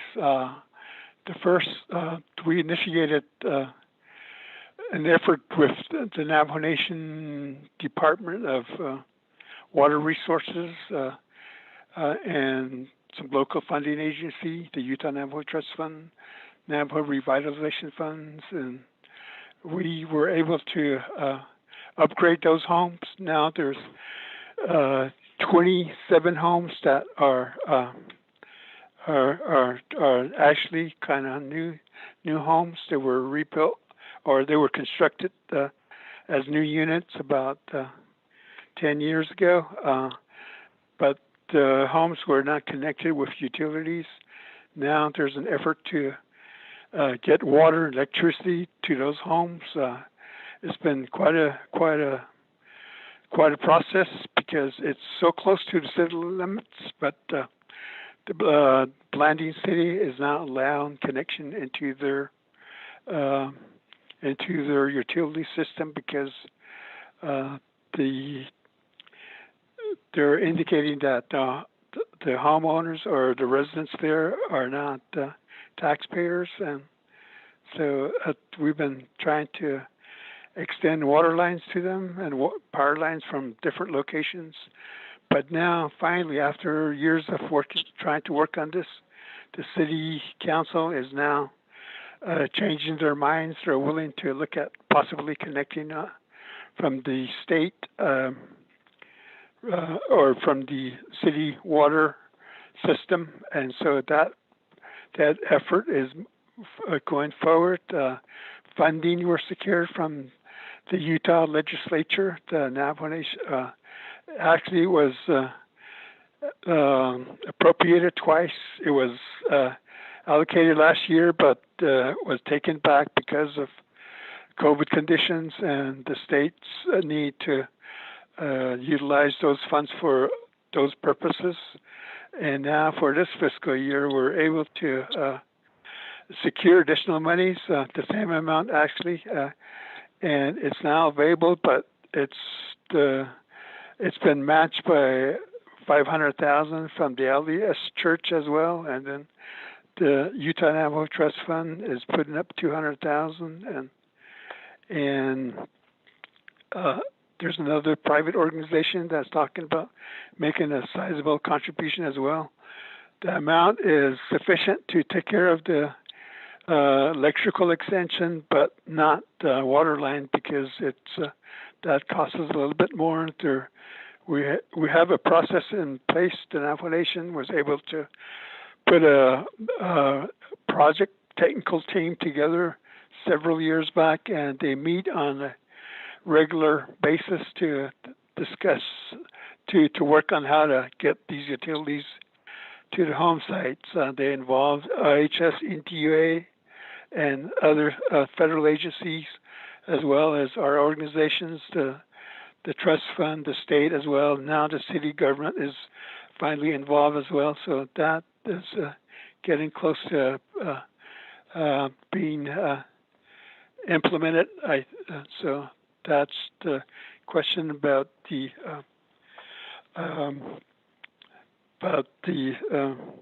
wastewater. The second item about what exactly does the commission do, what I describe is basically what we do with other projects. We work with 7 chapters. Every community has a different need, infrastructure, community development initiatives, and we work with the chapters, and one of our primary functions has been to seek funding, external funding, and we've been quite successful over the years in bringing outside funds, and we also tap into Navajo Nation funds as well, and we've completed quite a lot of projects actually, and we also still have some active projects that are still lacking some funds, and that's what we work on. As far as law enforcement, that's one of our concern as well, because we're an isolated section of Navajo Nation, and the closest police stations are in Kayenta and Shiprock, and response time is really not that good. And there's also different issues with the San Juan County Sheriff because of jurisdictional matters, and so we're trying to improve law enforcement services in our area right now. I think there's a new effort that's getting underway now. We're trying to get all the law enforcement agencies together to see how a better coordinated effort with resource sharing effort would work out as far as providing efficient law enforcement services.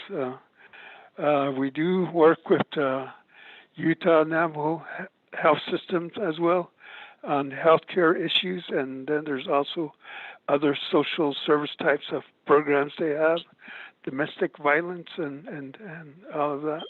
So we work in collaboration with them, and most of the time we represent the Navajo Nation interests. Sometimes tribal divisions, Navajo Nation government divisions, sometimes do not respond as quickly as we need to address certain issues, and we try to bring all the resources together to take care of things in the best manner possible. So that would be my response. Mr. Halona. Thank you, Mr. Rockwell. Delegate Karate, you have any response? No, thank you, Follow-up? Delegate Halona. I'll just continue to review the commission's report and just defer to the Utah commissioners. So thank you. I was just concerned about that water project and public safety. Thank you. Thank you. Committee members, any more questions, comments?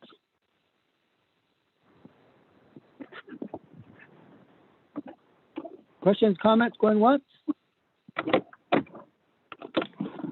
Questions, comments, going twice? Not hearing any.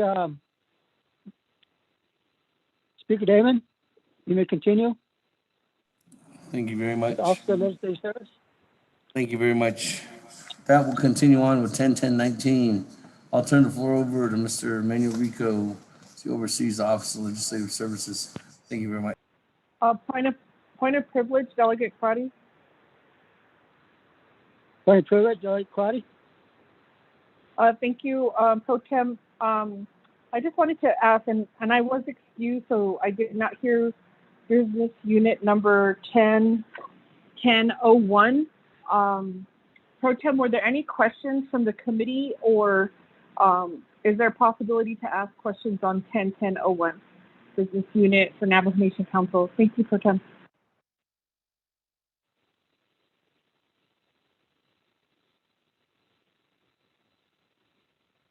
Speaker Damon, can I get your advice on that?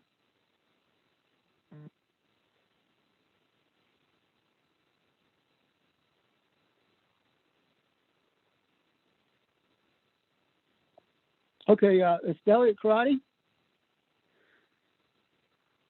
Yeah. Go ahead and ask your question while we're here still. Okay, thank you. So to clarify, this is for business unit 10-1001, Navajo Nation Council. I did want to ask the sponsor, there's on page 4 of 6, on part 2A. So there's object code 2410. This is stipends for Navajo Nation Council. There is on the sub, it's 2428, and it says chapter meetings.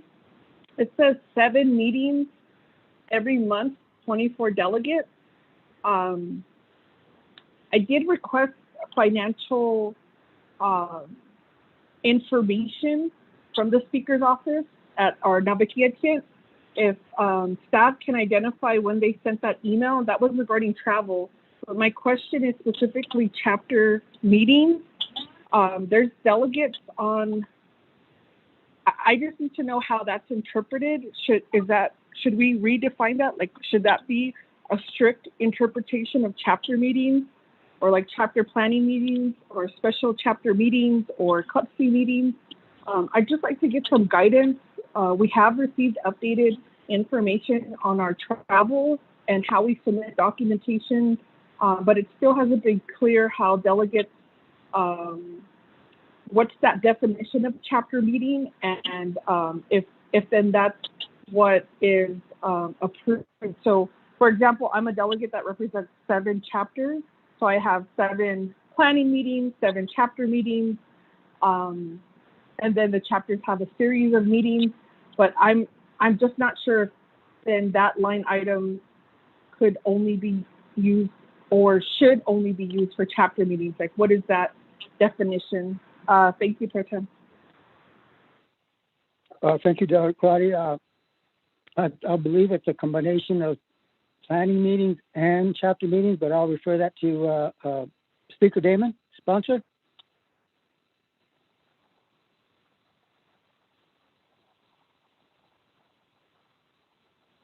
Thank you. Historically, as everybody knows, well, not everybody, but if you're a delegate, 7 meetings is that for utilization of attending your chapter meetings or planning meetings, or in lieu of one of those meetings, you attend one of the other meetings.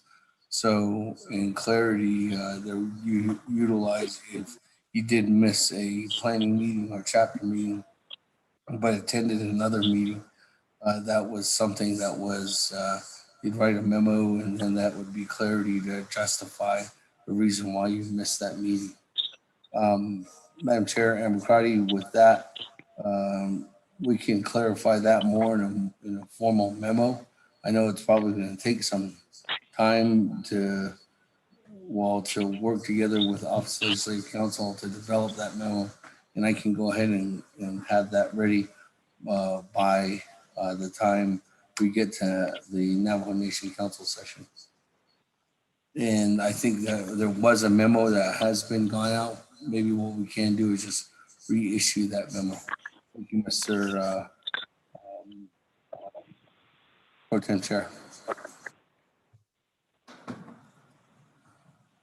Thank you, Speaker Damon. Delegate Crotty, are you satisfied with that? Thank you. I have a follow-up, Pro Tem. So, Speaker, I'd appreciate that memo, and I'd like to know what are the parameters for the in lieu of meetings.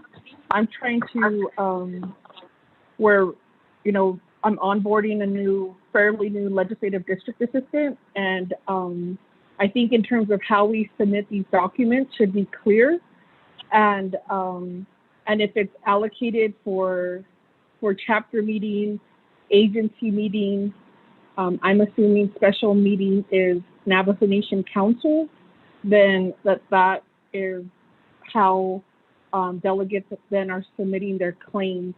I'm very curious in terms of this in lieu to understand what are our parameters. So if you could provide that memo, I'd like to avoid any challenges in the future, especially all of the issues that have been raised with our travel.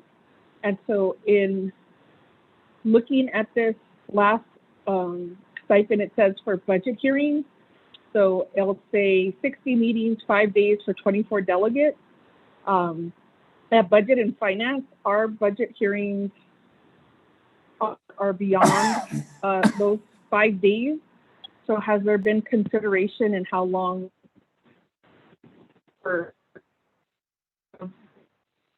was there a count how many days are allocated, and then the revisit days? I'd just like to get a little bit more information about how we're coming up with these numbers, because what I do want to let committee members know that this is fairly new, this 7 meetings or chapter meetings per month for each delegate.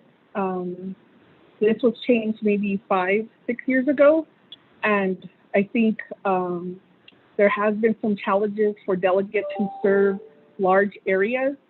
So if you have 4 or more chapters, you saw a reduction in the amount of meetings you can claim. But if you have 3 or less, then you're receiving more meetings than actually are provided each month at your chapter level. So I think that's something in terms of how can we address that. I think right now virtually it helps the situation, but in the future our chapters expect the delegates to be at the meetings for the planning meeting and the chapter meeting. And so they do try to work with our council's schedule, but I think that should be re-examined in terms of what is the impact then on those chapters that are representing more than 4 chapters. And I'm going to look real quick on how many delegates, because that's the impact speaker. So I would ask for that insight as the speaker in providing support to delegates who are carrying a larger load when it comes to chapters and working with chapter officials. So I work with 7 times 3, actually. I'm working with approximately 30 chapter officials on a variety of projects, because that's the officials, grazing officials, and board members. And I don't know if that's a similar experience with delegates who are serving 3 or less communities. Thank you, Speaker. I'd like to know what that insight is. I think that should be I'm going to see if I could draft that into some type of legislative concern, because I think in speaking with delegates who represent over 5 chapters, that is a heavy load. And we know with the reduction in terms of how we delegates were then given the district, but I know for one delegate, I had heard they have to travel because of the road conditions. You know, they have to travel 2 to 2.5 hours from one chapter to another. And I'm just thinking in terms of what that looks like when we have this type of allocation. So you were on, you're the chair of BNF, Speaker, when that happened, so you're more intimate on those discussions. I understand some delegates who represent 3 or under had some challenges, but I think we should re-examine and look to some solutions. Thank you, Chair.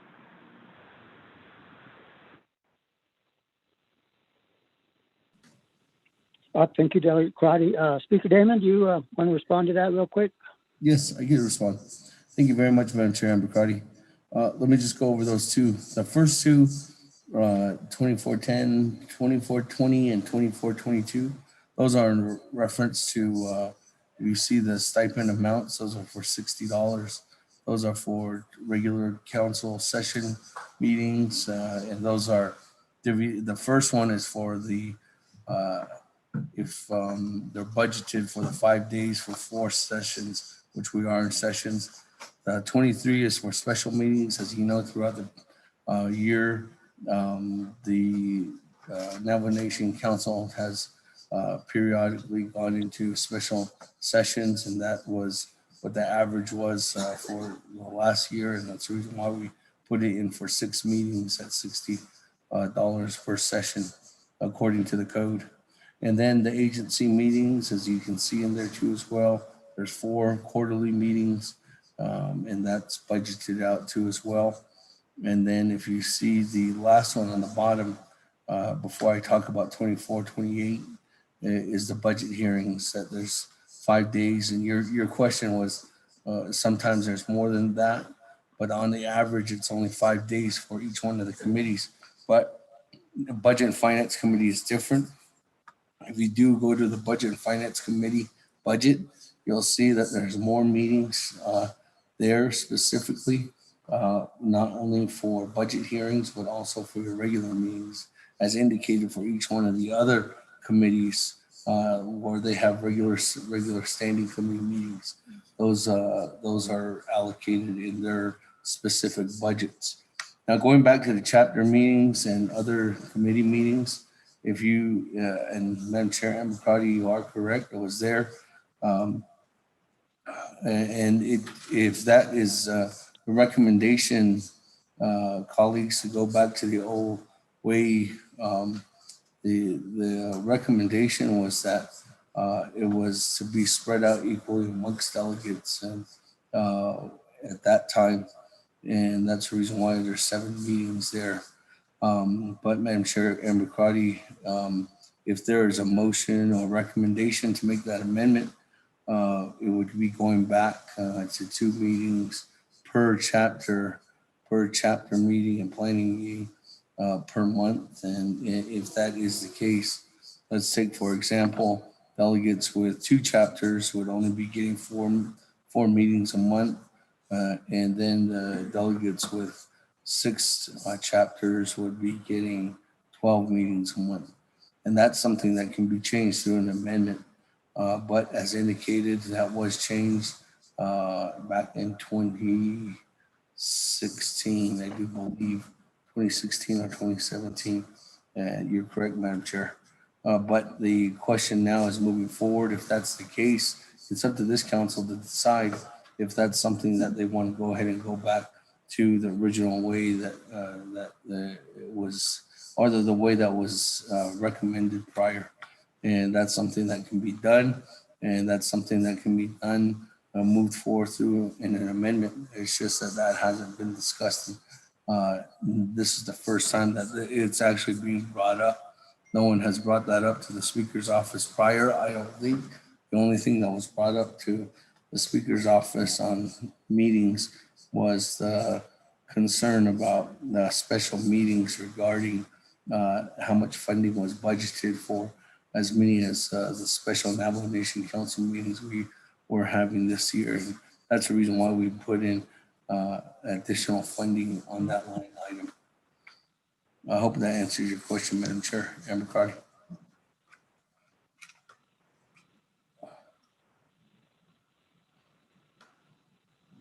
Thank you, Speaker Damon. Delegate Karate, follow up? Yes, thank you. I appreciate that response, Speaker Damon. So there has been a few delegates who have approached me regarding this issue. It may be because I represent 7 districts and just trying to understand, the impact in our salaries. Something that maybe we could consider, Speaker, as we put this on the table, and is a great suggestion, is we talked about Supreme Court decisions earlier. And so there is the Supreme Court Judy v. White, and this may be an opportunity because I actually think it takes a lot of time and energy for these stipends, submitting this document. From your office or having a conversation with council, I would think that it's time to ask the people for just the salary for delegates, because in going through the system and talking with the folks at like OOC, they projected it takes about $50 for each of these claims to be processed. The amount of time it takes to submit the claim, review the claim, send it over, they review it, they, at the time it was, the hard copy check. So I think in terms of that analysis, it may be time to hear from the people on what should be the delegate salary. Right now, when I'm adding up the regular salary and these stipends, it's about, for every delegate, it's about $56,795. Now that's not counting the fringe benefit. So I think that should be something that we take back to the people and say, is this the salary for the delegate? And there was an attempt last time with the president's office, but that was a mess because there was, a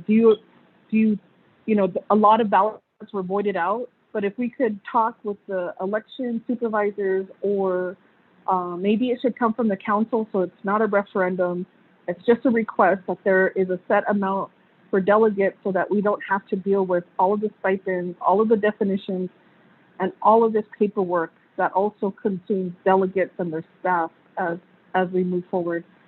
Thank you, Speaker. I will put that as a legislative concern. But I think that's something that may, what we call, expedite or create opportunities for the council to move away from these claims. It is a very lengthy process, and just hearing the amount of stress that our staff are under, and then trying to make sure that all of the policies are abided, it might put us in a better position as delegates, and then the public will have as much information as possible on the compensation of delegates. And as we have this conversation, if we should increase delegates, and what does that look like? Thank you, Speaker. Thank you, Mr. Delegate Crotty. Speaker Damon? We'll just be looking forward to that conversation on the legislative concern, Madam Chair Naabik'íyáti. And I don't think that's a problem to work on.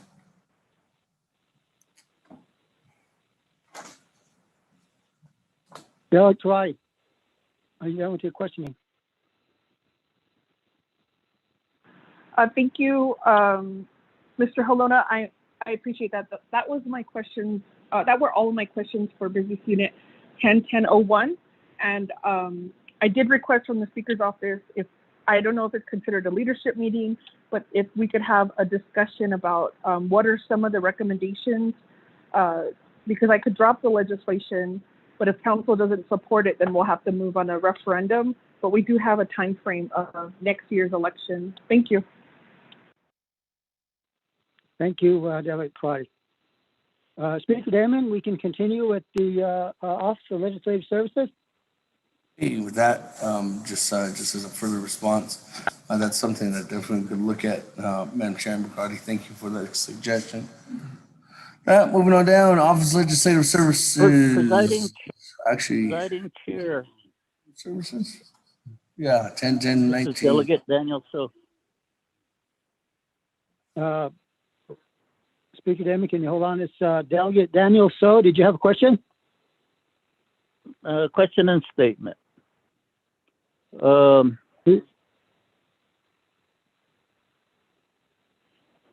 My question is regarding, again, the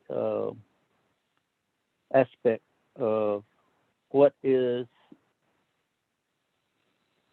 a leadership meeting. It's not listed in the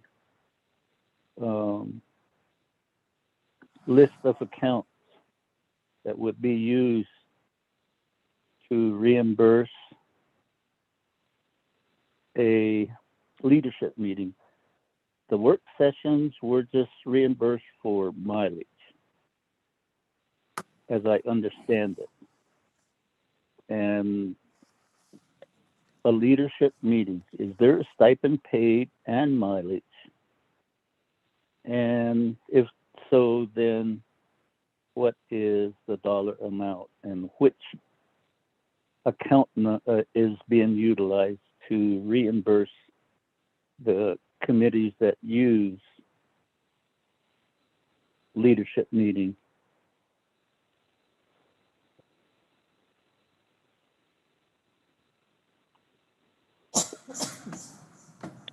Speaker Damon, what about you on that question? Thank you. There's a breakdown on who has turned. I can't tell you specifics, Chairman Daniel So, but I can have Ms.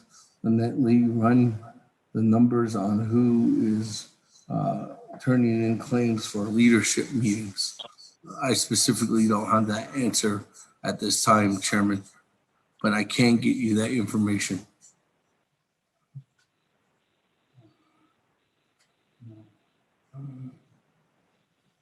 I guess provide it to the whole council, Cecilia, Speaker Damon, and basically the reason I'm asking it is prior to us getting our new legislative advisor, the committee had basically scheduled leadership meetings, but our prior advice was your committee budget doesn't allow for expenditure regarding leadership meeting. And so for a period of time, the HES committee has not held a leadership meeting. And since the FY20 and the 21, and now this, there's not a budget line item that addresses leadership meeting. And that's the reason that I'm posing the questions. Thank you. Back to you, Presiding Chair. Thank you, Delegate So.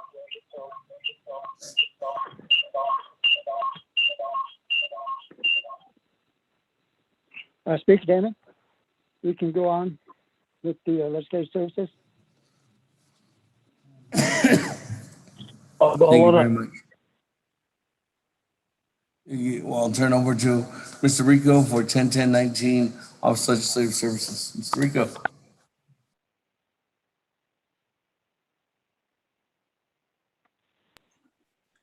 Thank you, Rico, Speaker. Members of the Naabik'íyáti Committee. Good afternoon. My name is Manuel Rico.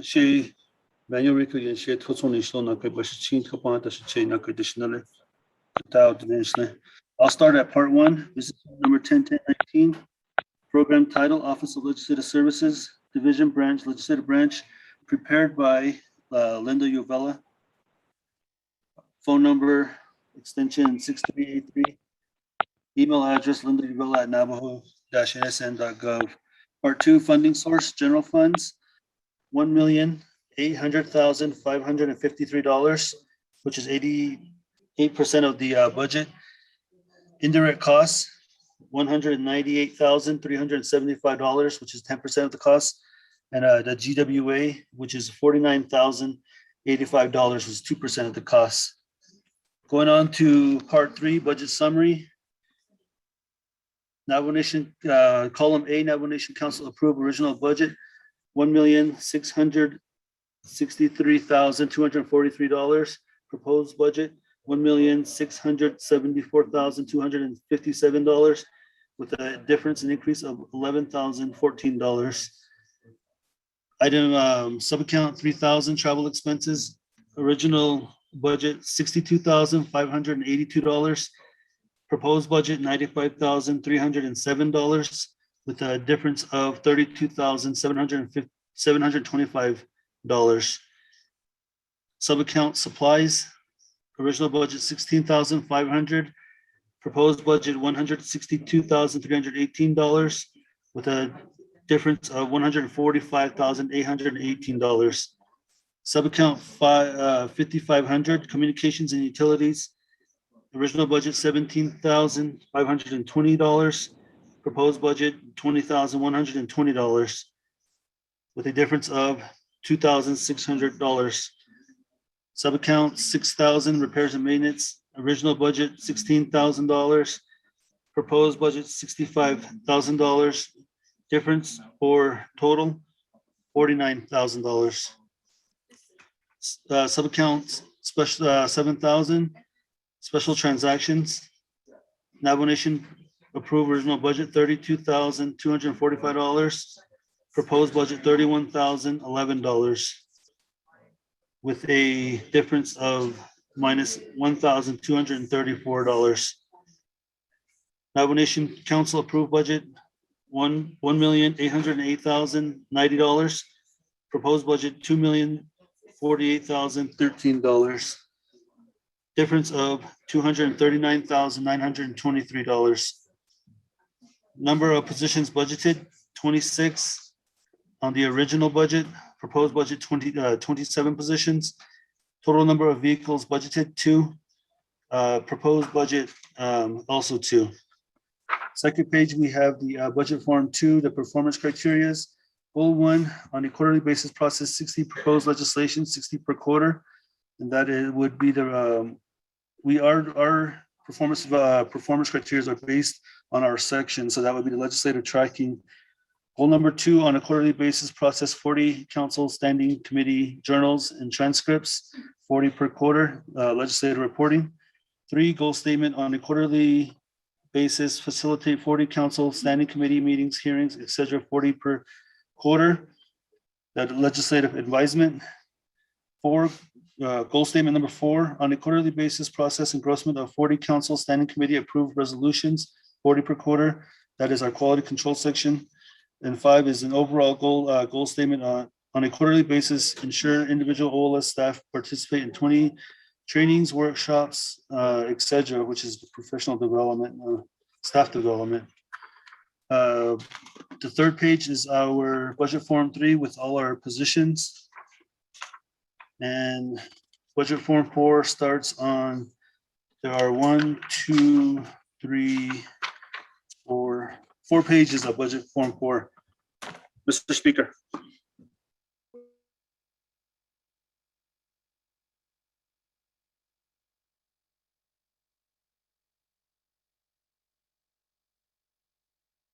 Does that conclude your report? Yes. Okay. Do we have any questions from the committee?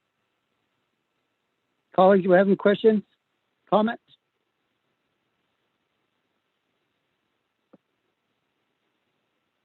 Questions, comments going once? Questions or comments going twice?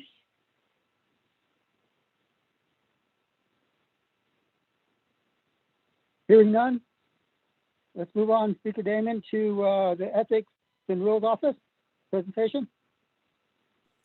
Thank you very much with that. Let's go on to 10-10-20. Ethics and Rules Office. I do have Ms. Candace Martin on the line. Ms. Martin, floor is yours.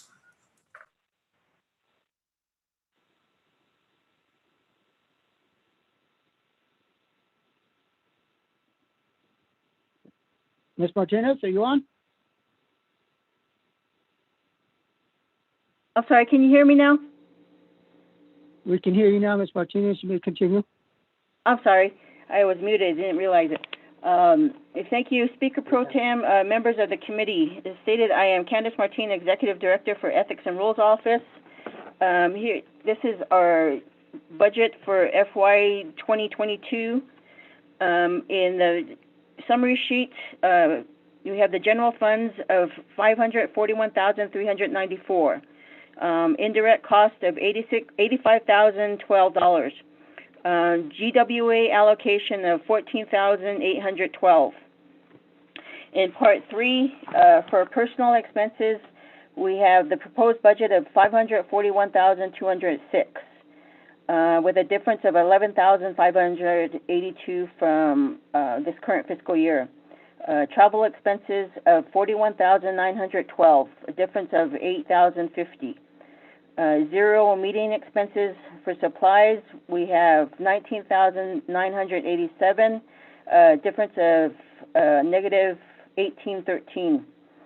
Lease and rental, $2,646, difference of negative $991. Communications and utilities, $2,500, no difference. Repairs and maintenance, $4,603, a difference of a negative $157. Contractual services, $17,400, increase of $5,800. Special transactions, $10,964, increase of $842. Nothing in public assistance, nothing in capital outlay, nothing in matching funds, and nothing in indirect costs, for a total of $641,218. Difference of an increase of 23,313. Total number of positions budgeted, of 8. Total number of vehicles budgeted is 2. On page 2 is our performance criteria. We have our first goal of 15 new ethics intakes per quarter, which would be 15. Goal number 2 is investigative and hearings. File 5 ethics cases for hearings with sanctions per quarter. That would be with 5. Goal statement number 3 is trainings provided live to Navajo Nation elected officials, employees, and departments per quarter, which is 5. Goal statement number 4 is consultations. Conduct 10 with tribal programs and other agencies per quarter, which is 10. Goal statement number 5 is close and process 15 ethics intake cases per quarter, which is 15. The third sheet identifies the number of employees we have.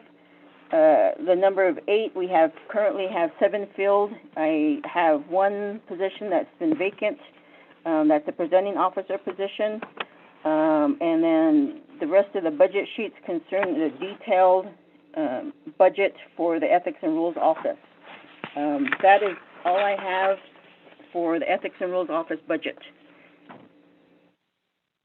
Speaker Pro Tem, I'm ready for any questions.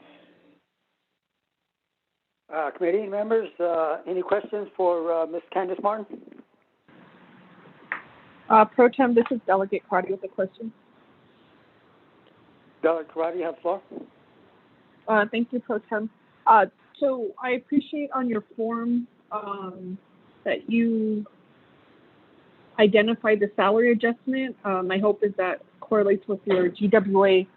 I just remembered I need to make that amendment. But the question is, Budget and Finance, we had a lengthy discussion on fixed costs. It looks like you have fixed costs that could possibly be incorporated into the Navajo Nation fixed cost legislation. I just need to ask a few more questions. So in terms of your,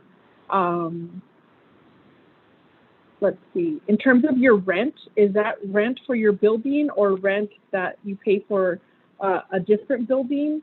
And also fixed costs can be used for insurance premiums. You have about $5,700 in insurance premiums.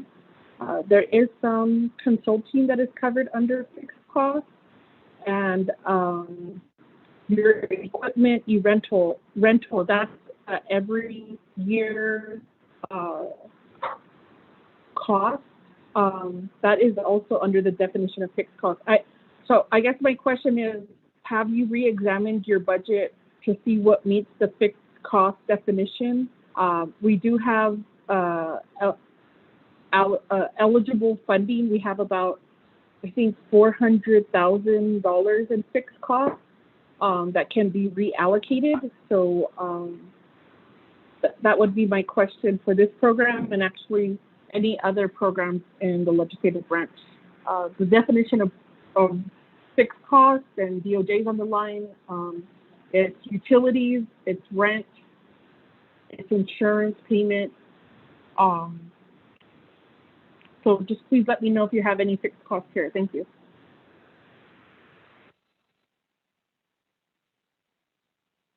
Ms. Martin, your response?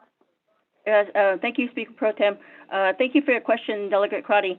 Actually, I have not thought about reevaluating in regards to the fixed costs. For the items that you did identify, the rent, we're talking about rent when we actually have a meeting. We don't pay rent for our buildings, but if we went out and conducted a meeting or put on some type of meeting, that would be the cost of the meeting space. As regards to the lease and rental that we do, we're talking about our Xerox machine that we lease, and then the cost of any repairs or upkeep for that machine. And then so the consulting, I don't know, we could look at that. What I have for consultants was mainly for an outside legal counsel, because we use that individual for conflict cases. So we would have to look to see maybe if that could fit under there, and I guess as well as for the insurance premiums. But yes, I would have to look at what the definition is for fixed costs and see if any of these would fall under that, and we could do that.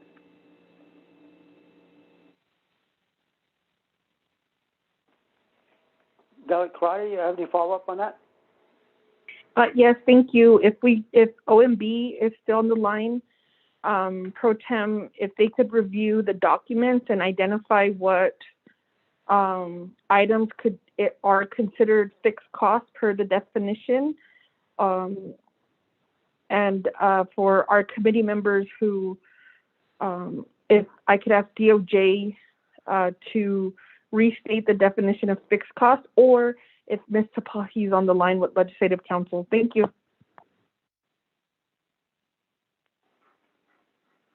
Let's go to Mrs. Babaroff.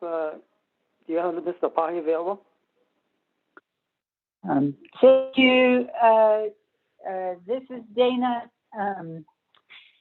The definition of fixed costs in the Budget Instructions Manual in the fiscal year 2022 Budget Instruction Manual, it's at section 1412. It states that fixed costs are all costs not allocable to a Navajo Nation central government unit. These costs are incurred for the operation of the overall Navajo Nation government and exclude capital fixed costs. Fixed costs generally include outlays for insurance, utilities, rent, debt service, and other financial, and other commitments. Such costs do not include personnel, travel,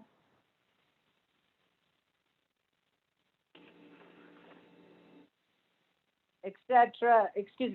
Such costs do not include personnel, travel, etc. that are not deemed fixed cost expenses because they are regular program operating expenses.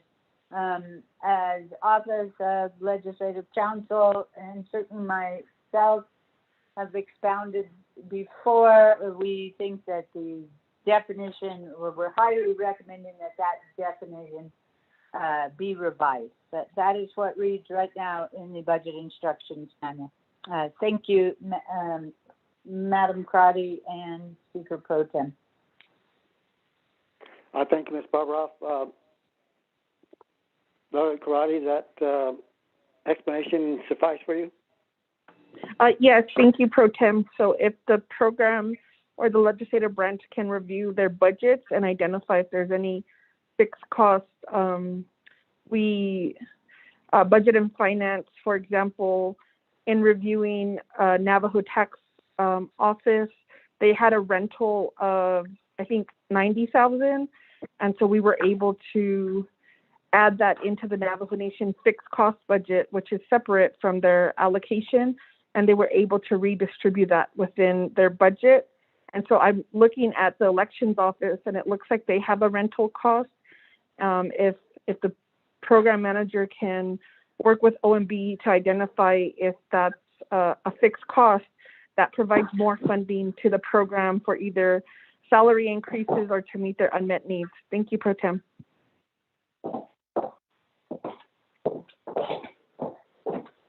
And Ms. Martinez, or Martin, Candace Martin, do you have any response to that? Thank you, Speaker Pro Tem. Yes, Delegate Crotty, I'll work and reach out to Ms. Francisco from OMB. She's the one that assists our office, and I'll see if she can help us identify if anything what we have is under the fixed cost, and we'll go from there. Thank you. Thank you, Ms. Martin. Committee members, do we have any other questions, comments?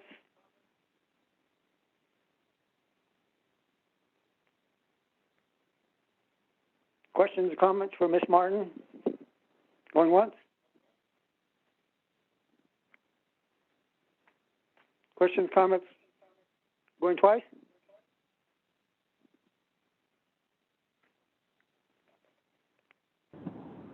Hearing none? Delegate Henio. Oh, there we go. Delegate Henio. You recognize? Yes, again,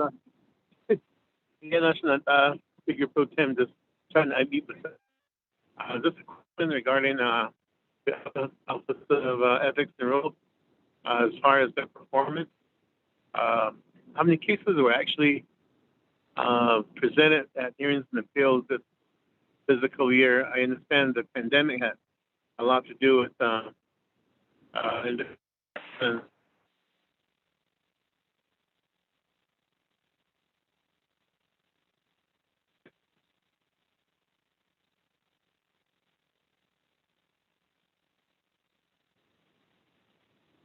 rules.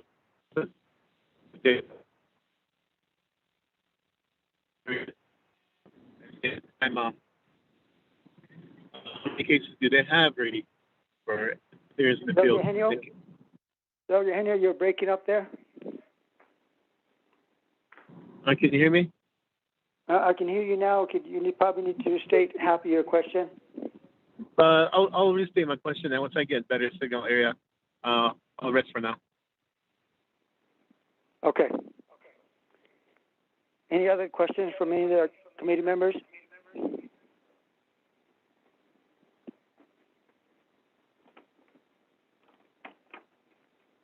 Going once, going twice.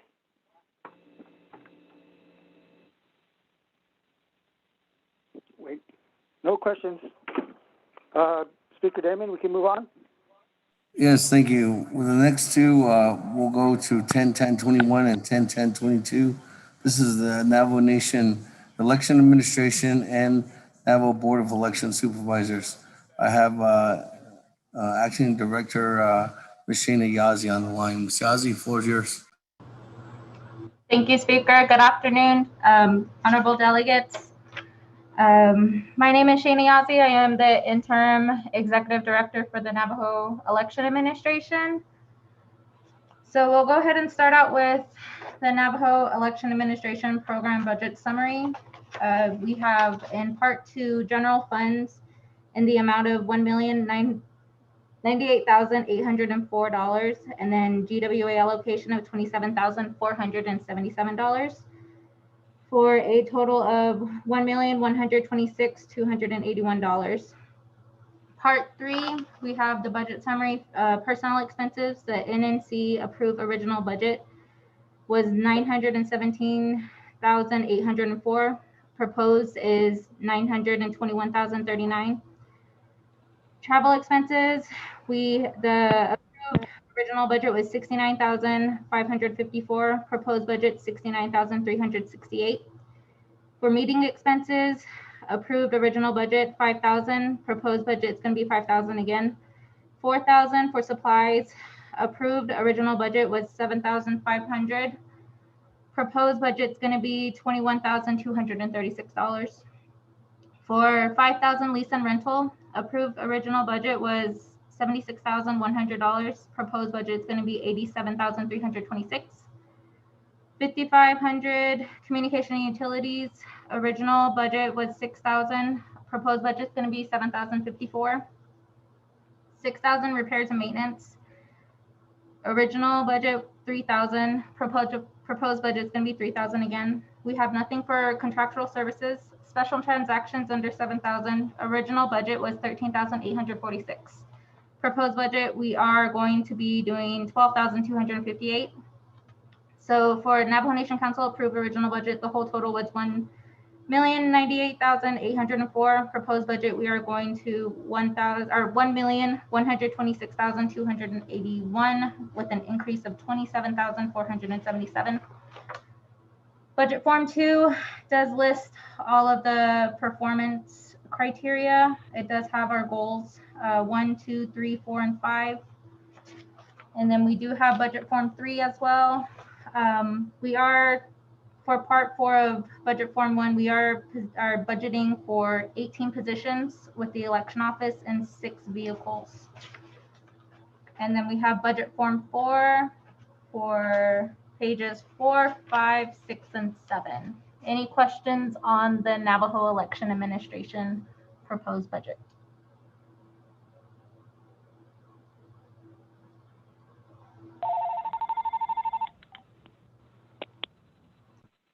Questions, comments? Committee members?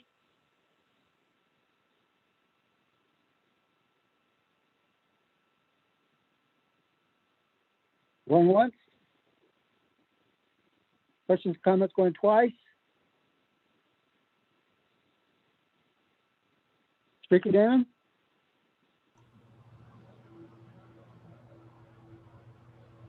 Pro Tem Chair, this is Ms. Yazzie from the election office. I can go ahead and go on with the Navajo Board of Election Supervisors budget. That's fine. Mrs. Yazzie, go ahead and continue. Okay, thank you. So now we're going to go on to the Navajo Board of Election Supervisors budget. For Part 2, we do have general funds in the amount of $137,999. GWA allocation of $2,632. Part 3, for personnel expenses, the approved original budget of $120,722, proposed budget of $121,221. Nothing for travel expenses. 3,500 meeting expenses. We did have an original budget of $4,807. Proposed budget, we are going for $17,353. Supplies, we have 0. Lease and rental, The original budget was zero, proposed budget $844. For communication and utilities, the original budget was zero, proposed budget is going to be $250. We have nothing for repairs and maintenance, nothing for contractual services, 7,000 special transactions, approved original budget of 1,187. Proposed budget is going to be 963. So the total for the Navajo Nation Council approved original budget was 126,716. Proposed budget is going to be 140,631. Part 4, number of positions budgeted for is going to be 1. Vehicles is 0. For budget form 2, you do see the performance criteria for the Navajo Board of Election Supervisors. There is 5 goals. Then there is budget form 3 attached. Budget form 4 composes of pages 4 and 5. Any questions?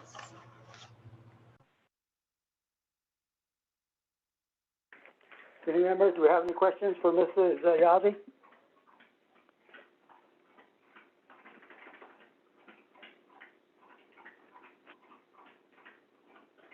Ms. Yazzie, does that conclude your presentation? Yes, it does. Thank you, Mr. Halona.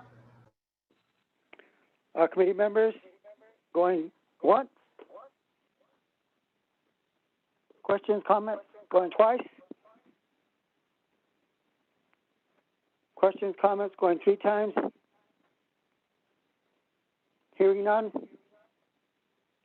Speaker Damon, you may proceed.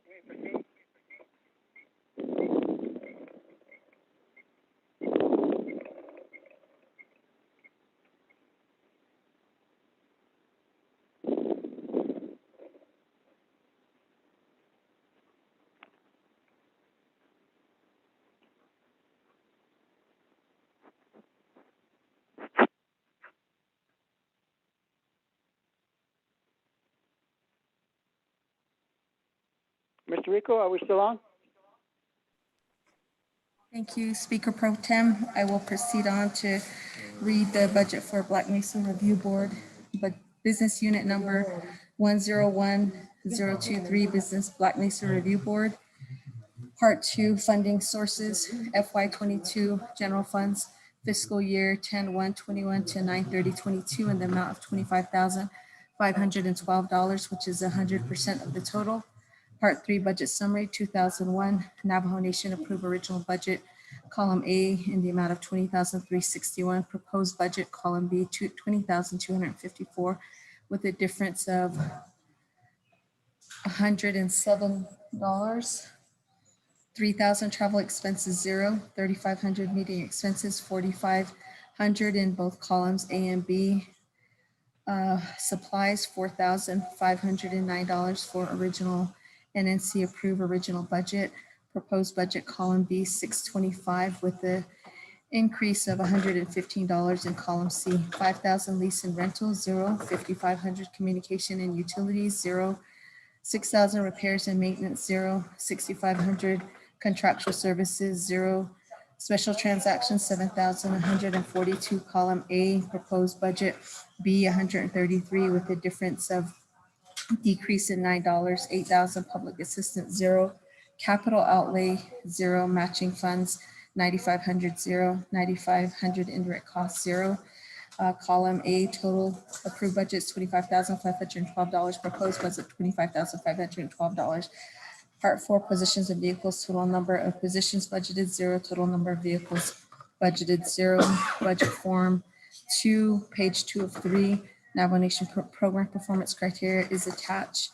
Budget form Thank you 4, very much. page 3 of 3. The Navajo It's Nation great seeing detailed everyone budget and that's, good justification listening in is this attached as afternoon, well. and great listening Speaker. in, everyone.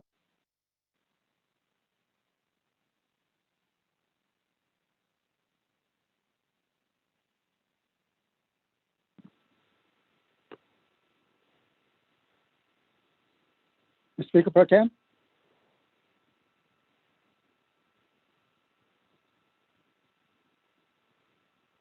Speaker Damon, are we still on there? We're on, sir.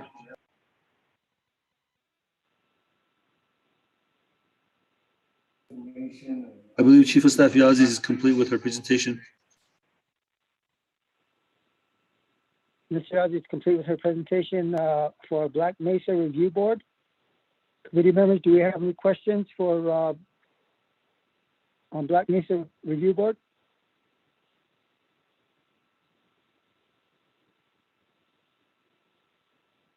Questions, comments, going once? Questions, comments, going twice?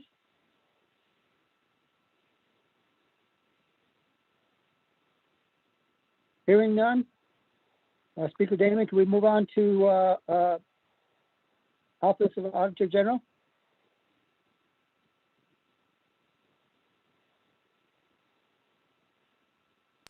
Chairman Pro Tem, I believe Ms. Helen Brown is on the line to address that budget.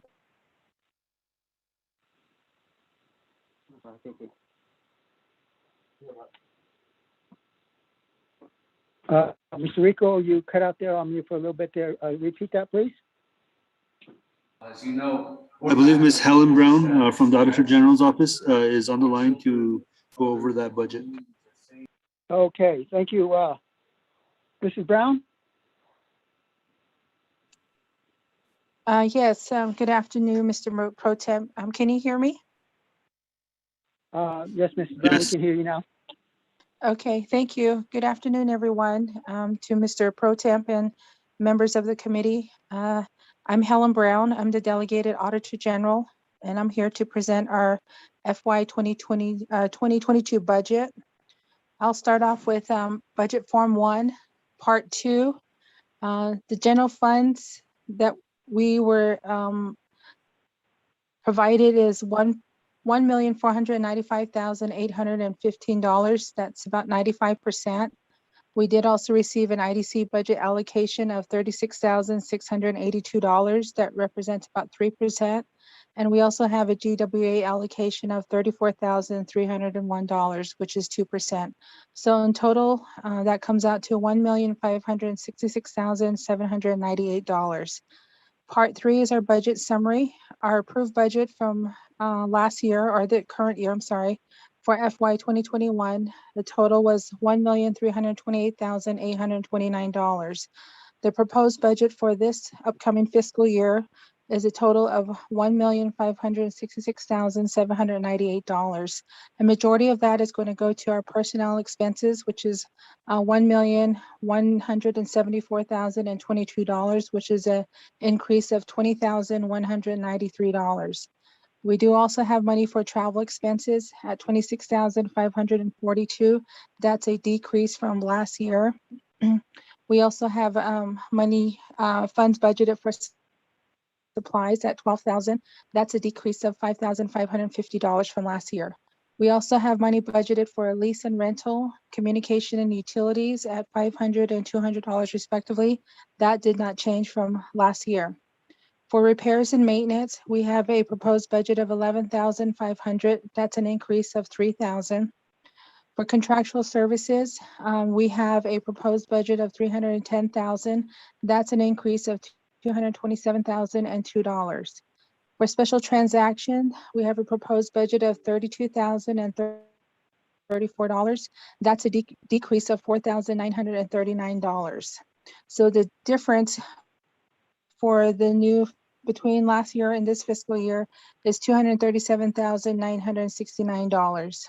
Part 4 of the summary is the total number of positions that we have for our office, and that's at 15. That did not change, so we remain at 15, a staff of 15. We also have 2 vehicles assigned to our office, and that also remain unchanged. Going into Form 2 of our budget is our performance criteria.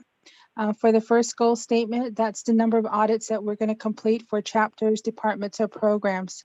And we have a goal of 5 for the first quarter, 4 for the second, and 5 for the third and fourth quarter, respectively. Our second goal statement is regarding follow-up reviews that we do of corrective action plans for chapters, programs, and departments. And this also includes our sanction revisits that we have to make. So we have a goal of completing 3 follow-ups per every quarter for a total of 12 follow-ups for the year. Our third goal statement is the number of investigations that we're going to complete involving chapters, departments, programs, or even employees with regards to any potential fraud. We have a goal of 1 to complete in the second quarter and 1 to complete in the fourth quarter. Our fourth goal statement is regarding the completion of continuous monitoring of chapter accounting systems and bank accounts. And we have a goal of 30 for the first, second, and third quarter and 20 for the fourth quarter. The total of that will come up to the 110.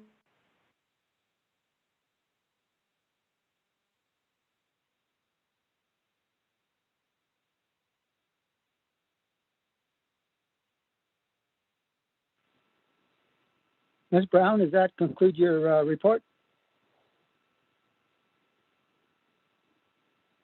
Staff, as you will see, we have a couple of vacancies. We are in the process of filling those vacancies. We have some referrals that we received from DPM, and so those are positions that we're all in the process of filling. And then the remaining budget forms is just the details of the budget summary that I addressed. So that covers our budget for FY 2022, and that concludes my presentation, Mr. Pro Temp. Thank you. Thank you, Mr. Brown. Let's go to the committee members. Council delegates, do we have any questions for Mrs. Brown?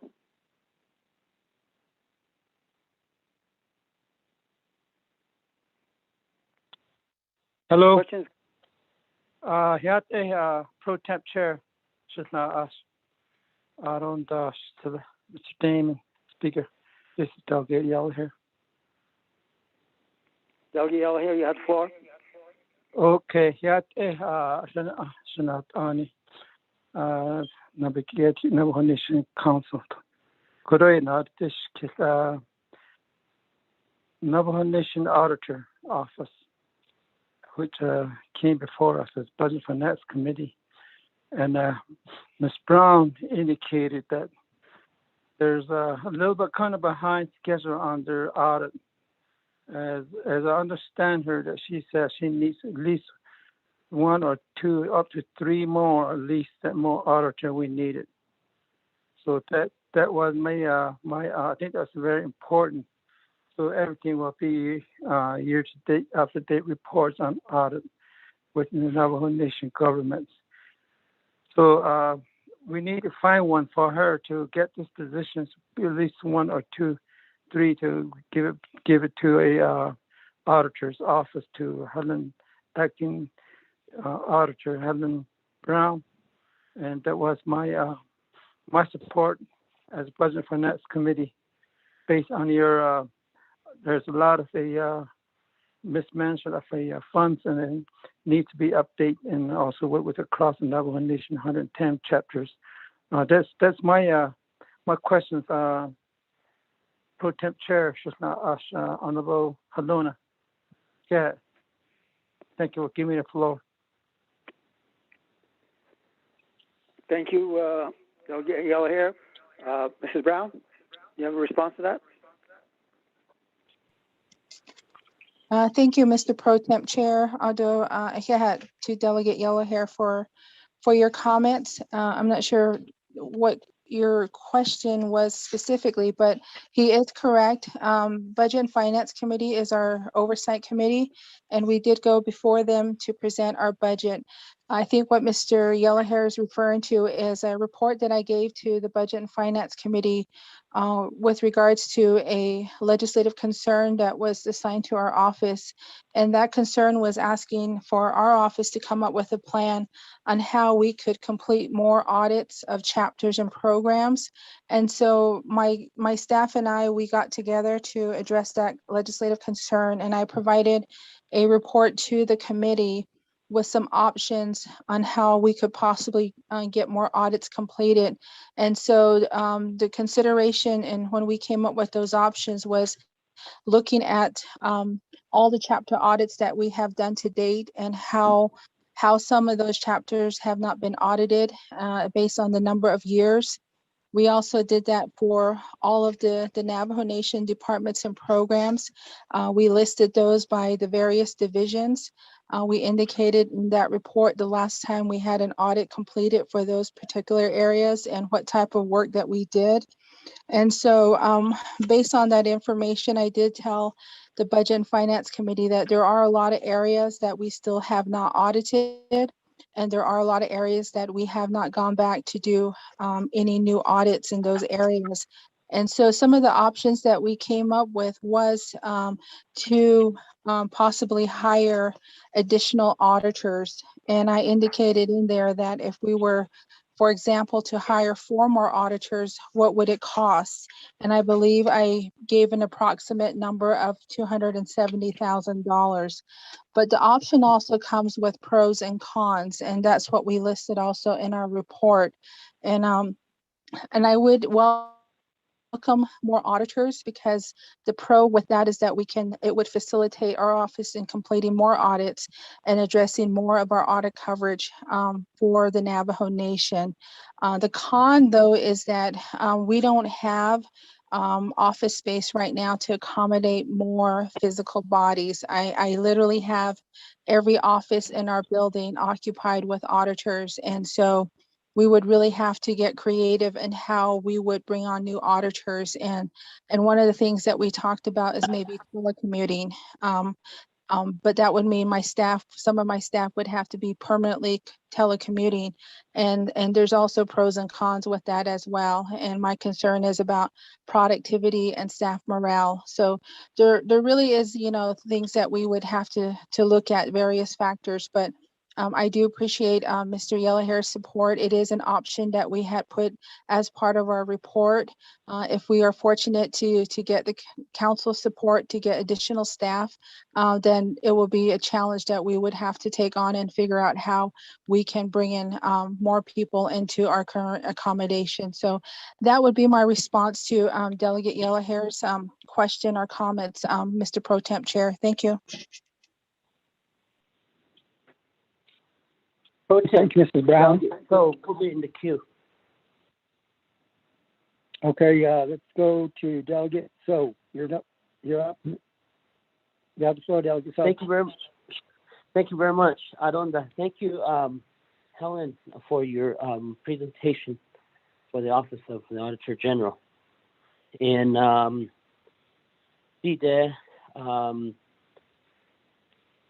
is there room for, in your budget, you do talk about hiring 4 more people, 4 more individuals, and that's speaking to salary, that's speaking to fringe benefits, and so forth. And right now, you have a workforce that is probably, working tirelessly, and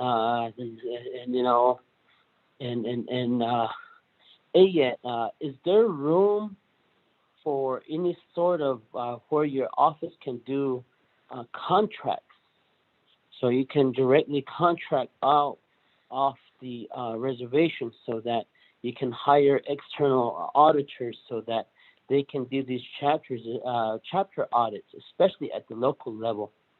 The reason why I say this is that I think with the audits from the at the chapter level, I think chapters should be carrying the burden on the cost, whether it's a non-certified or a certified chapter or a commission form of government.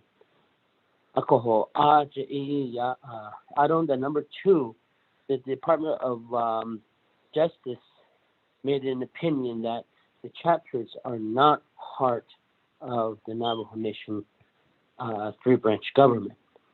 What I'm getting to is that I think from your office's perspective, as funds are released, like the states, when they release funds to the municipalities and so forth, there's certain provisions in state law that is stated that requires them to make these reporting mechanism back to the funding source, and now we're turning the wheel that the funding source is doing the audit themselves too. And why are we trying to keep these, for the programs I do understand, but there's some programs that I think, or entities that we ship money to that we're ending up picking up the tab on the audit. And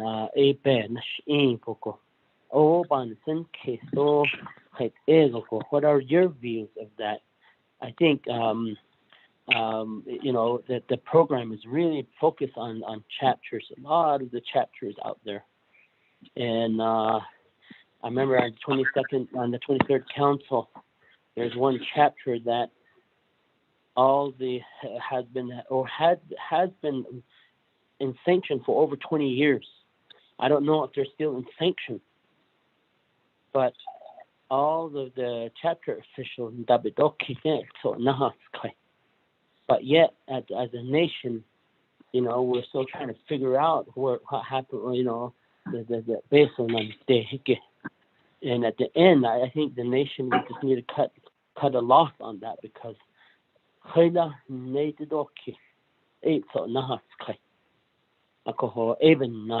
think this a recommendation from your office is that how can we better the system pertaining to audits at the chapter level and the program level, so we can speed them up and get these things done. The other is the funding source.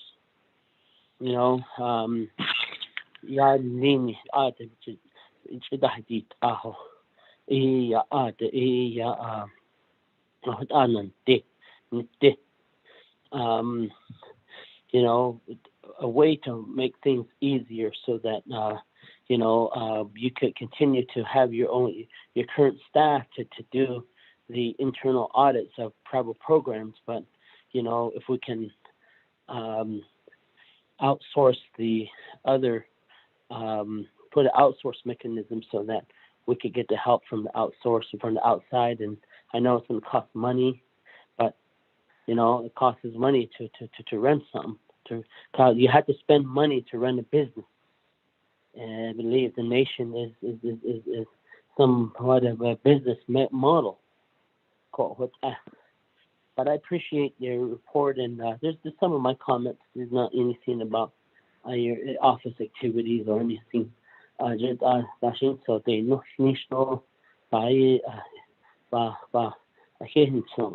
You guys there.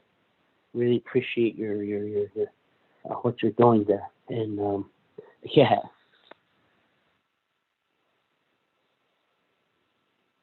Thank you, Delegate So. Any other questions, comments for Ms. Helen Brown? Committee members?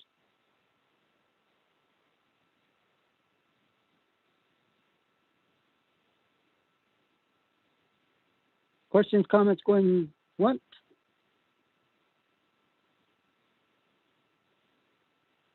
Question, comments going twice?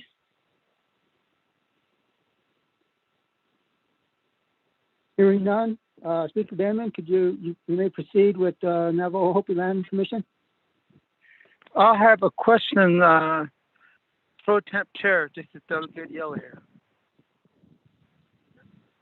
Delegate Yellow here. Yes. Okay. There's a the Chairman So, it says there's one chapter that 20 years section with young. I want to ask Helen Brown, which chapter is that? I'm curious about this one here. The chapter has been sanctioned so long, which means they're losing money, and you lose the opportunity too. Which chapter is that? If I understand right, Honorable So. Hey, yeah, this question talks to Helen Brown, the acting auditor, Pro Temp Chair, Honorable Halona Chair.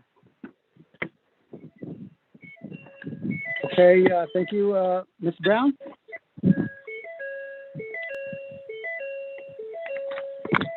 Yes, thank you, Mr. Pro Temp Chair. I know Mr. Delegate Yellow Hair and Thank you to Mr. Adoso as well for your comments and especially for the support for our office and what we do for the Navajo Nation. With regards to Delegate Yellowhair's question about the specific chapter that was in sanction status for approximately 20 years, that was Sawmill chapter within Fort Defiance Agency. But we are happy to announce that we went back to Sawmill earlier this year to do another follow-up review. And based on that review, we were able to determine that the chapter was successful in implementing their corrective action plan, and we were able to lift those sanctions against that chapter. We completed that review back in February of 2021. So since we lift those sanctions, Sawmill chapter, all the sanction or the withheld funds because of the sanction for those years that accumulated were released to the chapter. And if I am correct, I would say that was approximately about $500,000 over the 20 years. And that's including not only the operating budget, but that includes the withheld portion of stipends for the elected officials. So I hope that answers your question, Delegate Yellowhair. Thank you. Pro Tem Speaker. Thank you, Delegate. Thank you, Mr. Brown. Delegate Edmund Yazzie, is that you? Hey, good ears, sir. Pro Tem Speaker. Yes, sir. Oh, yes, sir. Question? Yeah, real quick. You may proceed. Okay, thank you. Just for the record, I've been on since 1400 hours listening. Speaker and also to the sponsor, the division director, the AG. I just want to say to the AG that Mariano Lake is one of the chapters that has been on sanction, but they are complete with their assessment. And if you could, when you have time, hit up Mariano Lake because they're done. They're just waiting for you. I have left messages for your department a couple months ago, and since you're online, I thought I would share that. We really need to get out of sanction, but they have met the requirements and they're ready for your department for your assessment. Pro Tem Speaker, that's all I have to say, sir. Thank you, Mr. Brown.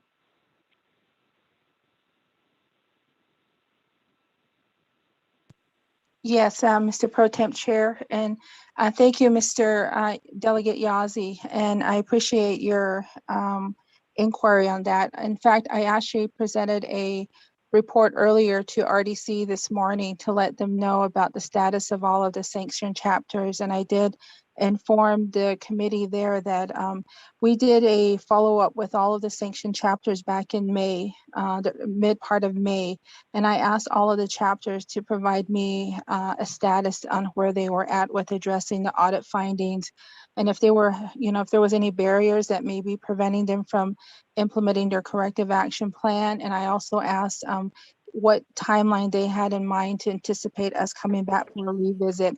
Mariano Lake came back and said that they've pretty much addressed all of their audit findings, and they did ask for us to come back as soon as possible. So I did place them on our schedule for the fourth quarter of this fiscal year. And right now, I'm just waiting for an auditor to become available. And as soon as that happens, then we will go ahead and schedule that revisit for Mariano Lake chapter.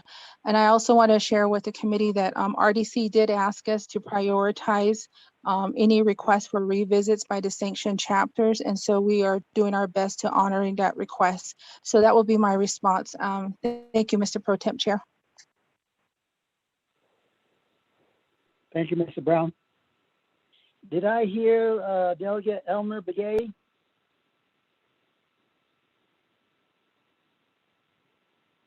Asking for a question?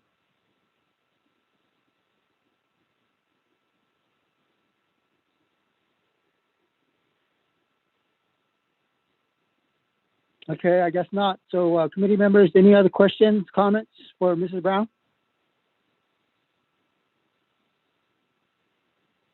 Questions, comments, going twice?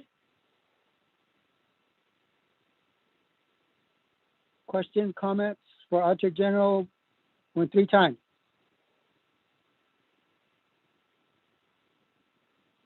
Speaker Damon, you may proceed with the next program. Thank you very much. Let me move on down to Ms. Cook for the Navajo Hopi Land Commission. 10-10-25. You may proceed with your presentation. Let me just go over to Mr. Rico. Thank you, Speaker and Chairman Pro Tem. Unfortunately, Ms. Cook is out today. Part 1, Business Unit 10-10-25, Program Title, Navajo Land Commission, Division Branch, Legislative Branch, prepared by Michelle Cook. Phone number, extension 7254, email address, michellecook@navajo-nsn.gov. Part 2, Funding Sources, General Funds. The amount is $186,094. That is 100% of the budget. Going to Part 3, or Part 2 total, $186,094. Part 3, Budget Summary, Column A, Navajo Nation approved original budget, $11,094. Column B, proposed budget, $11,036 with a difference of -58. Subaccount 3,000 travel expenses, original budget $25,216. Proposed budget $25,216. Subaccount 4,000 supplies, original budget $2,000, proposed budget $2,063 with a difference of $63. Subaccount 5,000 lease and rental, original budget $1,500, proposed budget $1,500. Subaccount 6,500 contractual services, original budget $142,206, proposed budget $142,206.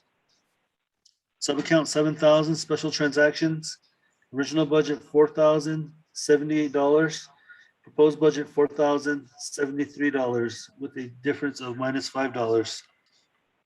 Total amounts for original budget $186,094, proposed budget $186,094. There are no positions budgeted for and no vehicles budgeted for. The next page is Budget Form 2, Performance Criteria, Program Performance Criteria. Goal Statement number 1, monitor, collect, and track information. Program Performance Measure Objective, monitor, collect, and track information on Navajo Hopi land use conflicts and any claimants to land within the area described in the Act of 1934. Goal Statement number 2, represent the Navajo Nation. Program Performance Measure Objective, represent the Navajo Nation with respect to land selection and land exchange provisions of Navajo Hopi land use conflicts. Goal Statement number 3, guide the development of proposals, program performance measure and objectives, set parameters, review and approve community and economic development proposals to benefit impacted chapters.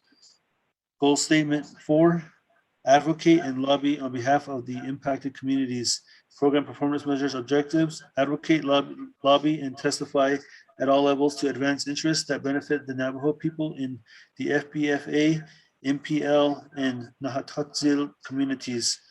Goal Statement number 5, coordinate activities with impacted communities. Program performance measure objective, NHLC will coordinate and update the communities within the FBFA, MPL, and the Nahatotsil on activities that will impact their communities.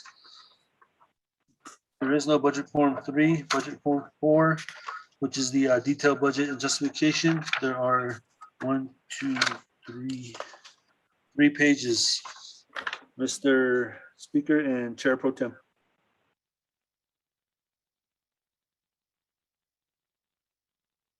Thank you, Mr. Rico. That concludes your presentation. Yes. Questions, comments, Naabik'íyáti Committee?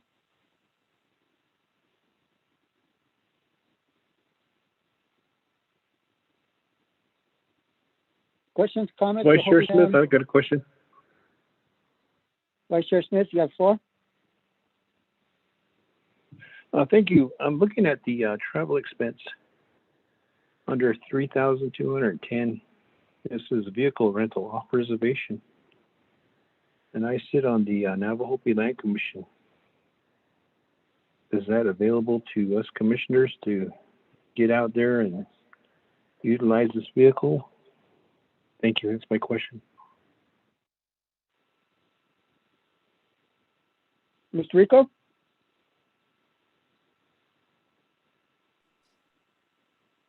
Thank you, Chairman Pro Tem. I believe, and thank you, Vice Chair Smith, for the question. I believe that is available to the committee members in case, usually, I know let's see, 2 years ago, you guys held a meeting out, I think it was a work session out in Clark County. And when those situations arise, you guys are available to rent a vehicle. So I believe that's why $1,000 was put in there for that. Mr. Chairman, Pro Tem.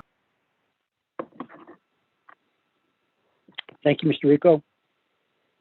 Delegate Smith, any other questions? Thank you very much. Appreciate that, Madam Chair. No more questions.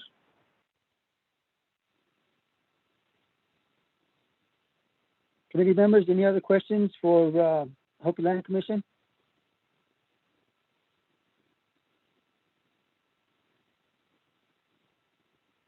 Questions, comments, going once? Questions, comments, going twice? Hearing none?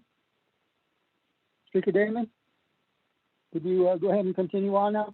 With the, Thank you very Commission on much. Emergency Access? Yes, let me go ahead and move on down to the Commission on Emergency Management, 10-10-26. Ms. Quintana is on the line. I'll turn the floor over to her. Ms. Quintana? Are you on the line? You have the floor.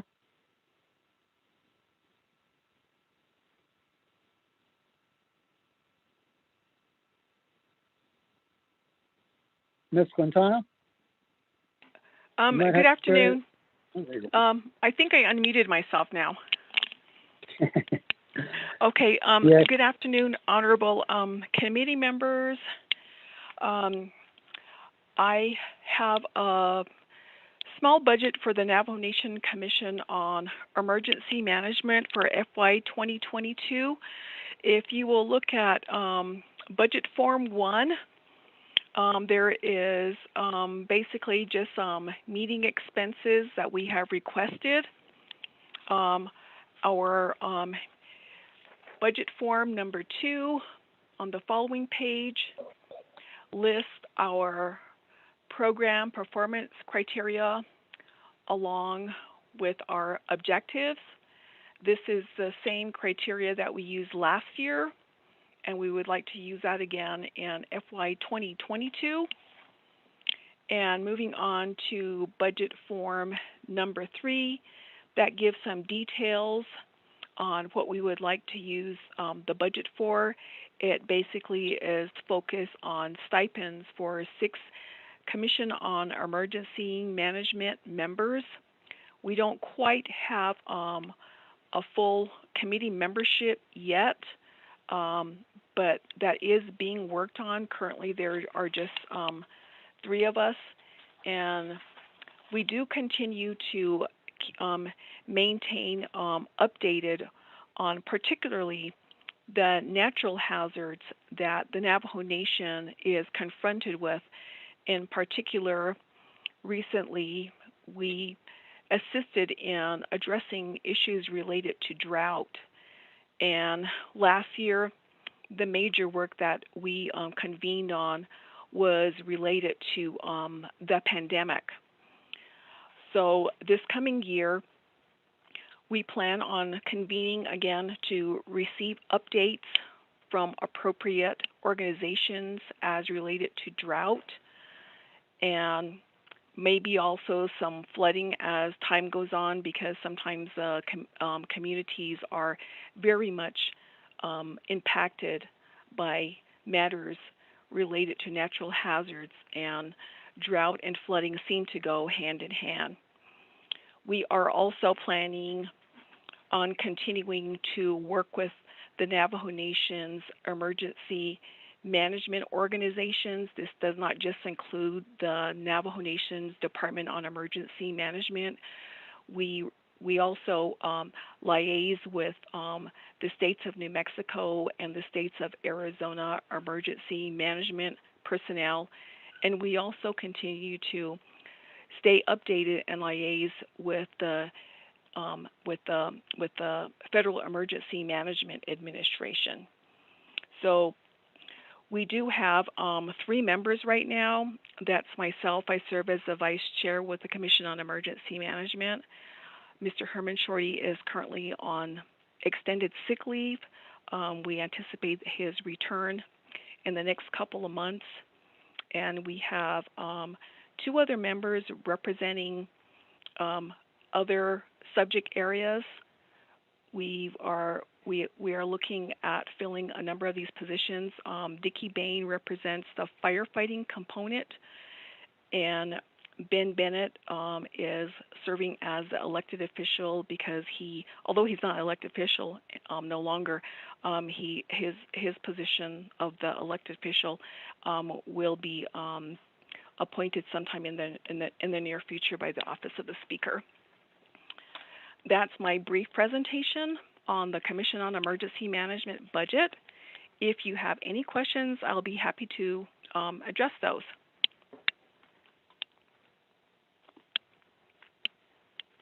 Thank you, Ms. Quintana. Committee members, do we have any questions for Ms. Quintana on emergency management? Vice Chair Smith has a question, Pro Temp Chair.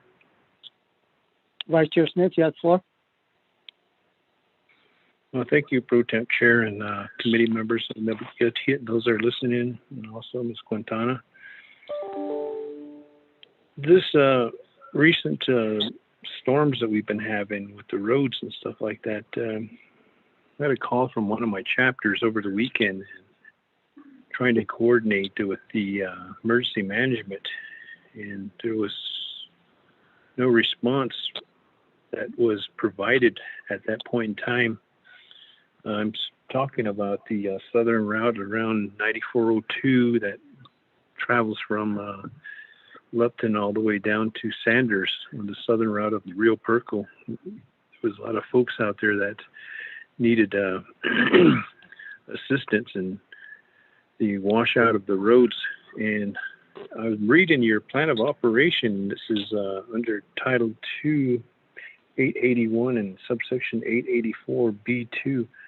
The Navajo Nation Council established the Commission of Emergency Management to coordinate emergency and disaster relief services, assist seeking assistance from federal, state, and other sources to address emergency and disaster-related situations on the Navajo Nation.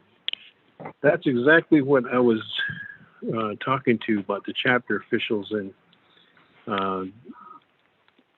behalf of us having a emergency management.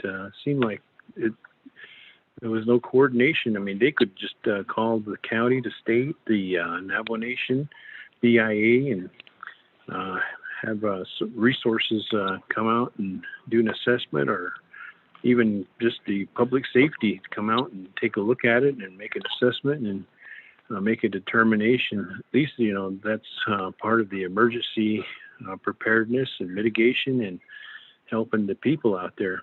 But then there was nothing. So I see that your Form 2 has goal statements, and in there it indicates that notify public mitigation, emergency preparedness measures to reduce impacts to community resources.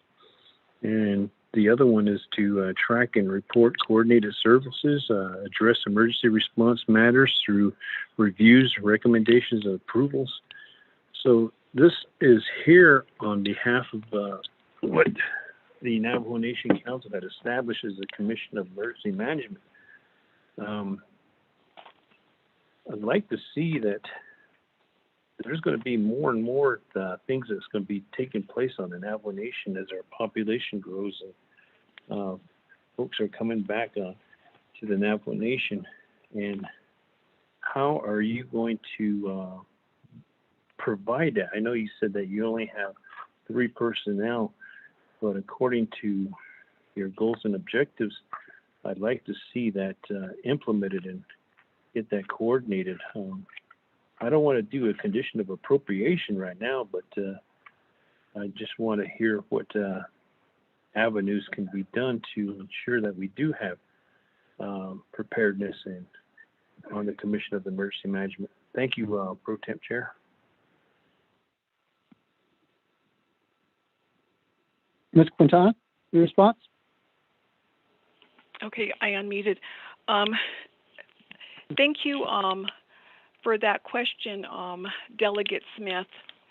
One of the things that the Commission has been recommending is that the Department of Emergency Management continue to focus on bringing training to not just the Arizona side of the Navajo Nation or just the New Mexico side of the Navajo Nation, but to find resources to enable all the chapters to get training to become, I guess I would say, capable of going out to do assessments in the communities that are impacted by not just natural disasters but also man-made hazards. There is a lack of resources right now within the Department of Emergency Management to continue to go out to train chapters and other interested organizations to build up their capacity to do those types of assessments. When the Navajo Nation Commission on Emergency Management meets to contemplate declarations of emergencies or such types of acknowledgments to direct resources to particular areas of the Navajo Nation, one of the things that we look at are incoming assessments that are done by boots on the ground field personnel. And in this particular case that you just now mentioned, I was not aware of that. Sometimes we get calls directly from the chapters just for the same reasons that you just mentioned. There is a lack of immediate response from certain emergency-related personnel. So in this particular instance, I was not aware of that, but now that you have brought that to my attention, I really would appreciate some additional information in the form of an individual or individuals to contact so we can work with them to see what kind of resources we can get out there to these areas that you raised that are being impacted. So if you would work on that with me, I would appreciate it. We have also looked to the Department of Emergency Management to continue to look out for mitigation grants under FEMA, and this is a process in itself as well. These grants are sometimes short noticed, and with the short noticing, it takes a lot of effort for the proper personnel to get together to pull these grants together. I really do believe that a lot of the work that the Commission on Emergency Management would like to do really should be done more in coordination with the legislative branch rather than the executive branch, because it is under the legislative branch and their very close proximity to the issues involved in the local communities that will help us to establish and maintain that rapport with the communities. It has been a little bit challenging working through the executive side on that. So one of the things that we would like to do is to find a way to become more involved and maintain that interaction more closely with the legislative side. And we really would appreciate, any feedback, any recommendations from you and other honorable delegates on how we might be able to move forward on something like that.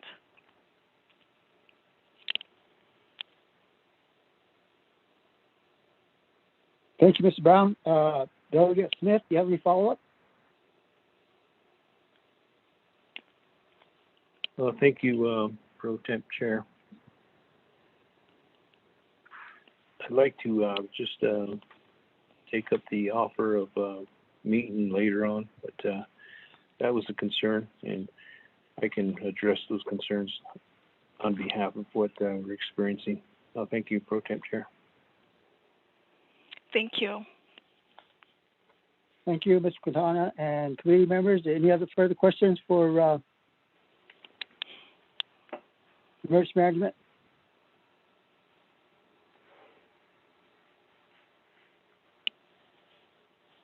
Questions, comments, going once?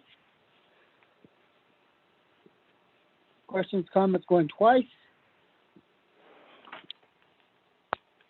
Hearing none. Speaker Damon, you may continue. Thank you very much. I'm going to go to two. This is the next five. I have Eastern Navajo Land Commission, Office of Eastern Navajo Land Commission, and Navajo Nation Human Rights Commission, then Health, Education, and Human Services Committee, and then Resource and Development Committee. Let me go ahead and do Eastern Navajo Land Commission and Office of Eastern Navajo Land Commission by Mr. Larry Rogers, and that is count number 101027 and 101028. Mr. Rogers, what's yours?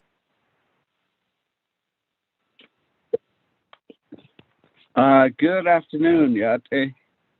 Ado, Presiding Chair, Speaker Damon, members of the NABI Committee. Good afternoon. Go ahead and cover the there are two budgets under the commission. The commission itself, and then the Office of the Commission. The commission budget, EGA Business Unit number 101027, is for a total amount of $108,018. And that is broken up as follow. The personnel expenses, basically stipends paid to the commission. There are 6 members that serve on the commission. All of the five Eastern Navajo Council delegates that serve on the council, and then one appointed by the Navajo Nation president, that is Danny Simpson, a prior council delegate himself. These 6 again, they serve on the commission. And the personnel expenses, again, for the proposed budget, $31,530. Travel expenses at $26,178. Supplies at $7,521. Lease and rental at $2,500. Contractual services at $33,360. And special transactions at $6,929 for a total of $108. So a budget in terms of having quarterly meetings. Generally, we do schedule 3 regular meetings per quarter, and often a special meeting per quarter too. So on the average for 4 meetings per quarter. So the staff supports it in the same way. When I get to the other budget, they'll show the same amount of meetings attended and so forth. So ARO, of course, is to convene meetings that relate to special issues of land related. Also, in some cases, energy matters, so that impacts communities of Eastern Navajo.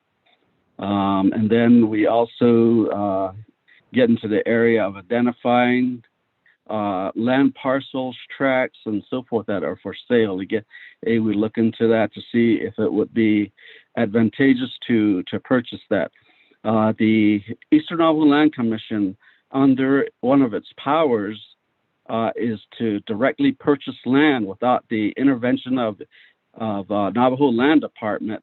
But that particular account was funded only once in the last 15 years that I know of. Other than that, the annual budgeting process has always limited the commission from buying any lands directly. So in terms of meeting with entities and so forth to mitigate problems, try and resolve land issue matters and so forth, especially with intergovernmental entities, state, counties, and of course the federal government. And then again, it's a continuing effort to consolidate lands throughout Eastern Navajo, and namely through a major project that the commission has been looking into since 2012. No, so that's basically the intent of the commission. Basically, if you had a mission statement, the Eastern Navajo Land Commission's mission statement would be it would say something to the effect of regain Navajo lands. So essentially, that's what it is. Yeah, as you know, that throughout Eastern Navajo, it's quite a hodgepodge of different land ownership and so forth. So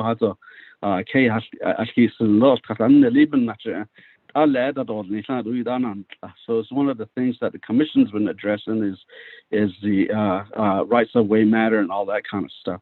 So in terms of the budget, in terms of the amount and so forth. So Ayla, presiding chair, that is the budget for the Eastern Navajo Land Commission. Thank you.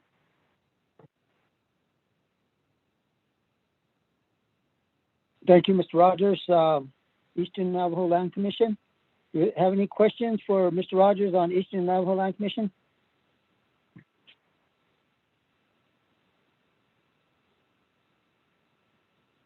Hearing none, Mr. Rogers, you may proceed with the Office of Eastern Navajo Land Commission. Okay, thanks again, presiding chair. For the Office of, that's business unit number 101028. General funds, $308,541. In addition, there was a GWA allocation of $7,987 for a new total of $316,528. And that is set up mainly, the bulk of it, and naturally it goes to the personnel expenses. You get $276,459. Travel expenses, you gave $17,151. Supplies at $8,514. Lease and rental, you gave $8,034. Auto communications and utilities, telephone, so internet, we can $3,490. Contractual services, we're just leaving it open. We were hoping that we might get an additional amount, but $1 piece. So special transactions, you gave $2,879. Most of it is to insurance premiums and so forth, taking care of the travel vehicle expenses related. 80. So we do have allocated a travel vehicle asai, and we've had that for a good number of years now. Auto staffing wise, we have 4 permanent positions budgeted for the fiscal year. And in terms of the performance matters, as I mentioned earlier, we do interface with the main commission through the 4 meetings per month on the average. We deal with outside entities regarding possibilities of land acquisitions, exchanges, and project activities with outside entities, also working with their respective chapters, and often have periodic meetings and so forth, and coordinate land projects like the what we refer to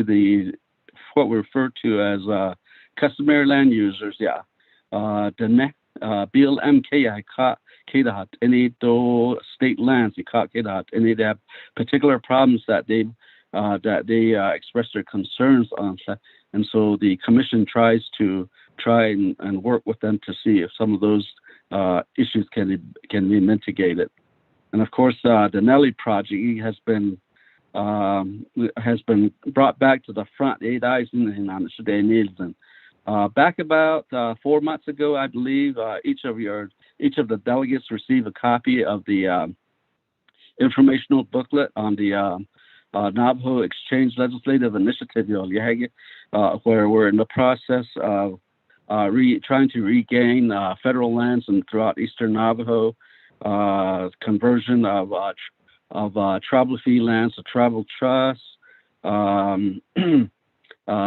also a conversion of executive order lands that have been programmed for like DIA schools and so forth. Some of those schools are closed, and that's where the Navajo Nation needs to regain those lands as well. So, in terms of the new Nelly, kind of enabling legislation that would allow for the Navajo Nation, the state of New Mexico, and BLM to exchange lands for perhaps maybe over the next 10 to 20 years. For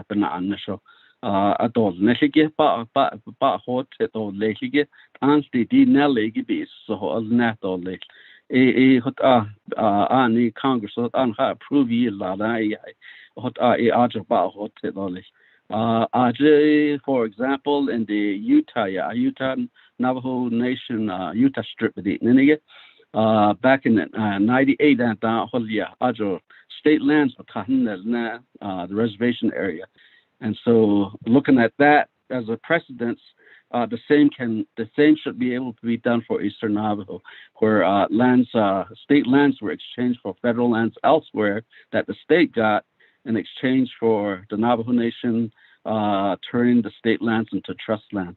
So, and all this is part of land consolidation.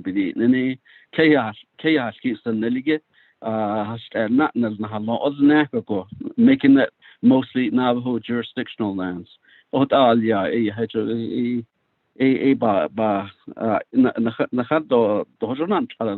terms of providing services and so forth, rights of way, if there were more lands of these were already under tribal jurisdiction, it'd be less of a problem. So feed the trust for a good number of, since 1954, the Navajo Nation has started buying back lands from Akati Sandas, the white ranchers that no longer could maintain their farms or their ranches. Navajo Nation was there to buy them up because there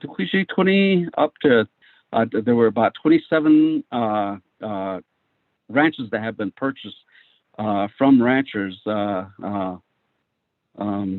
since 1954. So good deal amount of land.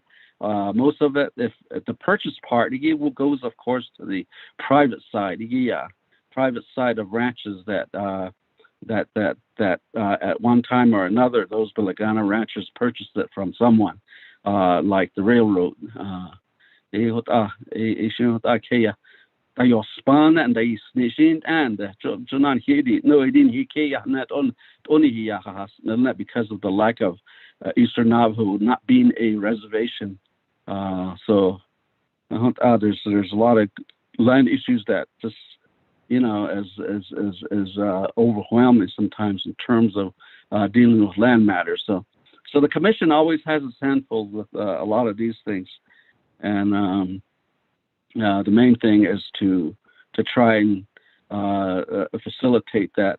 If Nelly, and I should say maybe when Nelly is successful, then a good deal of these problems would then go away or get quite minimized.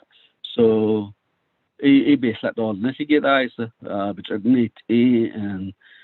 looking forward to perhaps FY22 being a gate opener, and hopefully the work that is being done with Senator Lujan will pan out across the board, with other congressional leadership. So,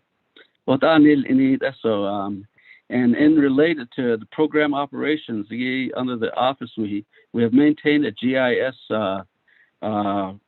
program operation for a good now, maybe about 7 years. It's quite often difficult to even work internally with our own Navajo Nation government that have GIS capabilities. Updated land statuses that any case.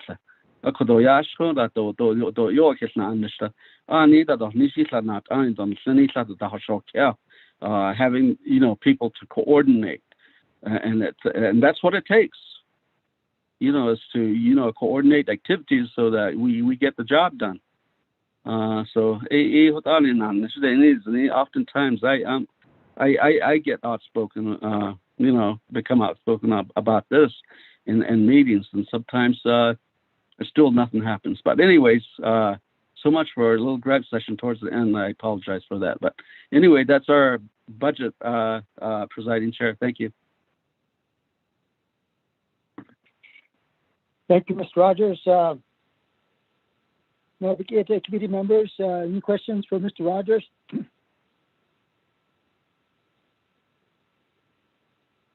Questions, comments, going once? Question, comments, going twice?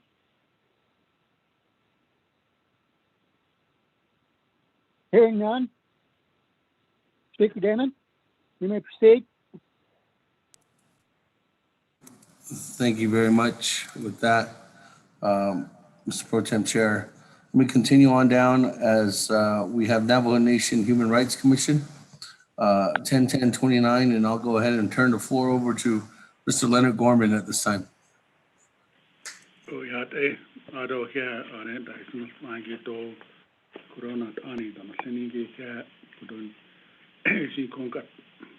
first thing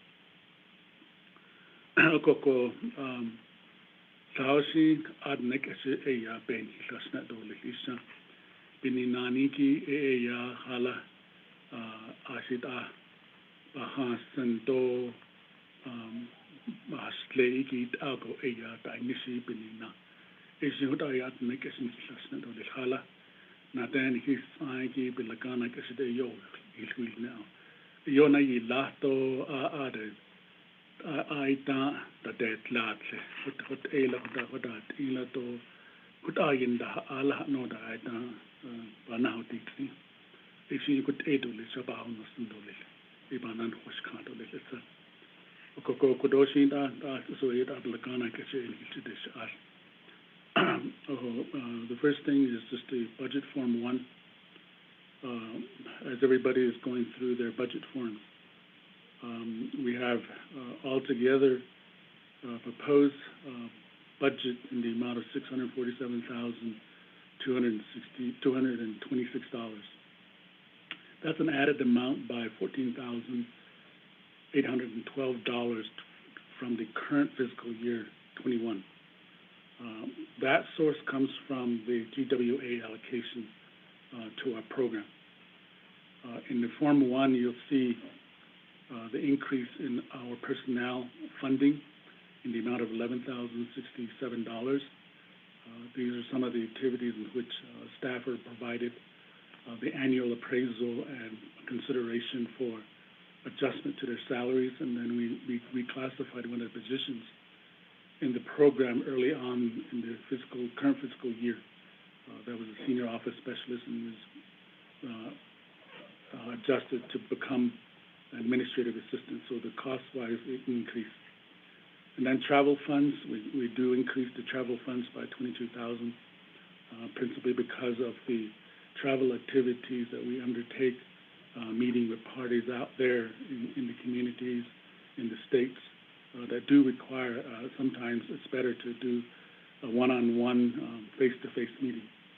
And then we have the meeting expenses, which is a decrease by $2,000. At the moment, we do have slated for 5 commissioners. Commissioner Dr. Jennifer Danette Deal is the chairperson of the commission. Stephen Darden is the vice chair, and then Cora Max Phillips is a member. We have 2 vacant positions. All of them have been advertised at least twice now, and all of the interested parties that applied for both positions have been sent to the Speaker's office, and hopefully that there will be appointments made soon. And then supplies, and that substantially has gone down from $15,000 to $6,977. And then office rental, lease and rental. We do rent office space in the Kerrigan building, and I think Delegate Crotty pointed that out as a facet of some of the perhaps new initiatives to move fixed cost office space rental into the fixed cost account. We did submit to Delegate Crotty a proposal and analyzing how we could be able to readjust that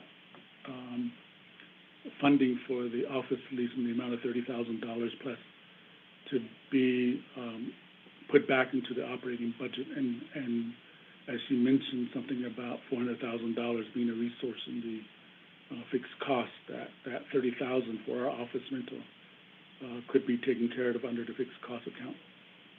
And communications and utilities, the current year we had budgeted for some iPads, tablets, because we were very concerned about the use of technology as we're working from home. However, that didn't pan out for us at the beginning of the fiscal year, principally because although we made all of the purchases in fiscal year 20 and everything arrived in 20 as it was being released, we were told that the cost of about $8,000 would be charged to our FY 21 budget, and we just said, no, we can't afford that. So we did not budget that anymore. The next area is the 7,000 special transactions, and this is principally the media, media, and then the insurance premiums. And then, so that makes up our current fiscal year proposed budget. We have 7 staff and 1 assigned government vehicle. That will be the same into the upcoming fiscal year.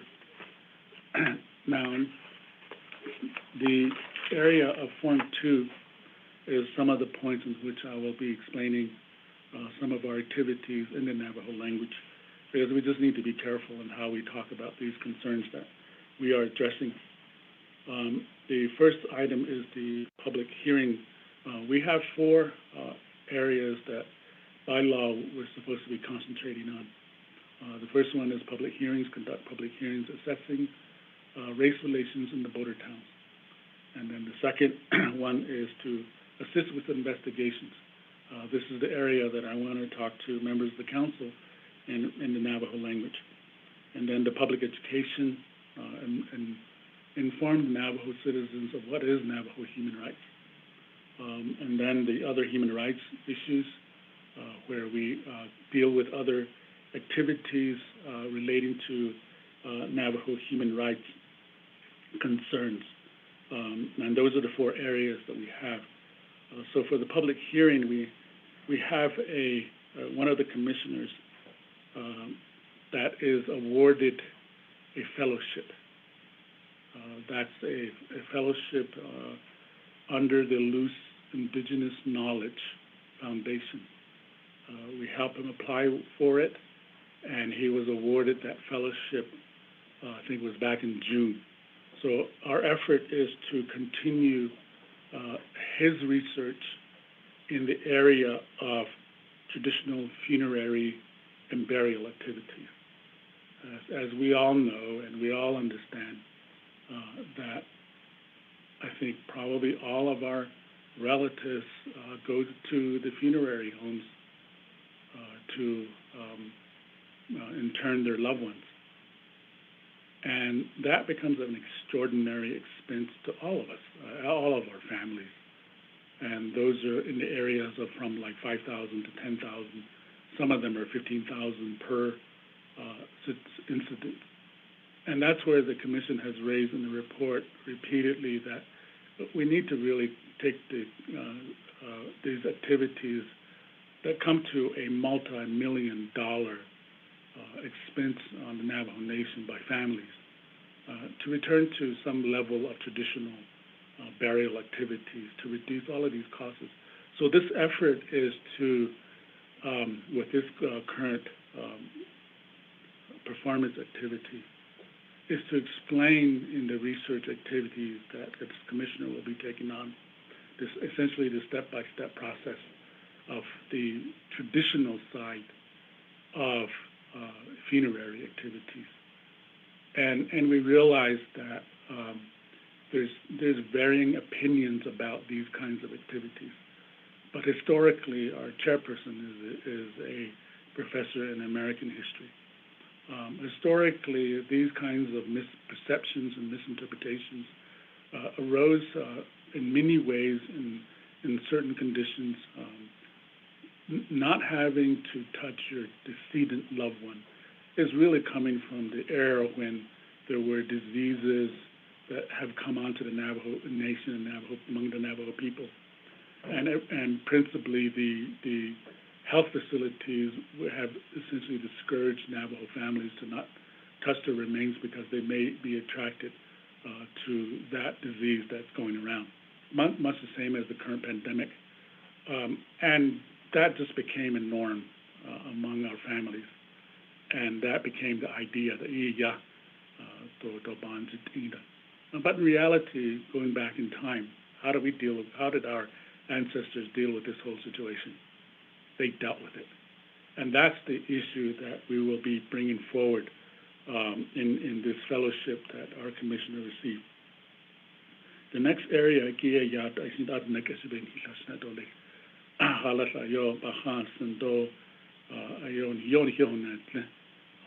ego halan al-khato hininabe otlo edada awat ego eto ngai kitahon dati kako I adem banda ni gini tenda ni ai tida na atlo kakutado yo tida bstand yo deni tena ni without ego ani I see ndas the lingo da okoko ada kwigosin ka ke nano tato le lisa in re kodo kati chibita nisto ngai ti peso na da aje bita nisto le okoko tani kitins age ngai toko slidisa chidinal ile da I see ni hitne o chonli chas okoko chidinal iniki I see san hik en leniki ya das the response okoko acquired Tago dashen ya hikati chata hiti ninko kada histeni nis wana ge hasinza na dolis kuna hot era ta so bakado kasil bakado gas adisni ke ya hakizinda I sosto lo da de bane kadoli Okoko no kinahal kete ta inisi ki Consumer Financial Protection Bureau shte. Ade ne ha ite ade kan dalka. Ne de kenal sociata is sad it ade ka ade ya kon to the not bananas stiniki ya ta bena ade kan socianite esi ade ya peso I ni benal sociante ko ade na so eben nicht ja alnal socianite na kekonaki yanage kuje he since and tragol tragi ASU ajin kitnia na halsin sa radit ide sle danzen ko yata al tragi joda hot ego da ni ko eskizin yat hito eskizin da iniki sa idin sta edaus ako eben nat ya aj ASU je law school iki Native American program iki asan hikete ilnisigo azla bekilak etasinel leda son sa native so ko ya kujet tsidinal neniki ya sin hakesni so le digal sin ha nada istato isin kunnato le na azla ye we ostale sisna na se de sliknigo isin gut ego aj padal thagi to bagadit aitan leniki penal so sta hite jaheki benist ya esi a winti on ya ito le lana ile tha kun na ki ya te ko je he si sa ho so ki ga di ta he lanje leni ki a je to na so ya ni te o a do de na da so ya a de ana na yi la do kon ka te yan da il kha ne cha ko sin da na ge je ka da di ta ki di ni do ko ta khan ge do ko slido kal ni ka halang hidden net educated hat indo kwa yandal nisata aleta na neto halata hot edo at ilapini na hot nego ya nta na dikit pa ne kreto ason si IC da so nini ki da belinda de ni pe hot ason bakada di da so noko hot abte ni nisisa adon ta na kekon na ki ya di kon sa nagainal so singila inte doko slita na got no bel til da sun nel dan aje sin sa te konkin na passe da I don khanda ke ye sin sa ni ke hodo hon ke khanda kre na des ne tanz ko ade ko na so se ki pata ni ti ding ke de ho he ki ya na se naten ako natin on da ya kudo ya kina pasun ni da dilne ha ni ko ya ba be ni hin da tilnis oko kwaike ada shikisenen ni gita Mr. Rogers kudo ni Washington ni bigido da inisi ki asi da khano ki de sun zon ye not take what oko na land department da Agilto na socia hin desa in al sociki di kodon ne behas ani naten niki age ya kustan hit bitis ne he khela eta nido khela ta tino khela betel ne godashon alla ta ol ta sele ko ya kodo joba win tido le ya ta na agadi ta hin liniki sa ya sidole sinha ya de kodo blas line nan liniki betol iliki para de ide slechni ko ya na ate tene pa na rakat ako katsi na dida tun desert has and Mr. Rogers and liniki ta hajla halawat hey ni ta ando kizen la sanana loloko Maryland Department hajla then do ta nan handa kat nan ese kheta indo kodo no ke ni lo pa indo le ni do le bisa nda hiti ni nda ya to hiti tsada de hana hande ota hindi nisko ta adon ndan hosa koni astuido sani ba ta yago to ko ena da se to kona ni ki binina ni ke la ke da sti anle Tudo Sani Bada Yande. A Kwaike Dane Kodo Health, Education, Human Services Committee Dan Hosh Yanzuno came to see Nil. Nawe May Yanta May 7 Yanta Di Hahiki. Anyway, Kojon Hidiki Washington Bita Nishiki. Radit ein Sahat Ninegi Honat Hospital that Silni. Bini Naniki ya Ayasani down and Nigo ya in that the state and way hot Ada hold the stores down this is artist Ninike ya the Krigosin Radit I the Krigo Dailis Ada non I said I cut it Jai Edicon Nikebikedas Indiki Dobi Abigadan Leniki, Honiki, Yappe, Benista Bandati, Sostaninte, Alcobakaha, the Krigosi, the Radit Idel Nisco, Ya, Nalsos del Yato, Arehan and Daitla. Here, the Kodo, Sanidos Ribata, Yaniki, Bagadit Idani, Tletano. Hadila wait out, Pizugut, Yapaka, as Raban Zakis, Osli, Ebini Nanre, could also leha, so that Lagadit, I lay pain had a net out. A Shiguto list, no, she should up on that, no, the Quante, based upon Leno Nakidin as a thing, the milliards of Leno, or call Craig and Hibas Lassie Craig. AD Eya question here at it I Niniki Azib da Silni. I do hand Ashley Kodo Hilkai Jegota Ashok then he didn't net it down Niki. Okay, has done to the Hansenko Kepa and in Ray July is that Danta Shainan was Nanalia then a radit I Niniki. In the I said, now the store I you keeping I don't understand. Japan, Kaleto, the Adon, as your Naabik'íyáti kid, and also in Laya. Also don't need a coco and a ray could je so leha hot so eki Arjun Hikela, Arenal Society is job. A quaike. Sashi that's a bit of beta is Ando the Hista. The Harlan Ray.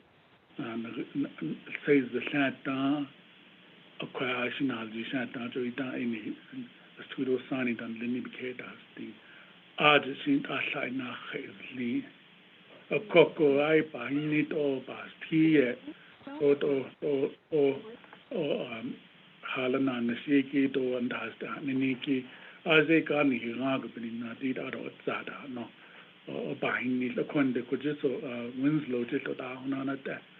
Aging that I show that the 80 that's the Yabacato, gosh. Ada Health, Education, Human Services Committee, and Hosh Ada Dasho, the Ilkanadi, that I show Ajuga Bacata, the Oil, a coco, a without ego is not in the Aro K, the guy would add the sneaky also became that they do Nalka, Benan, Bende, Nishiki. A Katie Gibbon, Kiscotisnike, Yaticon, Nata, Nakimilia, so these are Taihata. A and Gatos or Yunal Sofia, a bad hand and Linike, Yaticon to the Nasniki, or Chonson that's a local to the National London. A federal government, Federal Trade Commission, go but me. A these are Taihata, which down the seas. Also the corner Tino holds so and raise a bit at Hahata, Shinko Eya takes out of kitchen so a corner clubs now usually do your cheated and leco Nape base of the dice and lots of dice, the dog Ada no. Of course, down this is a bit at Hahata called Ada Ya Ashon last that a ya con. Naniste Yeki, a Yano, a Shinchil Banda, and he had a corporate defender, no, or a that. So the meal had over on a kitten as not in the millias, a Binisha has at 7.2 million. A Kojako, ya na nishiki that el khatol ko shana don nenachko papa wing na ajo bi ni bankruptcy chko nte peso tenla akoko di 7.2 million nena abo wasli o chon en das did aje akonde ta hoden ni do na re khale ya the July 30 ya da dashe na kigon shana ta akoko ya tin na tino sta tin de milia ziki ina lien lindo le ta is don't mean because na what ani be liate ani ke ya le kana le chide panani la ya sa tan e be khate akoko ni hiten nashi na so ya da is ja Asian Ashon that a bit bezanda the dotso oil akoko FTC ki ya kudoshi ilkana dicha di shi kuna la ya ni de na beso like and the nota no shi ilkana dicha ko az shi ya na sustained on it takes out about in o kuta ya kudo at na kasi uta ben ki question do le to khaba honusen kut edoli. The next area is the concerns about the redistricting. You have passed a resolution designating the Navajo Nation Human Rights Commission to take the lead in working with a set of council delegates appointed by the Speaker of the Council. We have been diligently working with the counties in the state of New Mexico thus far. McKinley County was very good to work with. In the recent legislative session, New Mexico legislature said that county precinct boundaries must be adjusted to be in coordination with the Navajo political chapter boundaries. So we got the political chapter boundaries from the land department, and we're using that to impress upon the counties to adjust their precinct boundaries. So McKinley County did that work, and it was wonderful. McKinley County is the first county in the United States to respect indigenous boundaries. That's our Navajo chapter boundaries. They made history. We're working with the San Juan County at the moment. We just came back from a meeting yesterday. It seems like it's going to be difficult to approach this issue.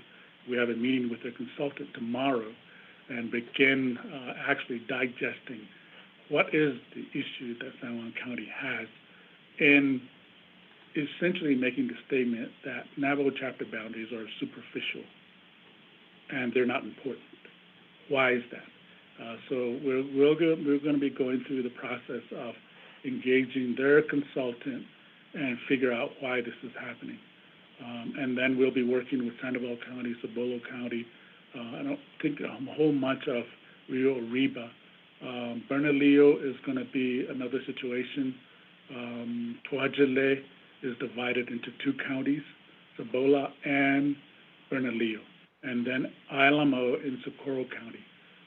So then now we also received, as of a couple of days ago, you probably heard in the news, the release of the 2020 census data.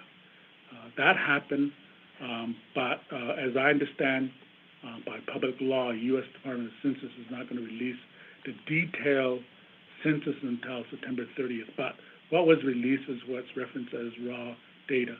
But the company that we used, their mapping application, has provided us, I think, essentially the detailed part of the 2020 census data. And as an example, on the New Mexico side, in the northwest quadrant, there is a decrease in population in the districts 1, 2, and 3 for the House, and then districts 1 and 2 for the Senate. There's a substantial decrease in population in San Juan County, New Mexico. San Juan County, Utah is okay. I think we believe it's solid that Navajo Native Americans are 51%. So we're going to be approaching that, I think, in the next week. On the Arizona side, there's a decrease in population in Apache and Navajo County, which is a substantial part of LD7. LD7 is the legislative district in which Navajo Nation is located. There is, at the current time, the current district is below what was referred to as deviation by -18. We have to bring that into -5 at least. We need at least 44,000 people in LD7. Unfortunately, a lot of our Navajo relatives are not living on the Navajo Nation. They move off the Navajo Nation. And we're going to have to look at ways to maintain what we refer to as Native American voting age population in LD7, and also the rest of the Senate and House districts in New Mexico, and also the San Juan County Commission and School Board districts. And then we are also engaged with Navajo County and the rest of the counties to redistrict their commission districts. So we have a lot of redistricting activities on our plate.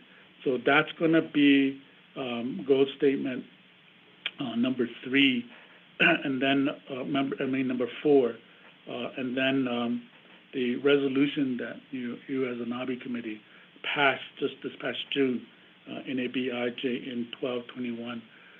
We are currently working on that, and it will extend into fiscal year 22. We are currently trying to put together a 13 or 14 Indigenous Nations meeting to talk about an expired MOA. We're working with the Navajo Historic Preservation Department, and then we have a meeting with the Navajo Nation President this coming Monday to talk about what are some of the ways that we can address this MOA that expired.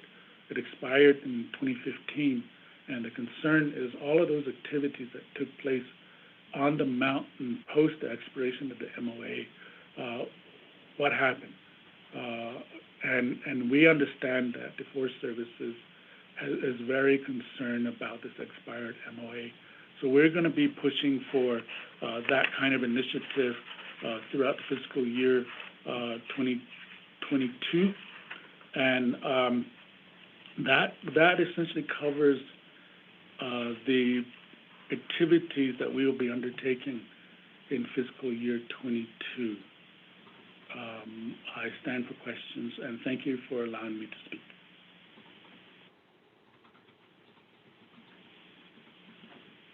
Thank you, Mr. Gorman. Let's have committee members. Do we have any questions for Mr. Gorman?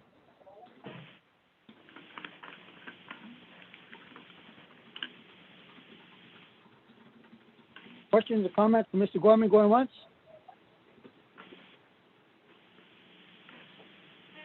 Questions, comments going twice?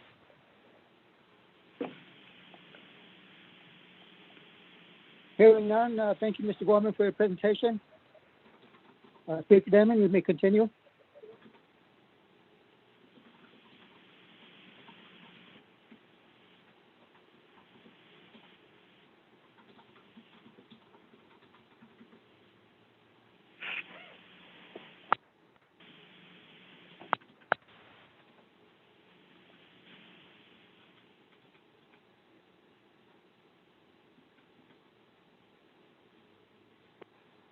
Mr. Rico, are we still on? Chairman Pro Tem, yes, we are. Okay, Damon, there are no questions for Mr. Gorman? Thank you. Well, with that, let's continue on down then. And we do have next Health, Education, Human Services Committee, which is 10-10-30. And I can turn that over to Ms. Yazzie at this time.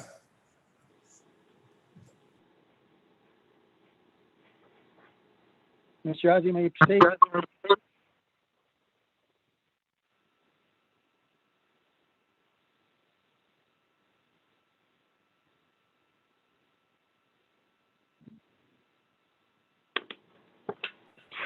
Thank you, Speaker Pro Temp, Speaker Damon, and 24 Nation Council. Business Unit 101030, Health and Education Human Services Division, Legislative Branch. Part 2 funding source, general funds, 10/1/21 to 9/30/22. $48,189,000, 73% of the budget. Indirect costs in the amount of $17,931, 27% of the budget. Part 3 budget summary, 2001 personnel expenses. Column A, Navajo Nation approved original budget at $12,327. Column B, proposed budget $12,262 with a difference of $65, 3,000 travel expenses in the amount of $39,914 with a proposed budget of $39,984 with a difference of an increase of $70. 3,500 meeting expenses, 0, 4,000 supplies. Column A, 3,000. Column B, proposed budget 4,793 with a difference in column C of 1,793. 5,000 lease and rentals. Column A, 2,000. NNC approved original budget. B, proposed budget of 2,000. Difference is 0. 5,500 communications and utilities, 0. 6,000 repairs and maintenance, 0. Contractual, 6,500, 0. 7,000 special transactions in the amount of 7,086. Proposed budget 7,081 with a difference of $5. 8,000 public assistance, 0. 9,000 capital outlay, 9,500 matching funds, 0. 9,500, 0 with a total of column A of 64,327, proposed budget of 66,120 in column B with a difference of 1,793 in column C. Part 4 positions and vehicles, total number of positions budgeted 0, total number of vehicles budgeted 0. Budget form 2, page 2 of 6 is attached. The program performance criteria.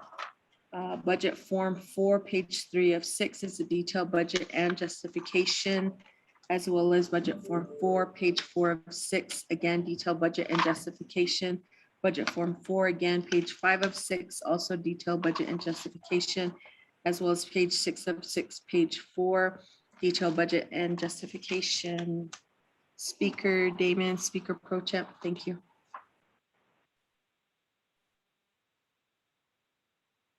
Thanks, Ms. Yazzie. Committee members, do we have any questions for Ms. Yazzie?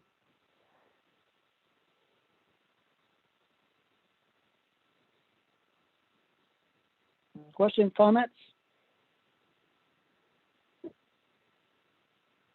Questions, comments going once?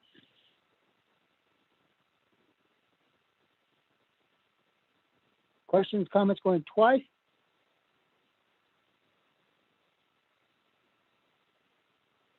Hearing none. Speaker Damon, you may continue with the Human Resource Development Committee.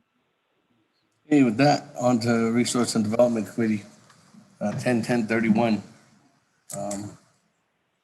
I'll do this one because Ms. Yazzie's busy right now. That on this, you see a budget form summary for FY 2022.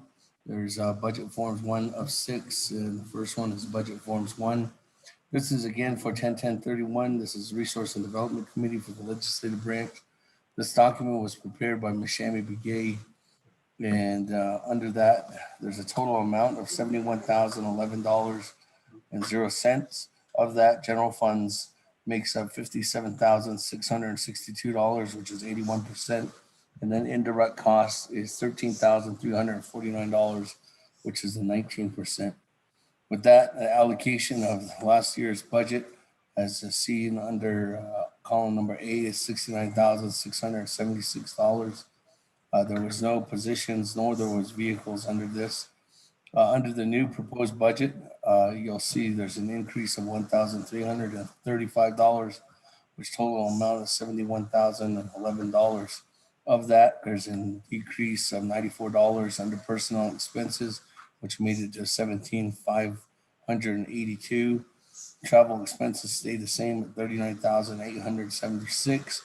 Supplies was increased by $1,437, which made it a total of $4,437. Leasing and rentals stayed the same at $2,000, and then special transactions decreased by a total amount of $8, which was $7,116. Again, Mr. Chair, Pro Tem Chair, that gives a total amount of $71,011. If you see that, moving on to budget form 2, it does have the criteria, program performance criteria. There's 5 statements there.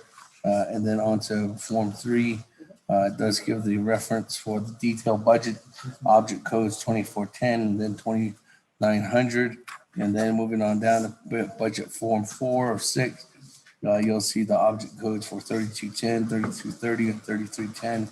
And then budget form 4, object codes 4210, 4410, 5310, and 5360. And budget form 6 of 6 of the budget forms 4, you'll see 7110 under the object code, 7510, and 7710. That there's a total amount again of $71,011 that's given is allocated to the Resource and Development Committee. That, Mr. Chair, I yield back to the floor.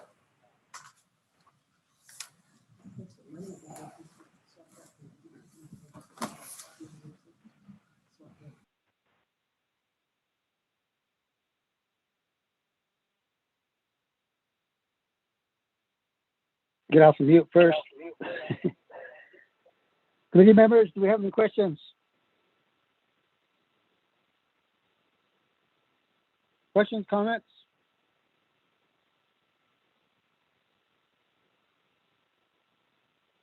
Questions, comments going once? Questions, comments going twice? Speaker Demi, you may continue.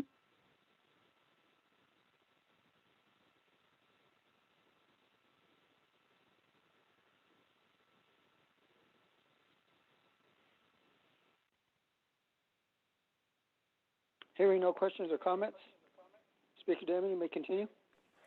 Oh, I guess I was talking to myself too. I was on mute there, for Chairman Pro Tem. That, if you'll see, for the FY 2022 program budget summary, there's budget forms 1 of 6 on this. Budget form 1, business unit number 101032 is for the Law and Order Committee. This document was prepared by Lorraine Spencer, and of this funds that you will see, there's a total amount of $65,620 that's allocated to the Law and Order Committee. Of this, there's $52,691, which is 80% of the budget that's gone, that's provided by the general funds. And then of this, there's an additional $12,929, which is 20% of the overall budget that's provided by the indirect costs. You'll see there's a total amount of $64,327 that was provided and approved in the FY 2022 budget. This year, we have a total amount again of $65,620, which is an increase of $1,293. If you look to the colleagues, if you look to the personnel expenses, there's a decrease of $65, totaling an amount of $12,262. Travel expenses has stayed the same, which is $39,914. The supplies is increased by $1,293.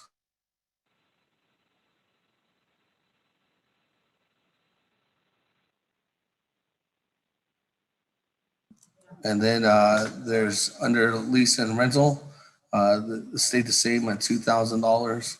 And then special transaction has been increased by $65, which brings us to a total amount of $7,151. The total amount, again, if you see colleagues, is $65,620. There's no positions budgeted under this account, under this business unit number, nor is there any vehicles. If you see the next page, colleagues, it just gives out the program criteria for the Law and Order Committee. And then moving on down. Point of privilege, just Delegate Genio.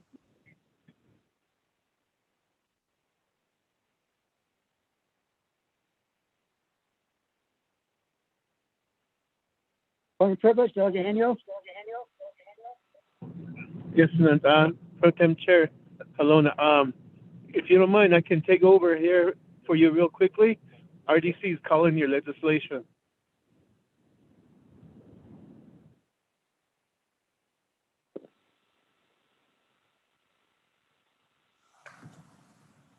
Okay, if you could go ahead, I'll try to get on that call right now.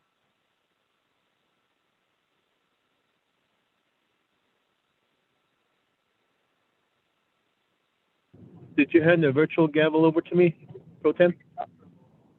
Yes, sir, Delegate Henio, I'll have the virtual gavel over to you. Okay, and then I'll hold the fort while you go take care of business, and when you get back, I'll hand it back to you. So with this, by having the virtual gavel, this is Delegate Jamie Henio. Sir, you may proceed with your budget. Sorry to interrupt.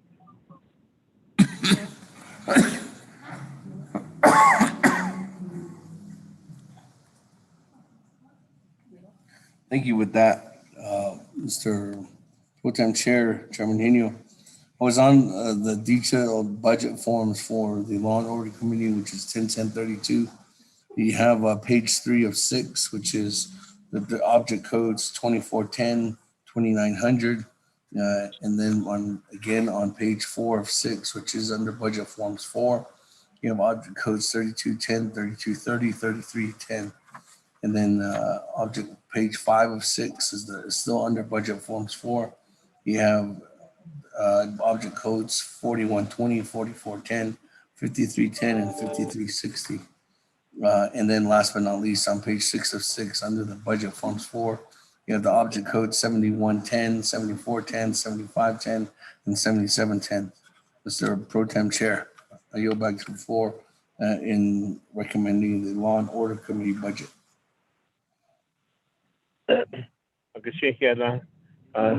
Speaker Damon. Could I Law and Order Committee budget Bahrain.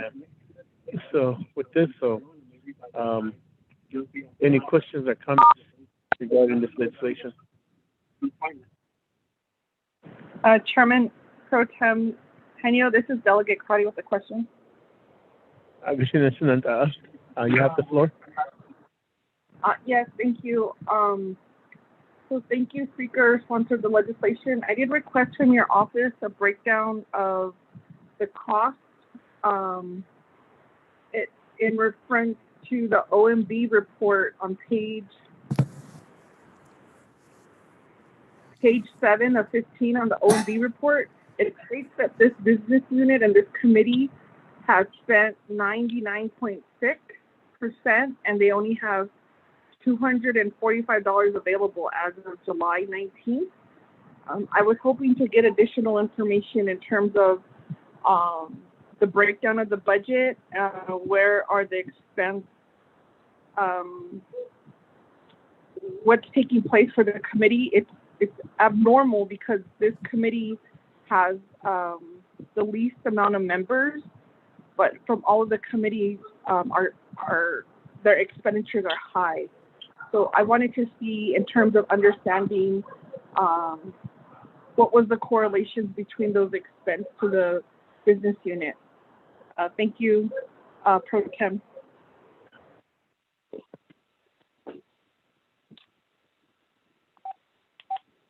Thank you for that. Question, back to our presenter, Speaker Davis. Thank you very much, Madam or Chairman Henio, Pro Tem, and Madam Chair Crotty, for the question. I can't speak specifically. I know that Madam Chair Charles Newton is the chair of the Law and Order Committee, and Madam Chair is actually excused right now. Just to answer the question, though, I don't know, is Maureen on the line? I don't think Ms. Spencer is on the line either. But we did send out the budget report this morning and the overall status of the budget report, and what the available amount is and how much dollars are actually in there and what was actually expended according to our source, or the dollars that we have, Madam Chair, Amber Crotty. And if you see in there, there's a breakdown of specifically personnel expenses, travel expenses, supplies, lease and rental, special transactions, and other expenses. I can say that the Law and Order Committee and every other committee, Health, Education, and BNF, and the Resource and Development Committee, through a time frame, was utilizing their own personal travel budgets and expenses at the beginning of the fiscal year to utilize all travel. And just and the reason why is that utilizing the travel, usually Naabik'íyáti committee helps assist in or Navajo Nation Council travel budgets, help assist in identifying some travel assistance that's not specifically approved by the committee, but are us recommendations, whether they go on to other variables, like, let's say if a committee member was on a subcommittee or was on a Naabik'íyáti committee or was on a travel specifically with their chapters or travel that was specifically designated outside the realm of what their committee levels are. But at that time, if you remember, there was specifics that were mentioned in the line item veto. And if you remember, all the travel from council and NABI was line item vetoed, and also all the contractual funding was line item vetoed. So that's at the time when we sent out a memo at the end of December saying that what we were going to do is charge all travel if there was any travel for the month. And this included POV mileage to each one of the delegates' regions that were coming just for basic meetings or needing to attend certain meetings. Were going to be charged to their specific committees. And that was one big thing that put the committees on notice. And that was where the committees were induced and enlightened to say, okay, well, let's look towards what we need to do in order to make sure that we're within our travel budget. As you know, going through the process, we thought we were going to get the dollars back, but a continuous slow process of trying to drop that legislation, as if you remember, through the beginning of the fiscal year, we were waiting and waiting and waiting. And finally, that budget didn't come to fruition until almost April.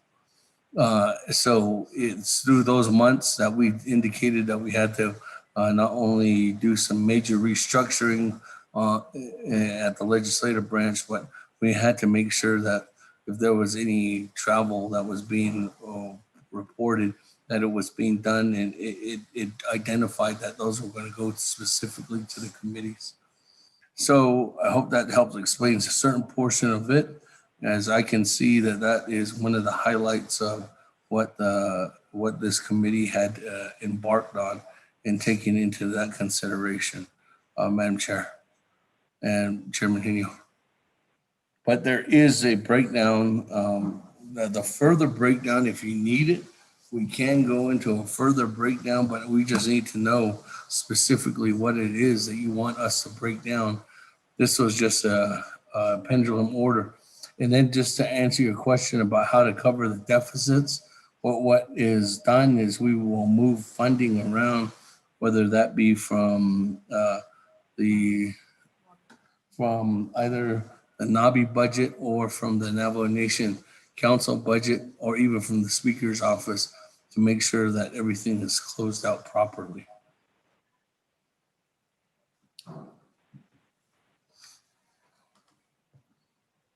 I yield back to the floor.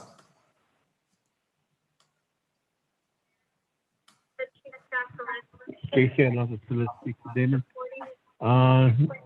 Sponsor of this legislation for that response. I'll go going back to the floor for Naabik'íyáti. Back to Delegate Amber Knus-Bakrati. Any follow-up questions? Yes, thank you, Pro Tem. If the sponsor could let me know what time that document was emailed out regarding the breakdown, and then I could follow up in my request. I do have on my note in a discussion regarding the gaming compact, there was discussion to provide transparency on the delegates' travel. I don't know what move has been made to provide that information to the public, but I think in terms of understanding where the funding is going, what I'm looking for is if we have budget, so a delegate should be planning and their travel and their meetings based off of that budget. That's what we require from our program. And so it just doesn't look like as delegates we're in tune to our own budgets. And I'm concerned about that overcharge. So I would just need to know what time that breakdown was sent to me, and if that's helpful, or I can request additional information. Thank you, Pro Tem. Thank you for that. I request I'll defer to Mr. Rico. I believe staff had sent that information out. So Mr. Rico? Thank you, Chairman. I sent that, actually I forwarded the email at 10:49 this morning, Chairman. I appreciate that for that response. So Samantha, 24th Nomination Council, there was email that was sent out this morning at 10:49. I did see that email. I looked at it. So therefore, Samantha, Delegate Amber Council Akron, it was sent out. Any further questions, comments before Samantha? Yes, thank you, Pro Tem. So I did find that. Thank you for the time. And so actually, Chair, I'm not sure if the sponsor has seen this breakdown, but it looks like as of yesterday, this committee was in the negative by $28.92. So a total expenditure of 155%. That's concerning. And so I think what is the recommendation regarding this budget item, as I quickly just scan to see. So I see it's in comparison to other committees, and I don't see the same type of expenditure. So Pro Tem, if I could ask actually, let me hold on here. Looks like Navajo Nation Council were overexpended by 18,000. If I could get, I've already asked questions on that business unit, but I think that's in terms of understanding the challenges at the beginning. I don't think that this council can lead in a way if we are overspending in our travel budget. So at what point do we say, I'm sorry, there's no travel, you're gonna have to wait, or there's gonna be a budget transfer to make sure that you're in compliance, just as we would to any of our oversight programs. Thank you, Pro Tem. Again, off of those questions, Samantha Akron. And so I'll defer that back to the sponsor of the legislation, Samantha, Speaker Damon.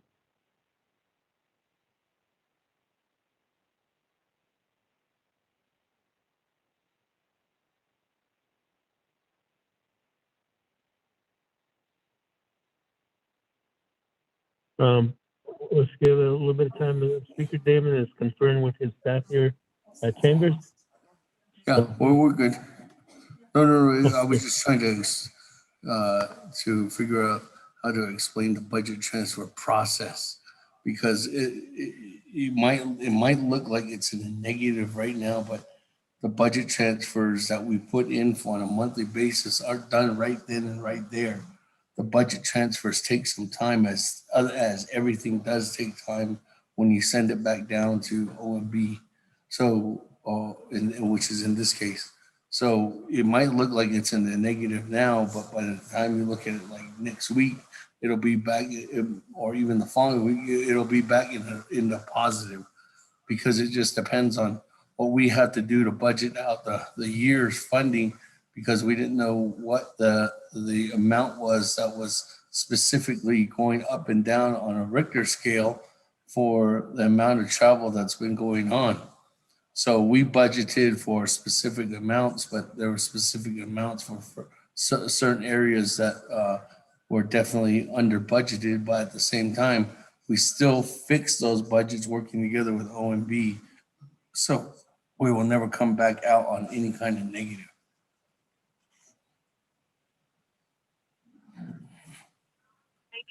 No, it's good. Speaker Damon, for that response. Going back to the floor, Naabik'íyáti committee. Any further questions, comments? Pro Tem Chair, this is Delegate Patty. Okay, Shananta, you have the floor. Thank you, Pro Tem. So what I'd respectfully request, Speaker, if you could just send me the budget transfer form. I just want to know what funding you're pulling money out of to cover the cost. And I think in terms of a suggestion, or it could be a legislative concern, that I get a printout on how much LDA's travel funding is available. Maybe we should do that with delegates. I don't know. In looking at the travel, it does look like it's based off of committee, council, and Naabik'íyáti. But I do think that there should be, it should not be endless travel. And I've raised that concern. I actually voted against going to travel tomorrow to Santa Ana Pueblo. I raised my issues why. And I actually attended the last litigation call, and there was only maybe 1-2 delegates on the call for the litigation update. But now it looks like there's going to be higher attendance, but I don't think that should be based because it's travel. And so I think we need to get a handle on our travel. We're spending $40 million of permanent interest income to supplement our budget, but I don't see any tightening of the belt. And that could, that also should be at the council, the committees, legislative branch. We should be the ones first tightening our belt. I think that's very in tune to leadership teachings that we be the last to be fed and to eat, and so that we take care of our people. So I'd appreciate if I could see those budget transfers, and if there's suggestions, and maybe it's the Speaker's policy, Office of Speaker's policy, because there is internal reviews on sending folks on travel, getting approved for travel, the hours we spend on submitting our travel packets. There's a lot of time and energy into this, and I am trying to understand how we are how it's overspent in certain areas. Thank you. Okay, thank you for that request. Your request will be duly noted, Speaker Santanda. There is a request for additional documentation, and the Speaker is acknowledging here in chambers, so he will have that request honored. Any further questions or comments?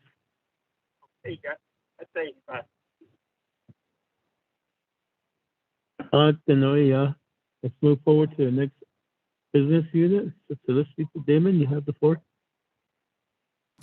Thank you. And again, Madam Chair, that's something that Ms. Lynette is going to be working on over the next couple of days, as it does take some time to break that down, going back and forth in the FMIS system. So thank you, Ms. Lee, for getting on that.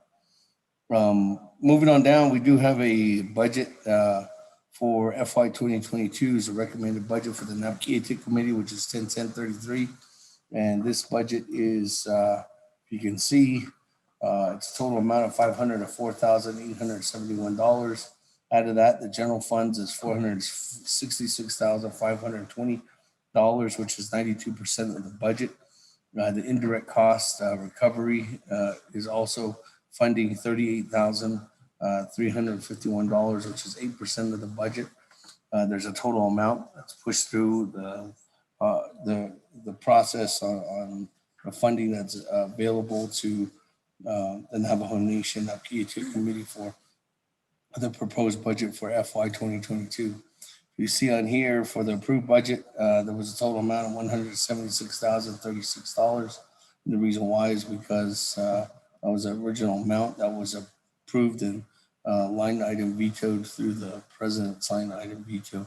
And then if you can see in there, there's $348 that's less this year in personnel expenses, which is $65,688. There's an additional amount of $25,000 for travel for $80,183 or $38. Supplies is the same at $1,000. Lease and rentals is the same as $5,000. Contract services is up to the amount that it was recommended in previous years. That is at $306,613 added on this year to $336,613. And then if you can see that moving on down, special transaction has been reduced by $2,430, which brings the amount to $16,432 for the total amount again of $504,871, which is an additional $328,835 in the proposed budget that you can see here for moving forward. In here, there's no total positions budgeted.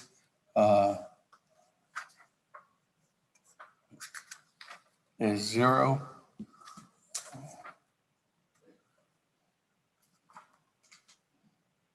And then the total vehicles budget is zero too as well. If you look on here, colleagues, on the Naabik'íyáti committee, moving down on the program performance criteria, if you see that is specifically goal statements, accept contracts, grant agreements with the federal, state, county, and tribal governments.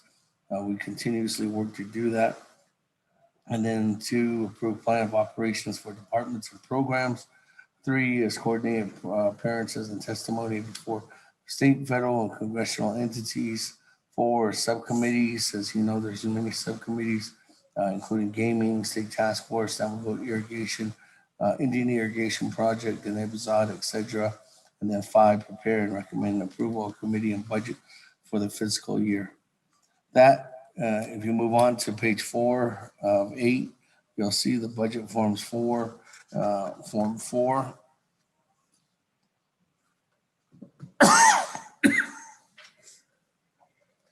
Stipends are 200 and 240.10 stipends and 290 under fringe benefits. Page 5 of 8, there's budget form 4. You have the 3,000, which is travel expenses, 3210, 3310, or 3230 and 3310. And then page 6 of 8, you have budget form 4, which is object codes, 4,000, which is 4120, 4410, and then lease and rentals is 5,000. Under this, object codes 5310 and 5360 is what we're utilizing. Page 7 of 8 is budget forms 4. We have 6,500, which is contract services, 6,520 and 6,660 as well. And then moving on down is the budget, page 8 of 8 under budget forms 4 for the Naabik'íyáti committee special transactions is 7110, 7410, 7510, and 7710. That, Mr. Pro Tem Chair, I yield back to the floor.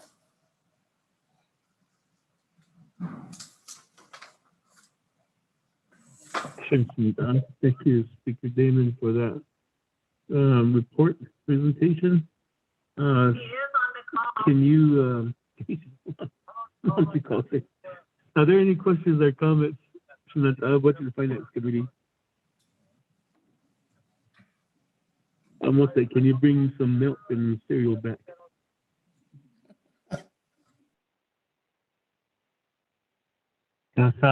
Any further questions, comments?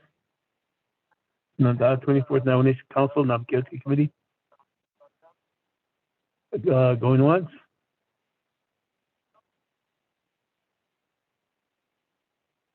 Any comments from the floor? Going twice? Any comments from the floor going 3 times? Then no comments. So let's Speaker Damon. Next business unit. Yes, let me go down to 10-10-34, which is the legislative district assistance. Let me go to Mr. Rico. Thank you, Speaker and Chairman Pro Tem, and members of the Naabik'íyáti Committee. Part 1, Business Unit Number 10-10-34, Program Title, Legislative District Assistance, Division Branch, Legislative Branch, prepared by Michelle Wilson, phone number, extension 7254, email address, michellewilson@navajo-nsm.gov. Part 2, Funding Source, General Funds. The amount is $1,989,522. That is 100% of the budget, with a total at the bottom of $1,989,522. Part 3, Budget Summary. Column A is the Navajo Nation approved original budget. Column B is proposed budget. Column C is the difference. Subaccount 2001, personnel expense. Original budget, $1,783,682. Proposed budget, $1,799,819, with a difference of $16,137. Subaccount 3000, travel expenses. Original budget, $85,861. Proposed budget, $139,101. There's a difference of $53,240. Subaccount 4000, supplies. Original budget, $0. Proposed budget, $19,601, with a difference of $19,601. Subaccount 5500, communications and utilities. Original budget, $0. Proposed budget, $18,000. Difference of $18,000. Subaccount 7000, special transactions. Original budget, $16,139. Proposed budget, $13,001, with a difference of minus $3,138. Total for original budget, $1,885,682. Proposed budget, $1,989,522, with a difference of $103,840. Total number of positions budgeted, 29 in the original budget and 29 in the proposed budget. Page 2 is the budget form 2. Goal statement number 1, attend 400 chapter agency council district meetings, 100 meetings per quarter. Program performance measure and objective, represent council delegates at these meetings. Goal statement number 2, provide 120 constituents technical assistance on local projects, 30 per quarter. Program performance measure and objective, provide council delegates constituents technical support. Goal statement number 3, assist council delegates with 100 special projects to advance council delegates priority projects, 25 per quarter. Program performance measured objective, council delegates special projects. Goal statement number 4, submit a monthly activity to document progress of projects and assignments, 60 per quarter.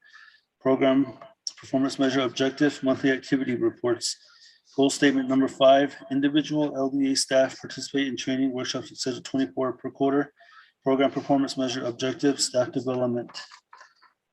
Budget form 3 is the next page with all of the employee legislative district assistants and the senior office specialists. Budget form 4, there are two pages to the budget form 4. Mr. Chairman Pro Tem and Mr. Speaker.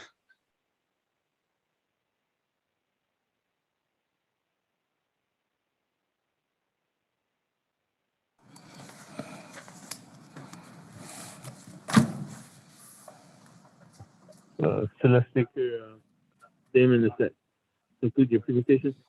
Yep. Yes. Akashina Hirala, thank you for that presentation on this business unit. For this 24th Nomination Council, Naabik'íyáti Committee, any questions, comments regarding this business unit? Chair Henry, this is Vice Chair Smith. Vice Chair Smith, you have the floor. Thank you, Sirico and Chairman Damon for the LDA program budget here in front of us. Looking at the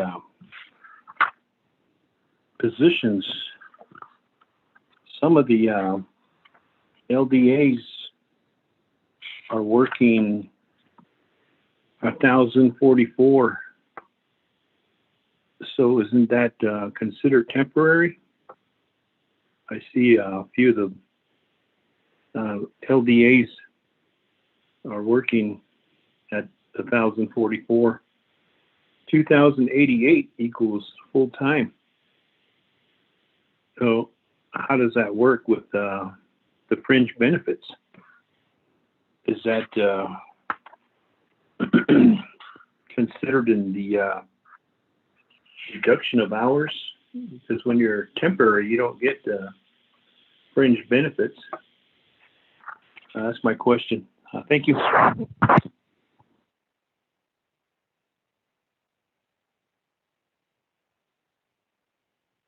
Thank you, Vice Chair Smith, for that question. Mr. Rico. Thank you, Chairman, and Vice Chair Smith for the question. Those positions are not temporary. They are considered regular status employees at part-time. Some delegates did split their LDA position into two positions. That is why the hours are at 10:44. So they work pretty much, they only get 40 hours a pay period. Mr. Chairman. Thank you for that response. Vice Chair Smith, does that help you with your question? Actually, that would be considered a temporary employee if they're only getting 40 hours. Because that's what the chapters were talking about. They were talking about full-time versus part-time. And full-time would be 2,088 hours complete. And some chapters are doing the same thing, putting in 2,088, but saying that they are temporary employees. However, on this side, we're doing 1,044 hours. That's the question. Maybe, do we have personnel management on board? Maybe they could chime in on this, because if there's employees that are working temporary, then there'd be a savings on the regarding the fringe benefits. That's my question. Thank you, Chair. Vice Chair Smith, thank you for that question. I think one thing you have to understand is that as we sit on our PAC committee, there's always resolutions coming before us to have LDAs that are hired. They're considered at-will political appointees, and so therefore we have to approve their deferred comp. They don't qualify for fringe benefits. That's why at our PAC we have to entertain those resolutions to approve their deferred comp. So therefore, the way they're classified is they're political at-will employees for the council, and therefore, hopefully that's why I don't think they're subject to personnel policies and procedures. If I'm correct, Mr. Rico. Thank you, Chairman. And yeah, that is true. They are political appointed, with the exception of the one senior office specialist that handles the paperwork for them. And I concur with your statement, sir. Oh, thank you for that, Mr. Rico, for that response. Back to Vice Chair Smith. Thank you, Pro Temp Chair. No more questions. I can't. Just wanted to get a little clarification on that, get the understanding. Idea. Thank you. I appreciate Vice Chair Smith for that question. That it does clarify for the rest of the 24th Nomination Council also, if they had that similar question. Thanks for asking that question, Senator Ash, first voice nomination council. Any further questions, comments?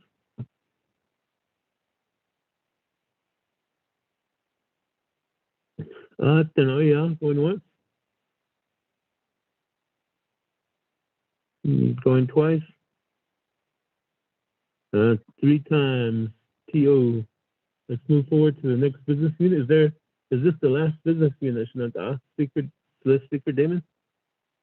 Is there another business unit? One more. Okay, one more business unit. We are almost done, Senator. Thank you very much, Mr. Pro Tem Chair. That we're on our last business unit, which is the Navajo Nation Code Enterprise Funds, and it's a 9,000 code, 9,000 or 901001, and this is a pertaining to the Navajo Nation Code Enterprise Fund, and this is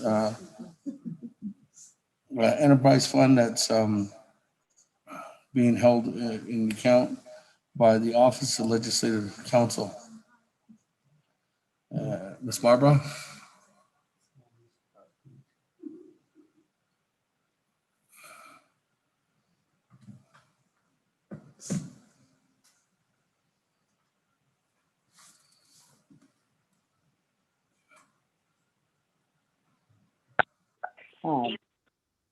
My apologies, this is Ms. Bob Ross. You would think I know how to unmute my phone by now, but apparently not.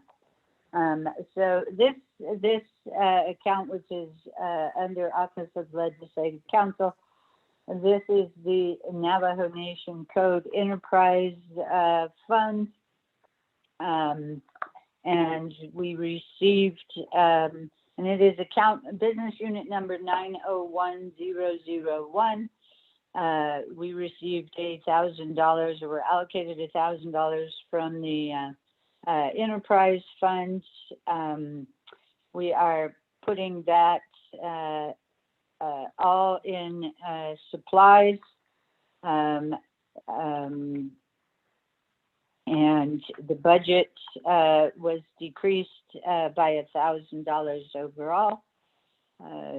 There are no positions, there are no assigned vehicles.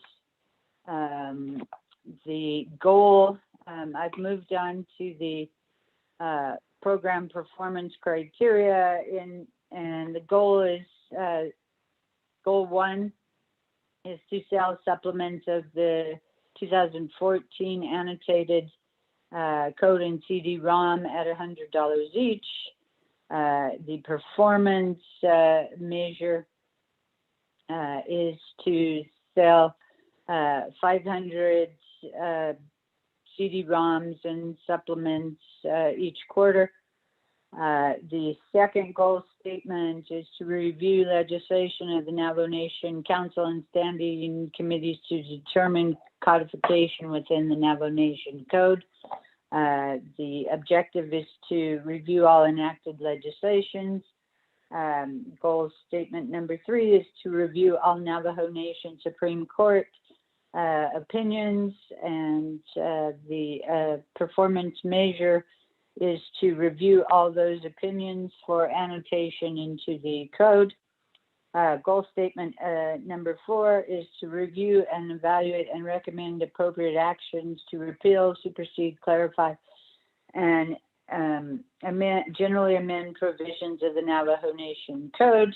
And the performance measure is to continue to ensure laws of Navajo Nation Code are correctly and accurately engrossed for purpose of future codification efforts. Now I've moved on to budget form 4. All of our dollars go into supplies. That's basically photocopying, shipping, binding, photocopying, and that is completes my presentation. Thank you, Chair.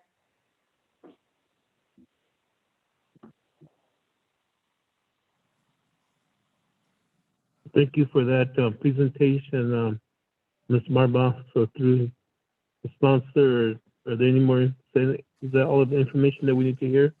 So, Speaker David? Yes, I'm sure that is a last but account, and is that, the code fund is a proprietary account too as well.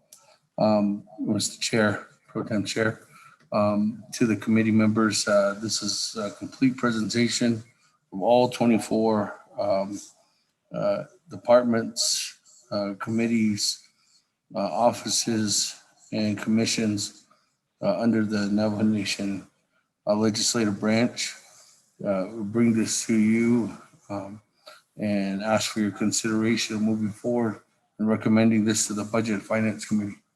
That, Mr. Pro Tem Chair, we'll yield back to the floor, and there's no other further questions.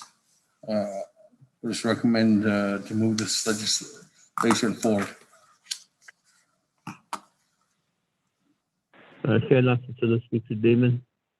The 24th Navajo Nation Council Naabik'íyáti Committee. Are there any further questions, comments regarding the presentations from today, all 24 business units? Floor is open. Pro Tem, this is Delegate Crotty. Delegate Amber Knuswak-Crotty, you have the floor.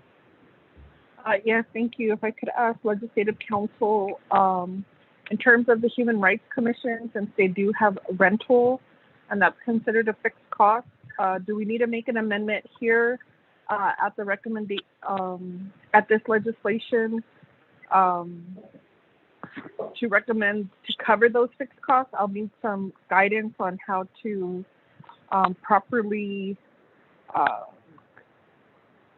address those budget items. And the second is I do have an amendment, Pro Tem, for just the language that we've been using at Budget and Finance.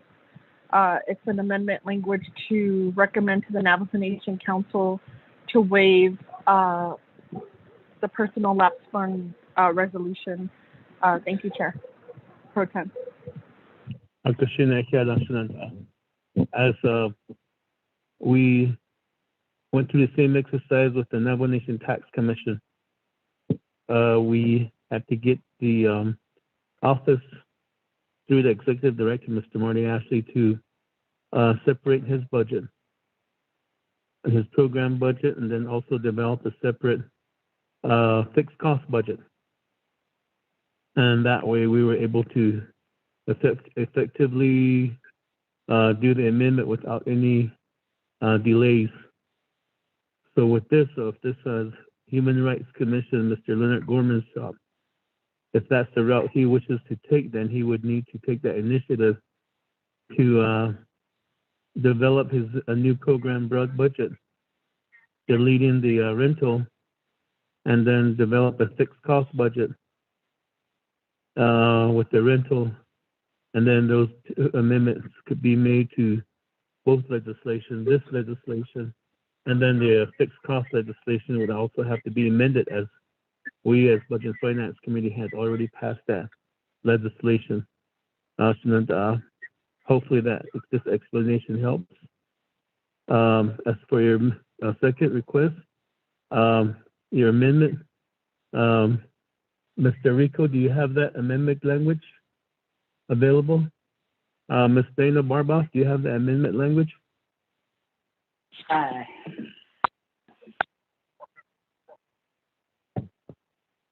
Yes, I do. I sent it out just a moment, and I did send it out this earlier. I will resend it. Send it to Mr. Rico, and then he would send it up to the 24th Navajo Nation Council, and then that way he'll be able to read that amendment into the record. Okay, I just sent it, and somehow I left him off prior. I don't know how. So he should have received it, and the 24th Council, it was sent out at 4:31 p.m. today.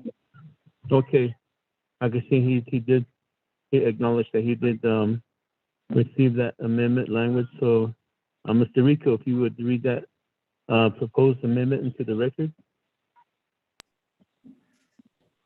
Thank you, Chairman and members of the 24th Navigation Council Naabik'íyáti Committee. Amendment number 1 on page 2, starting on line 22, add the following new section. New section 4. Section 4, recommending a waiver of resolution number CF-07-11.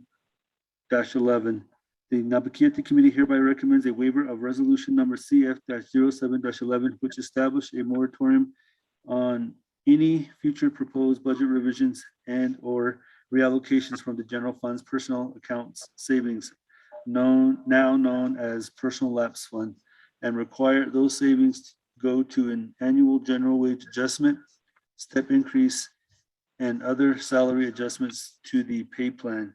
In addition, that any excess or surplus funds shall be deposited to the unreserved, undesignated fund balance, UUFB. The Naabik'íyáti Committee further recommends to allow the use of the personal lapse fund savings for purpose other than those identified in CF-07-11. 2, renumber, re-letter succeeding paragraphs, sections, and exhibits as necessary and appropriate. The Office of Legislative Services and the Office of Legislative Counsel, with notice to the sponsor of the legislation, is hereby authorized to make technical edits to this legislation as necessary and appropriate to correct grammatical and or scrivener's errors, to correct numerical errors, so long as such edits effectuate the committee's intent in approving this legislation. This amendment shall supersede inconsistent language contained in any other committee amendment, which shall be conformed to the intent of or language of this amendment. Mr. Chairman. Thank you, Mr. Rico, for reading that proposed amendment. So with this, back to Delegate Amber Canespa-Crotty. Is that your motion? Yes, for time. Thank you. This will be amendment number 1. Mr. Rico? Amendment number 1 has been read into the record, and there is a motion. Is there a second for amendment number 1? Second, Delegate Slater. Delegate Vice Chair Slater seconds. So we do have a motion and a second for amendment number 1. Are there any questions, comments on amendment number 1?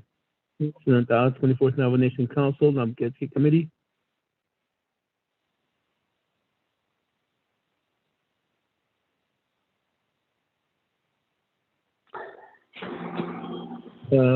Any questions, comments going once? Amendment number 1 going twice. Questions, comments on amendment number 3 going 3 times. Go to the board. Amendment number 1, Ms. Nota. Honorable Elmer Begay. Honorable Elmer Begay. You are unmuted. I vote green. Honorable Elmer Begay votes green. Honorable Key Allen Begay Jr. Honorable Key Allen Begay Jr. Honorable Key Allen Begay Jr. did not vote. Honorable Paul Begay.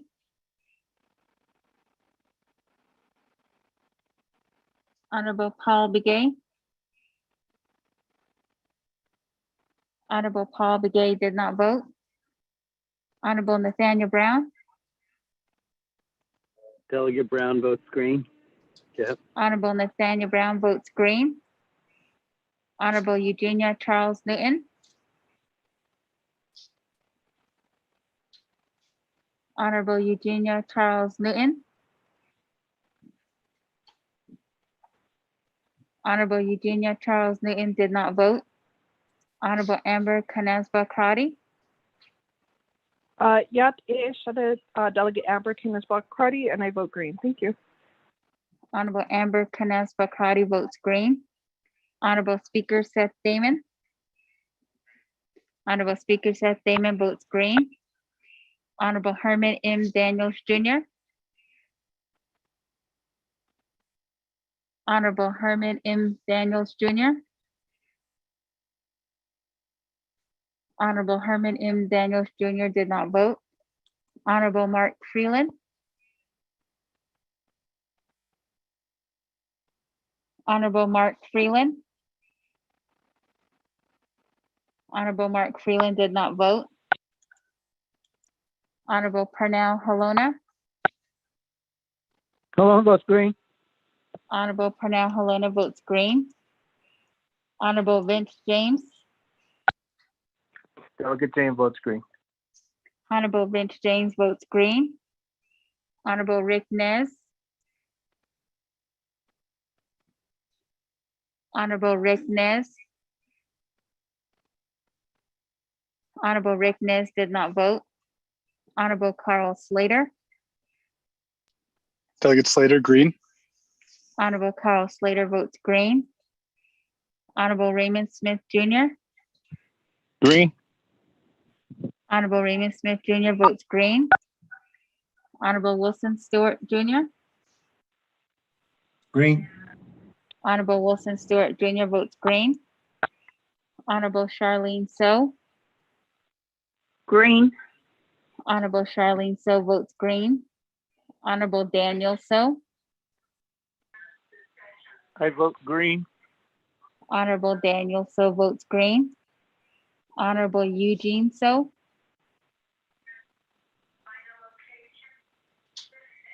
Honorable Eugene So. Vote two, Joshua. Honorable Eugene So votes green. Honorable Otto So.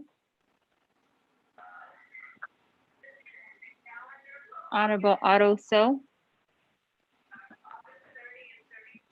Honorable Otto So did not vote. Honorable Thomas Walker Jr. Honorable Thomas Walker Jr. Honorable Thomas Walker Jr. did not vote. Honorable Edison Winika. Green. Honorable Edison Winika votes green. Honorable Edmund Yazzie. Green. Honorable Edmund Yazzie votes green. Honorable Jimmy Yellowhair. I vote green. Honorable Jimmy Yellowhair votes green. Going back up. Honorable Key Allen Begay Jr. Honorable Key Allen Begay Jr. Honorable Key Allen Begay Jr. did not vote. Honorable Paul Begay. Green. Honorable Paul Begay votes green. Honorable Eugenia Charles Newton. Honorable Eugenia Charles Newton. Honorable Eugenia Charles Newton did not vote. Honorable Herman M. Daniels Jr. Honorable Herman M. Daniels Jr. Honorable Herman M. Daniels Jr. did not vote. Honorable Mark Freeland. Honorable Mark Freeland. Honorable Mark Freeland did not vote. Honorable Rick Nez. Honorable Rick Nez. Honorable Rick Nez did not vote. Honorable Otto So. Honorable Otto So. Honorable Otto So did not vote. Honorable Thomas Walker Jr. Honorable Thomas Walker Jr. Honorable Thomas Walker Jr. did not vote. Pro Temp Chair, you have 16 in favor, 0 opposed. Pro Temp Chair not voting.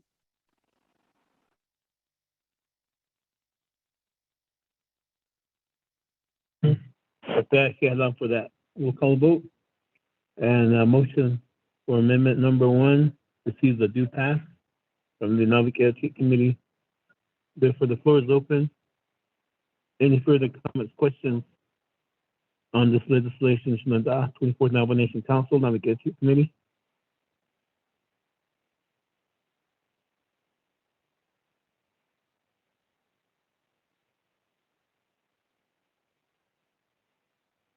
Any further comments, questions? Going once?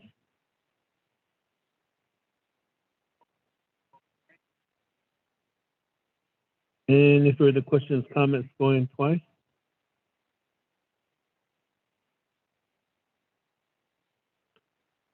Any further questions or comments, going three times? I'm not hearing any, so with this, legislation, 152-21,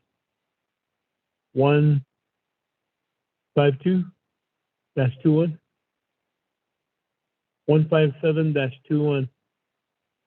Roll call vote. With one amendment, second reading.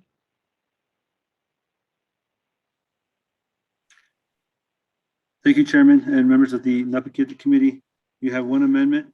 Amendment number 1 on page 2, starting at line 22, add the following new section. Section 4, recommending a waiver of resolution number CF-07-11.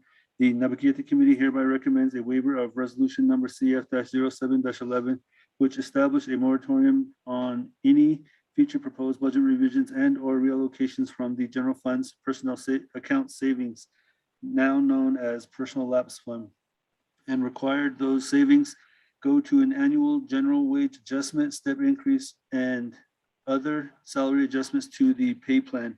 In addition, that any excess or surplus funds shall be deposited to the unreserved undesignated fund balance, UUFB. The Naabik'íyáti Committee further recommends to allow the use of the personal lapse fund savings for purposes other than those identified in CF-07-11.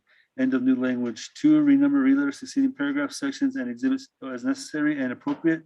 The Office of Legislative Services and the Office of Legislative Counsel, with notice to the sponsor of the legislation, are hereby authorized to make technical edits to this legislation as necessary and appropriate to correct grammatical and/or scrivener's errors, to correct numerical errors, as so long as such edits effectuate the committee's intent in approving this legislation. This amendment shall supersede inconsistent language contained in any other committee amendment which shall be conformed to the intent or language of this amendment. Mr. Chairman.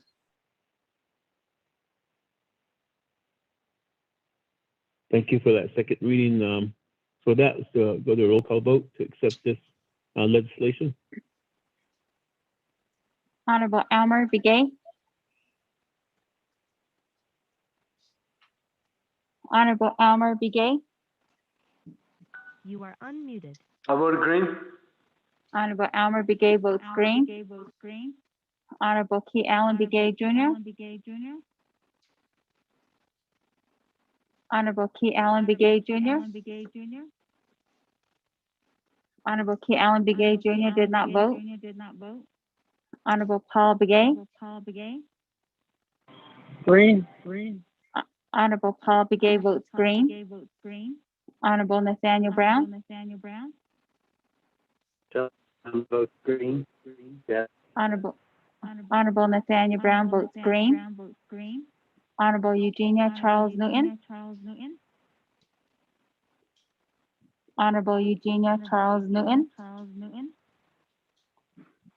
Honorable Eugenia Charles Newton did not vote. Honorable Amber Canes Balcati.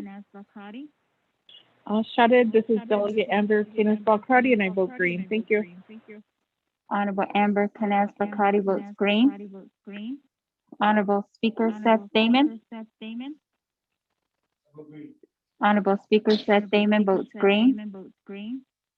Honorable Herman M. Daniels Jr. Honorable Herman M. Daniels Jr. Honorable Herman M. Daniels Jr. did not vote. Honorable Mark Freeland. Honorable Mark Freeland. Honorable Mark Freeland did not vote. Honorable Pernell Halona.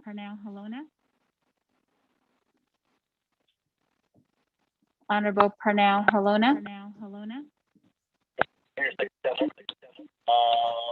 Lona votes green. Honorable Pernell Halona votes green. Honorable Vince James.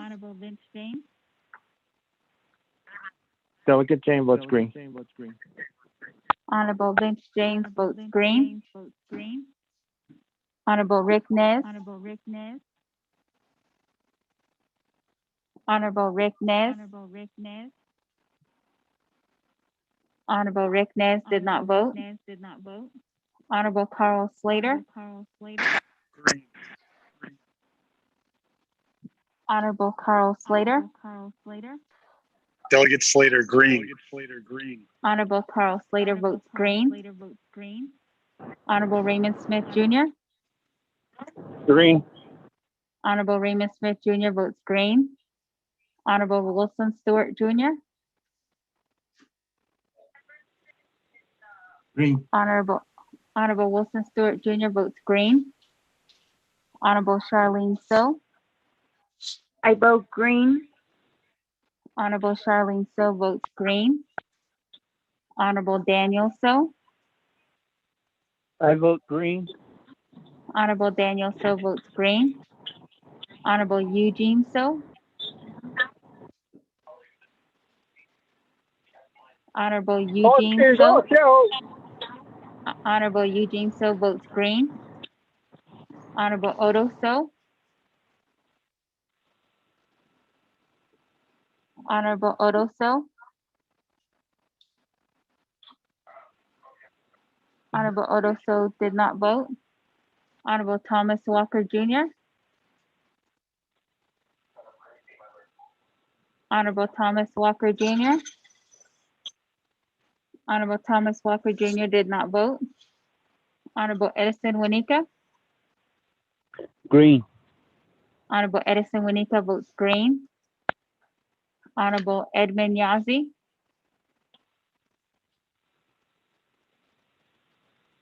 Honorable Edmund Yazi. Honorable Edmund Yazi did not vote. Honorable Jimmy Yellowhair. I vote green.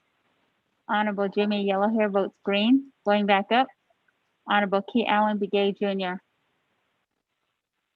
Honorable Key Allen Begay Jr.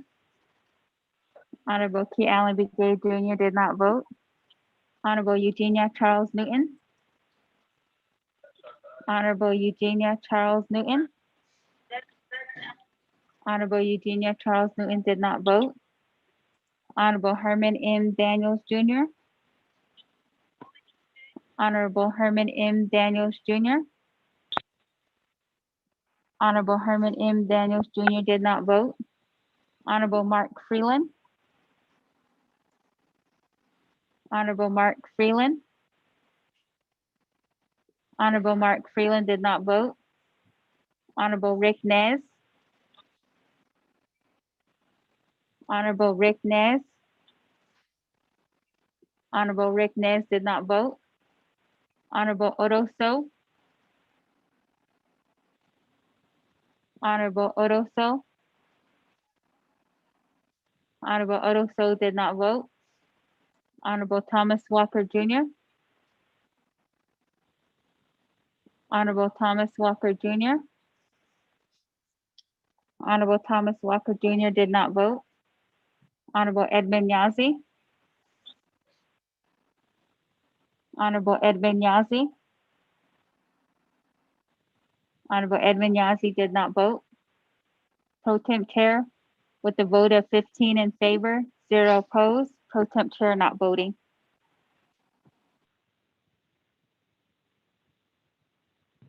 Thank you for that roll call vote. 15 in favor, 0 opposed, chair not voting. Legislation 157-21 receives a due pass. So kaya lasan ng 24th Nomination Council, Naabik'íyáti Committee, for your participation in today's meeting. Also to Delegate Pernell Halona for stepping up to the plate.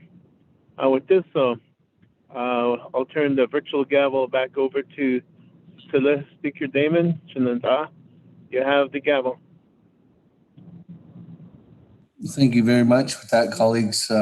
Thank you for the recommendation and moving 157-214 to the Budget and Finance Committee for their recommendation too as well. With that, colleagues, moving on down. We are moving on down. The item number 7, new business, there are none, which means we're at the end of our Close of the meeting, announcements and adjournment. What is the will of the committee?